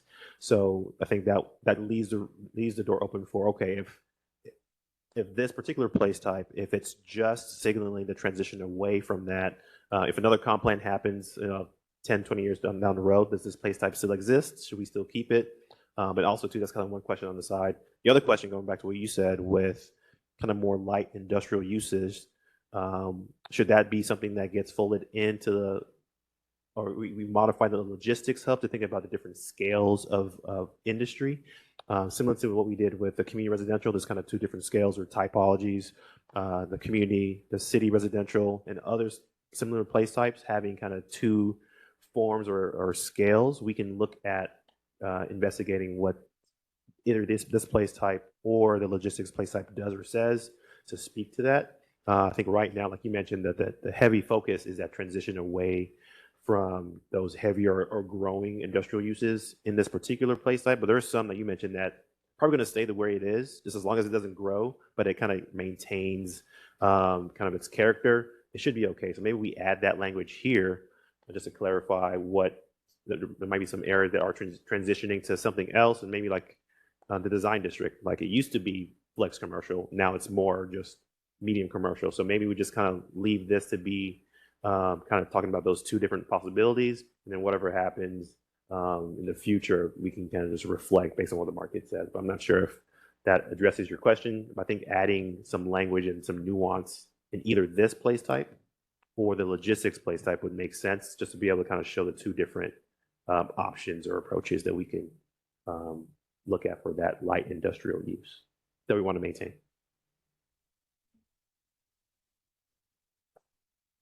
Commissioner Hauser.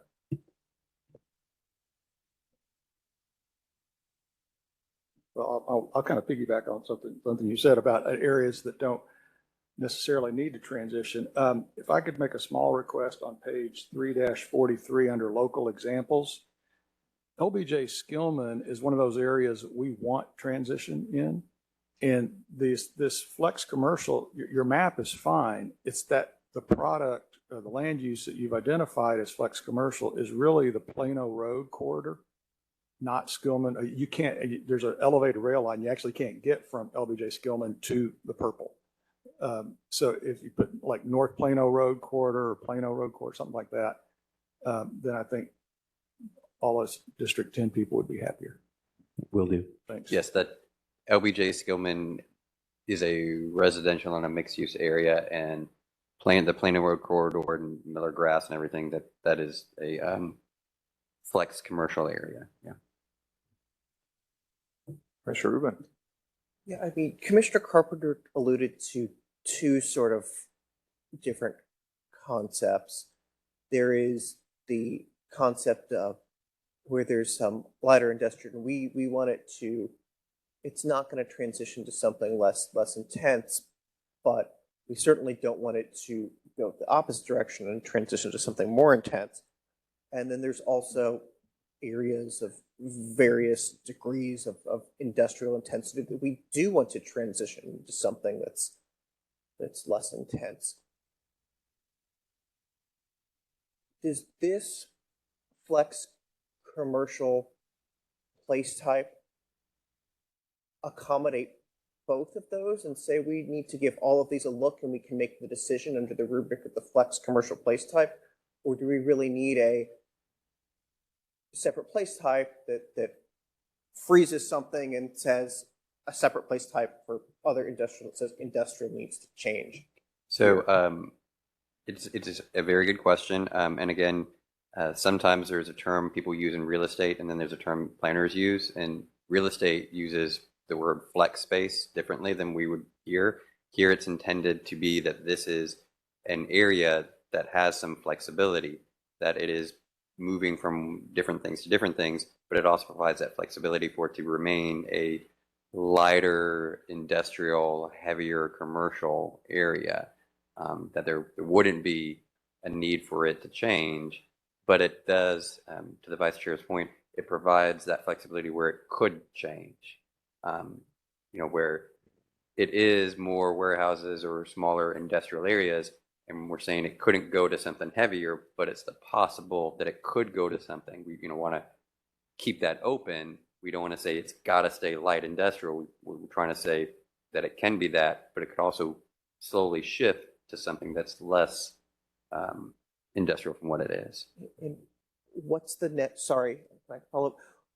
What's the next step where for a community that does want to change one of these, where do you think there's sufficient teeth in the document to allow a community to take this light industrial place type and move to an authorized hearing? So some of the analysis that we're also doing is looking at the primary and supporting land uses on this place type in the city, and then also comparing that to the current zoning and also the adjacencies of residential, and going to be developing kind of an identification of basically locations in the city that would likely need an authorized hearing. So kind of using some data on what's happening on the ground. As we delve into our implementation discussion, we'll kind of elaborate a bit more on kind of what that would look like. But I think that's using that information to kind of help communities know that some of those areas are transitioning away from what was previously or currently industrial IM to something else that's lighter. We're going to be identifying those to help clearly identify where those areas should be that needs a zoning change from the city authorized approach. Yeah, and I think we would be remiss if we didn't point out that Dallas does have a history of a lot of inequity in environmental justice, and we put a lot of heavy and dirty industry next to lower income communities and communities of color, and that both city staff and the members of CLEP have been very intentional about creating this place type to address some of those inequities. And to the vice chair's question, 100% this would be something which a community that is experiencing those inequities can then use to address them through a zoning process. And then also speaking on what Commissioner Sleeper mentioned earlier in our conversation about kind of thought of down zoning and thinking about the businesses that were there legally and they're doing their work for most part legally in terms of what they invested to see happen.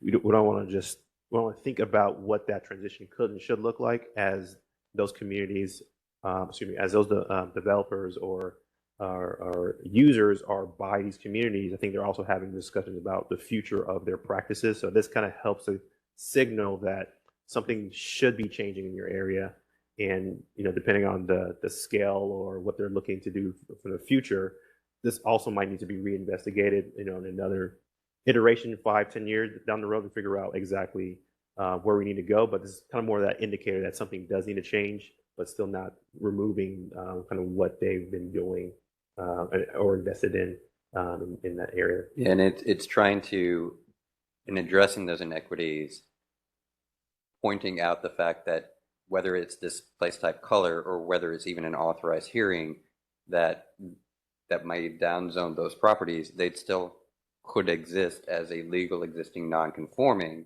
land use.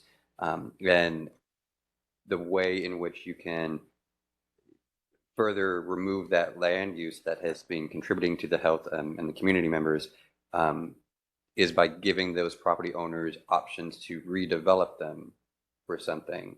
And this is the flex commercial is intended to, in some parts, give that ability for a property owner to redevelop their property with another land use that's more compatible with the existing residential communities, as opposed to just continuing it on, even if the city moves forward with an authorized hearing or the place type designation as well. If I may, I would like to ask certain types of businesses, and you tell me which category they fit in. I read here under logistics industrial park on LHA2, you describe what goes there. Clean manufacturing centers, technology, data centers, biotech facilities. but nothing's really listed. I don't see where it's listed under flex commercial, what businesses fit here. So like a warehouse, does that fit under flex commercial? So I would say it's a good question. Part of the question that we had at the members of CLEP was just like there's a different scale of apartments and different scale of an office building, there's different scales of warehouses. If you're talking about a 9,000 square foot office warehouse space, that fits under flex commercial. If you're talking about a 500,000 square feet Amazon distribution center, that wouldn't fit under flex commercial. That would fit under the logistics or logistical hub place type. Okay. So a 500,000 Amazon distribution center would go under the logistics industrial park. Correct. Okay. What about a storage center? You know, that would be flex commercial, right? Like a mini warehouse? Yeah. Yeah, again, there's a scale and scope. I would point out, and not to get too much into zoning, but if it's a self-storage place that is inside, it would be accommodating in the flex commercial. What about a truck center, you know, where you have like LTL loads, you know, trucking company? Where would that be, flex commercial or logistics industrial park? I would say would most likely be the logistical hub. Right. And I think also just to add, as we are kind of, again, looking citywide, this being a general guidance document, as zoning cases come through and you look at this document and some similar type of land use is being proposed in a particular area, it's going to be important to also look at what's happening throughout the community, what kind of effects would happen based on transportation, et cetera. So I think although this provides that guidance, thinks about smaller scale, there's going to be some other components that maybe this document can't delve into, but I think you're touching on some really good points regarding this, that maybe we need to provide a bit more detail on the types of light industrial uses, and also thinking about other categories or other factors in terms of locations that might need to be transitioning away. So maybe we'll think about kind of how we clarify kind of those two scenarios in this particular place type, because I think you mentioned some really good examples that we need to clarify to help you all when zoning cases come through, but also provide some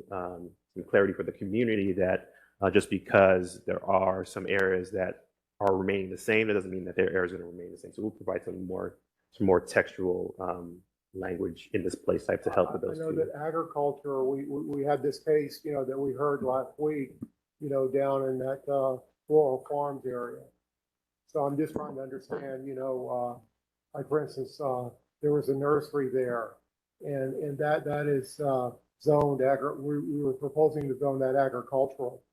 Right. So actually that example, I think we're going to be discussing that in detail when we go back to the plan map focus. So actually I'm going to probably postpone that conversation because there's a bit more I want to talk about specifically with Commissioner Blood not being here. And also I want everybody to kind of have some input on that, but I think you make some good points. I think it makes sense to kind of table that when we delve into that area as well, but good point. I just see a lot of overlap between these two areas, and I think it would benefit to have more understanding in terms of what's flex commercial versus what's logistics. Agreed. Or look at combining them. Sure, Herbert. To your point, and to the point I made earlier, if you look at the images on flex commercial and logistics, 3 or 4 of the images are similar or the same. Almost 2 are the same. One looks like the back of a warehouse and one is the front of a warehouse, but 2 different place types. My suggestion would be to have, and you know, this is might be crazy to think about, but a middle ground between these two, like a limited commercial for cafes, coffee shops, gyms, salons, things like that. We talked about buffers and cases in my district.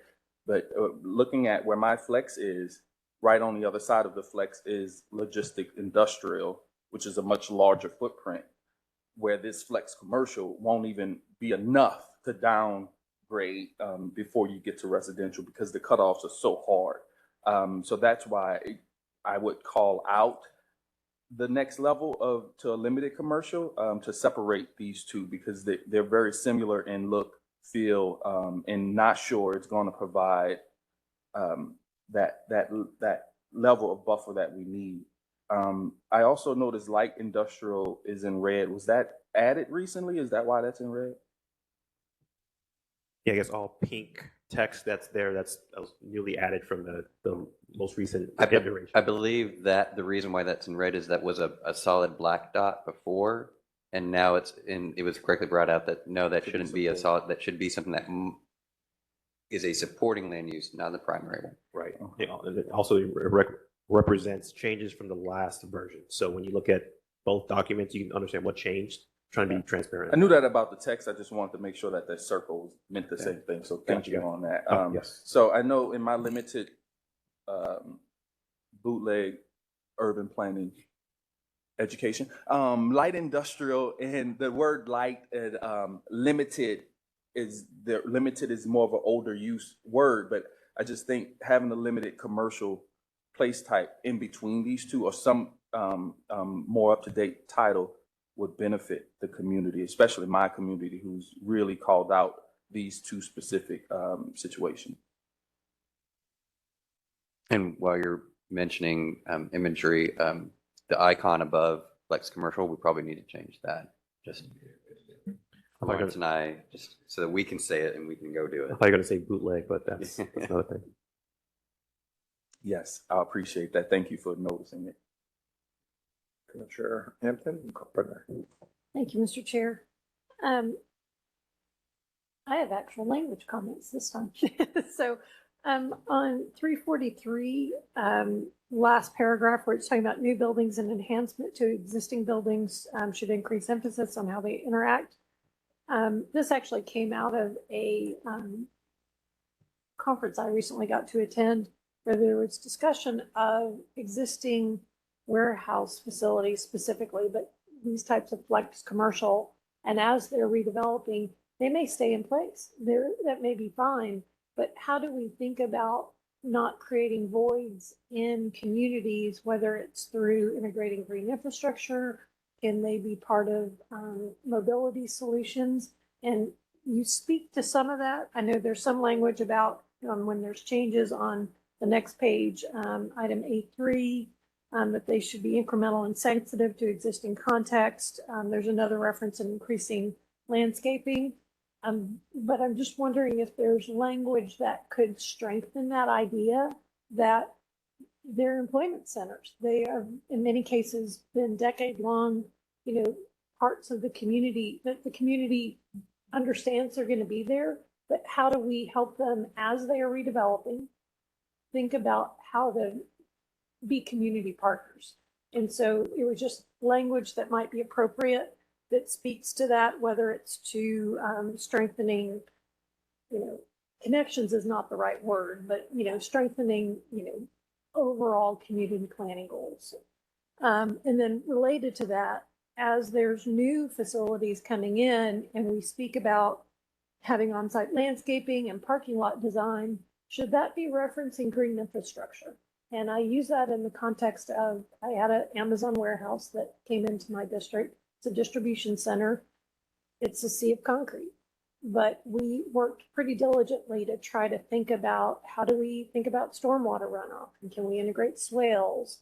And some of the other things that CCAP talks about when we know the function of these facilities are going to require a significant amount of, development, lot coverage, lack of permeability, but we do have tools that we can utilize. And if that language might be appropriate and not just simply plantings and landscapes and buffers. No, yeah, I think that'd be awesome if you could provide some of that language or that from that recent development, and we can think about how we integrate that into the urban design element section, the green open space, parking, streetscape, that all kind of ties in. I think what we have here is kind of a initial kind of idea, but I think you all probably have a bit more context on how to make that real. So we'll definitely welcome to get that language and figure out how to incorporate that into this and also maybe other industrial place types. So last item on 10 on 345, I believe on the last, I'm going to read it. Loading trash services back of house. And then it says ensure an attractive and inviting face to the development. And did you mean to the adjacent or to the surrounding community, essentially? The development clearly benefits, but I think it's also talking about how they're interacting with the larger. So I just didn't know if adjacent That's a good point. is either added or, To the community. Right. yeah. Thank you. Thank you, Mr. Chair. Commissioner Carpenter. Yes, going back to local examples, you have Stemmons Industrial Corridor under Flex Commercial, and it's also an example under Industrial Hub. Is there a better distinction you can make there where, because it's in both places? It can't be both things. I think we mentioned in our last meeting to remove, I think I forgot which one it was, but let me double check and make sure. One of those are going to be removed.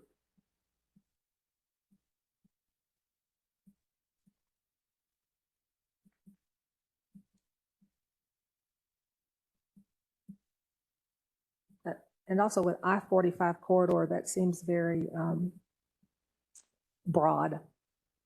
Is there a particular segment of it that you're considering to be flex commercial?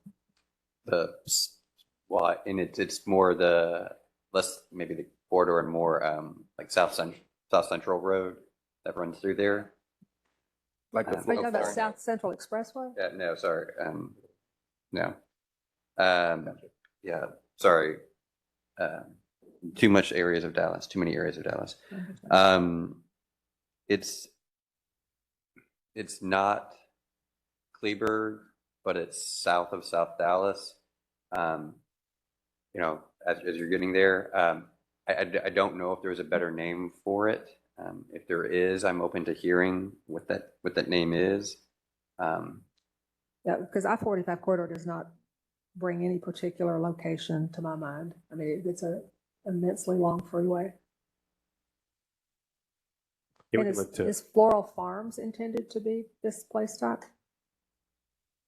There are places, so in the authorized hearing, I believe some of it is reflected in Floral Farms. But again, that authorized hearing gets into more detail than this place type would get. And then just to kind of speak to kind of the coordination efforts. So a lot of the work that's happening with the authorized hearing, we are updating the place type map to closely reflect what that is showing. So the next iteration of this has those updates and tweaks and changes based on what's happening with the authorized hearing.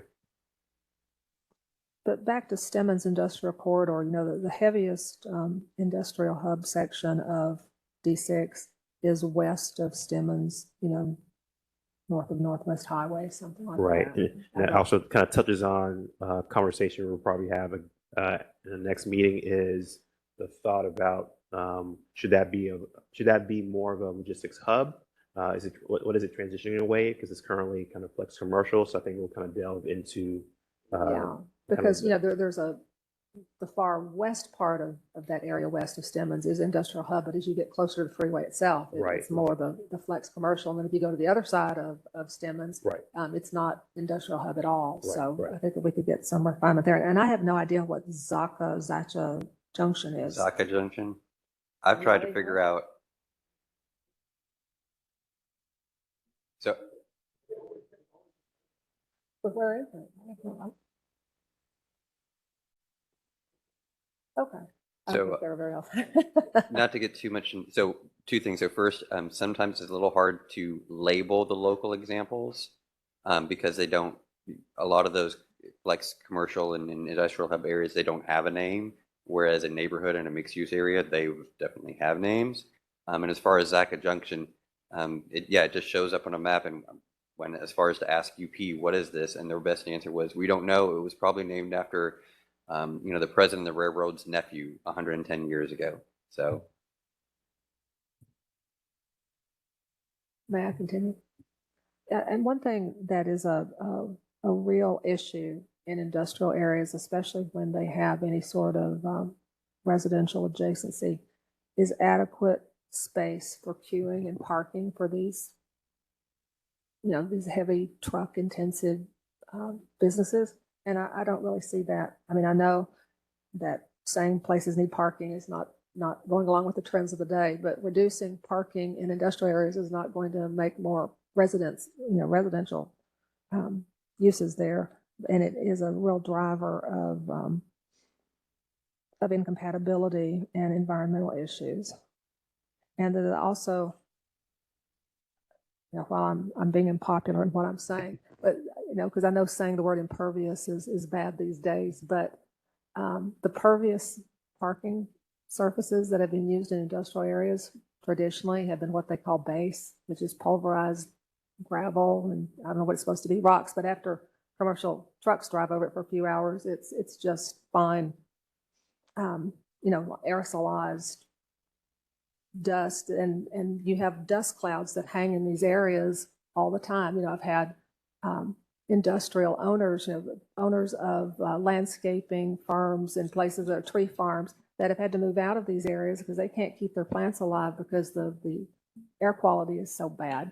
So I think, if we're talking about environmental justice in these areas, and not just for residents, but for I have industrial owners complaining about the air quality in their area because not only, sometimes it's the public infrastructure that has degraded to the point where it makes clouds of dust, but if there is a pervious surface that doesn't cause dust, to go up in the air, I'd be all over it. But if there's not, then we really need to look at impervious surfaces. And if we have to compensate for that by requiring additional green space and, unpaved places, fine. But it really needs to be an issue that's addressed. Right. I have a comment. And you have a comment. In terms of kind of impervious surfaces, there's actually, I think, a development code kind of investigation in terms of what that should be, focusing on impervious surfaces. I actually jumped on a call last week about that. And it's interesting hearing from the engineers about impervious surfaces in maybe industrial areas. So, not going into too much technical detail, but in terms of when you make a road for these types of uses, the compaction of the dirt or the sub base kind of has to be pretty tight. So you could have a surface that's impervious, but that compaction layer is going to be pretty tight. It's basically going to make that road impervious. So it's kind of two things you got to think about. If you make that sub layer more pervious, the road it'll crack and it'll crumble easily, and you have to repair it over and over again. If you make that kind of sub layer pretty dense, that will last longer, but it will be impervious. So there's kind of discussions with our engineering department as we're going through thinking about the implications and how that would be done. I'm not an engineer, but that's a part of what is being developed, is what design standards would need to happen to make that work in some of these areas. I don't have an answer, but that's still something that's happening with those that are a whole lot smarter than I am regarding engineering and how that should be applied and maybe thought about with this particular place type. So as that's continued to develop, I'm just tuning in, listening in to see what could be applied and maybe thought through. But as I hear something, I'm going to probably bring that to you all just to kind of hear maybe some ideas. But that's kind of where we are, leaning on their expertise from the engineering perspective to figure out what design elements could we have to reduce kind of pervious surfaces, but also maintain the integrity of these roads here. I think if, environmental justice is going to be one of our key themes, I think that's something that really needs to be, addressed here. I mean, maybe there's not a solution here, but maybe it's just that, the city, the development code needs to look at, I'm definitely not a civil engineer, but it is a very significant, and sometimes if you haven't worked or lived in these particular areas, what looks like a good solution on paper is not if you have to live with it. 100%. And I think kind of what they kind of alluded to is that the way to kind of help with that particular lens would be more probably a materiality thing and not more like a land use planning thing. But we're still kind of having conversations about how can we still kind of speak to some of that, those design components within Fort Dallas. Well, yeah, because the document repeatedly refers to water quality and stormwater and that sort of thing. And as I sound like a broken record, but I've said this before, it's not just water quality. The air quality is a real problem in these areas. So, and it's being driven by the paving. 100%. Thank you. Any other questions on this place time, commissioners, before you wrap it up? Yes, Commissioner Hargrove. I've been having conversations with my neighbors who take me on tours and see industrial areas that they like, which is weird. But in those industrial areas, the street grade seems to hold the traffic more, or there's less potholes, there's less damage to the street. And I'm always told that the grade of the street is different, or the material that we're using versus on a residential street, it should be different than industrial. I say that to say Mountain Creek, when you guys do tour it, you'll notice that it's very rocky, it's very bumpy, and it's a newer road. But it's clear that that street wasn't made for truck traffic today. Is that something we consider in these cases? So in terms of the place types themselves, we can allude to, design standards should be kind of applicable to the type of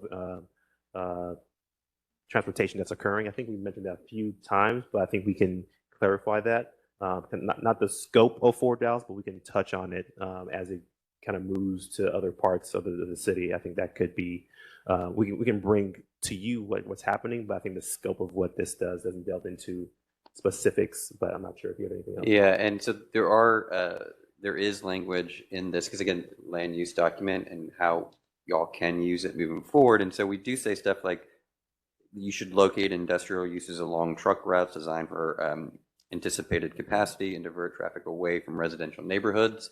Now, if that's something that's included in the plan, that if you want to say, okay, a case comes before me, and I'm going to say the reason why I'm voting against this is because you haven't shown me where your truck traffic is, or you haven't provided that, please provide that, so that, this is what we've approved and you're not showing that. And I forgot to mention too, in those place type district maps, they're going to be a layer of complete streets that exist in the city. And one of those complete street designations is industrial.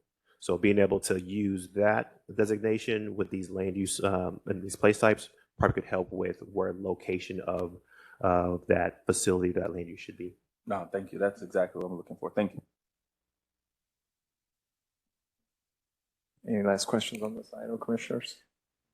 Okay, I think that wraps us up for today. Awesome. So kind of just a few last kind of comments. Again, thank you all so much for sitting through 5 hours of discussion.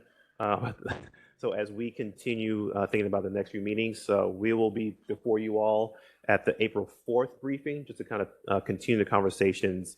Either is going to be from the focus, on the map that we didn't touch on with Commissioner Blair not being here, or we'll continue the conversation on the community residential. So depending on who's available and the time we have based on the cases, we'll make that determination. And then also too, from that meeting, we might need to think about if an additional specially called meeting is needed, because right now we have one other meeting scheduled. So just based on this meeting and what we get through on April 4th, we might need to have a conversation about if another workshop like this is needed before we have a public hearing. Perfect. All right. So with that, that's all that we have from staff. Thank you all so much. Thank you, gentlemen. Thank you, staff. Thank you, commissioners. Excellent work today. It's exactly 2 o'clock. Our meeting is adjourned. See you next week. Thank you.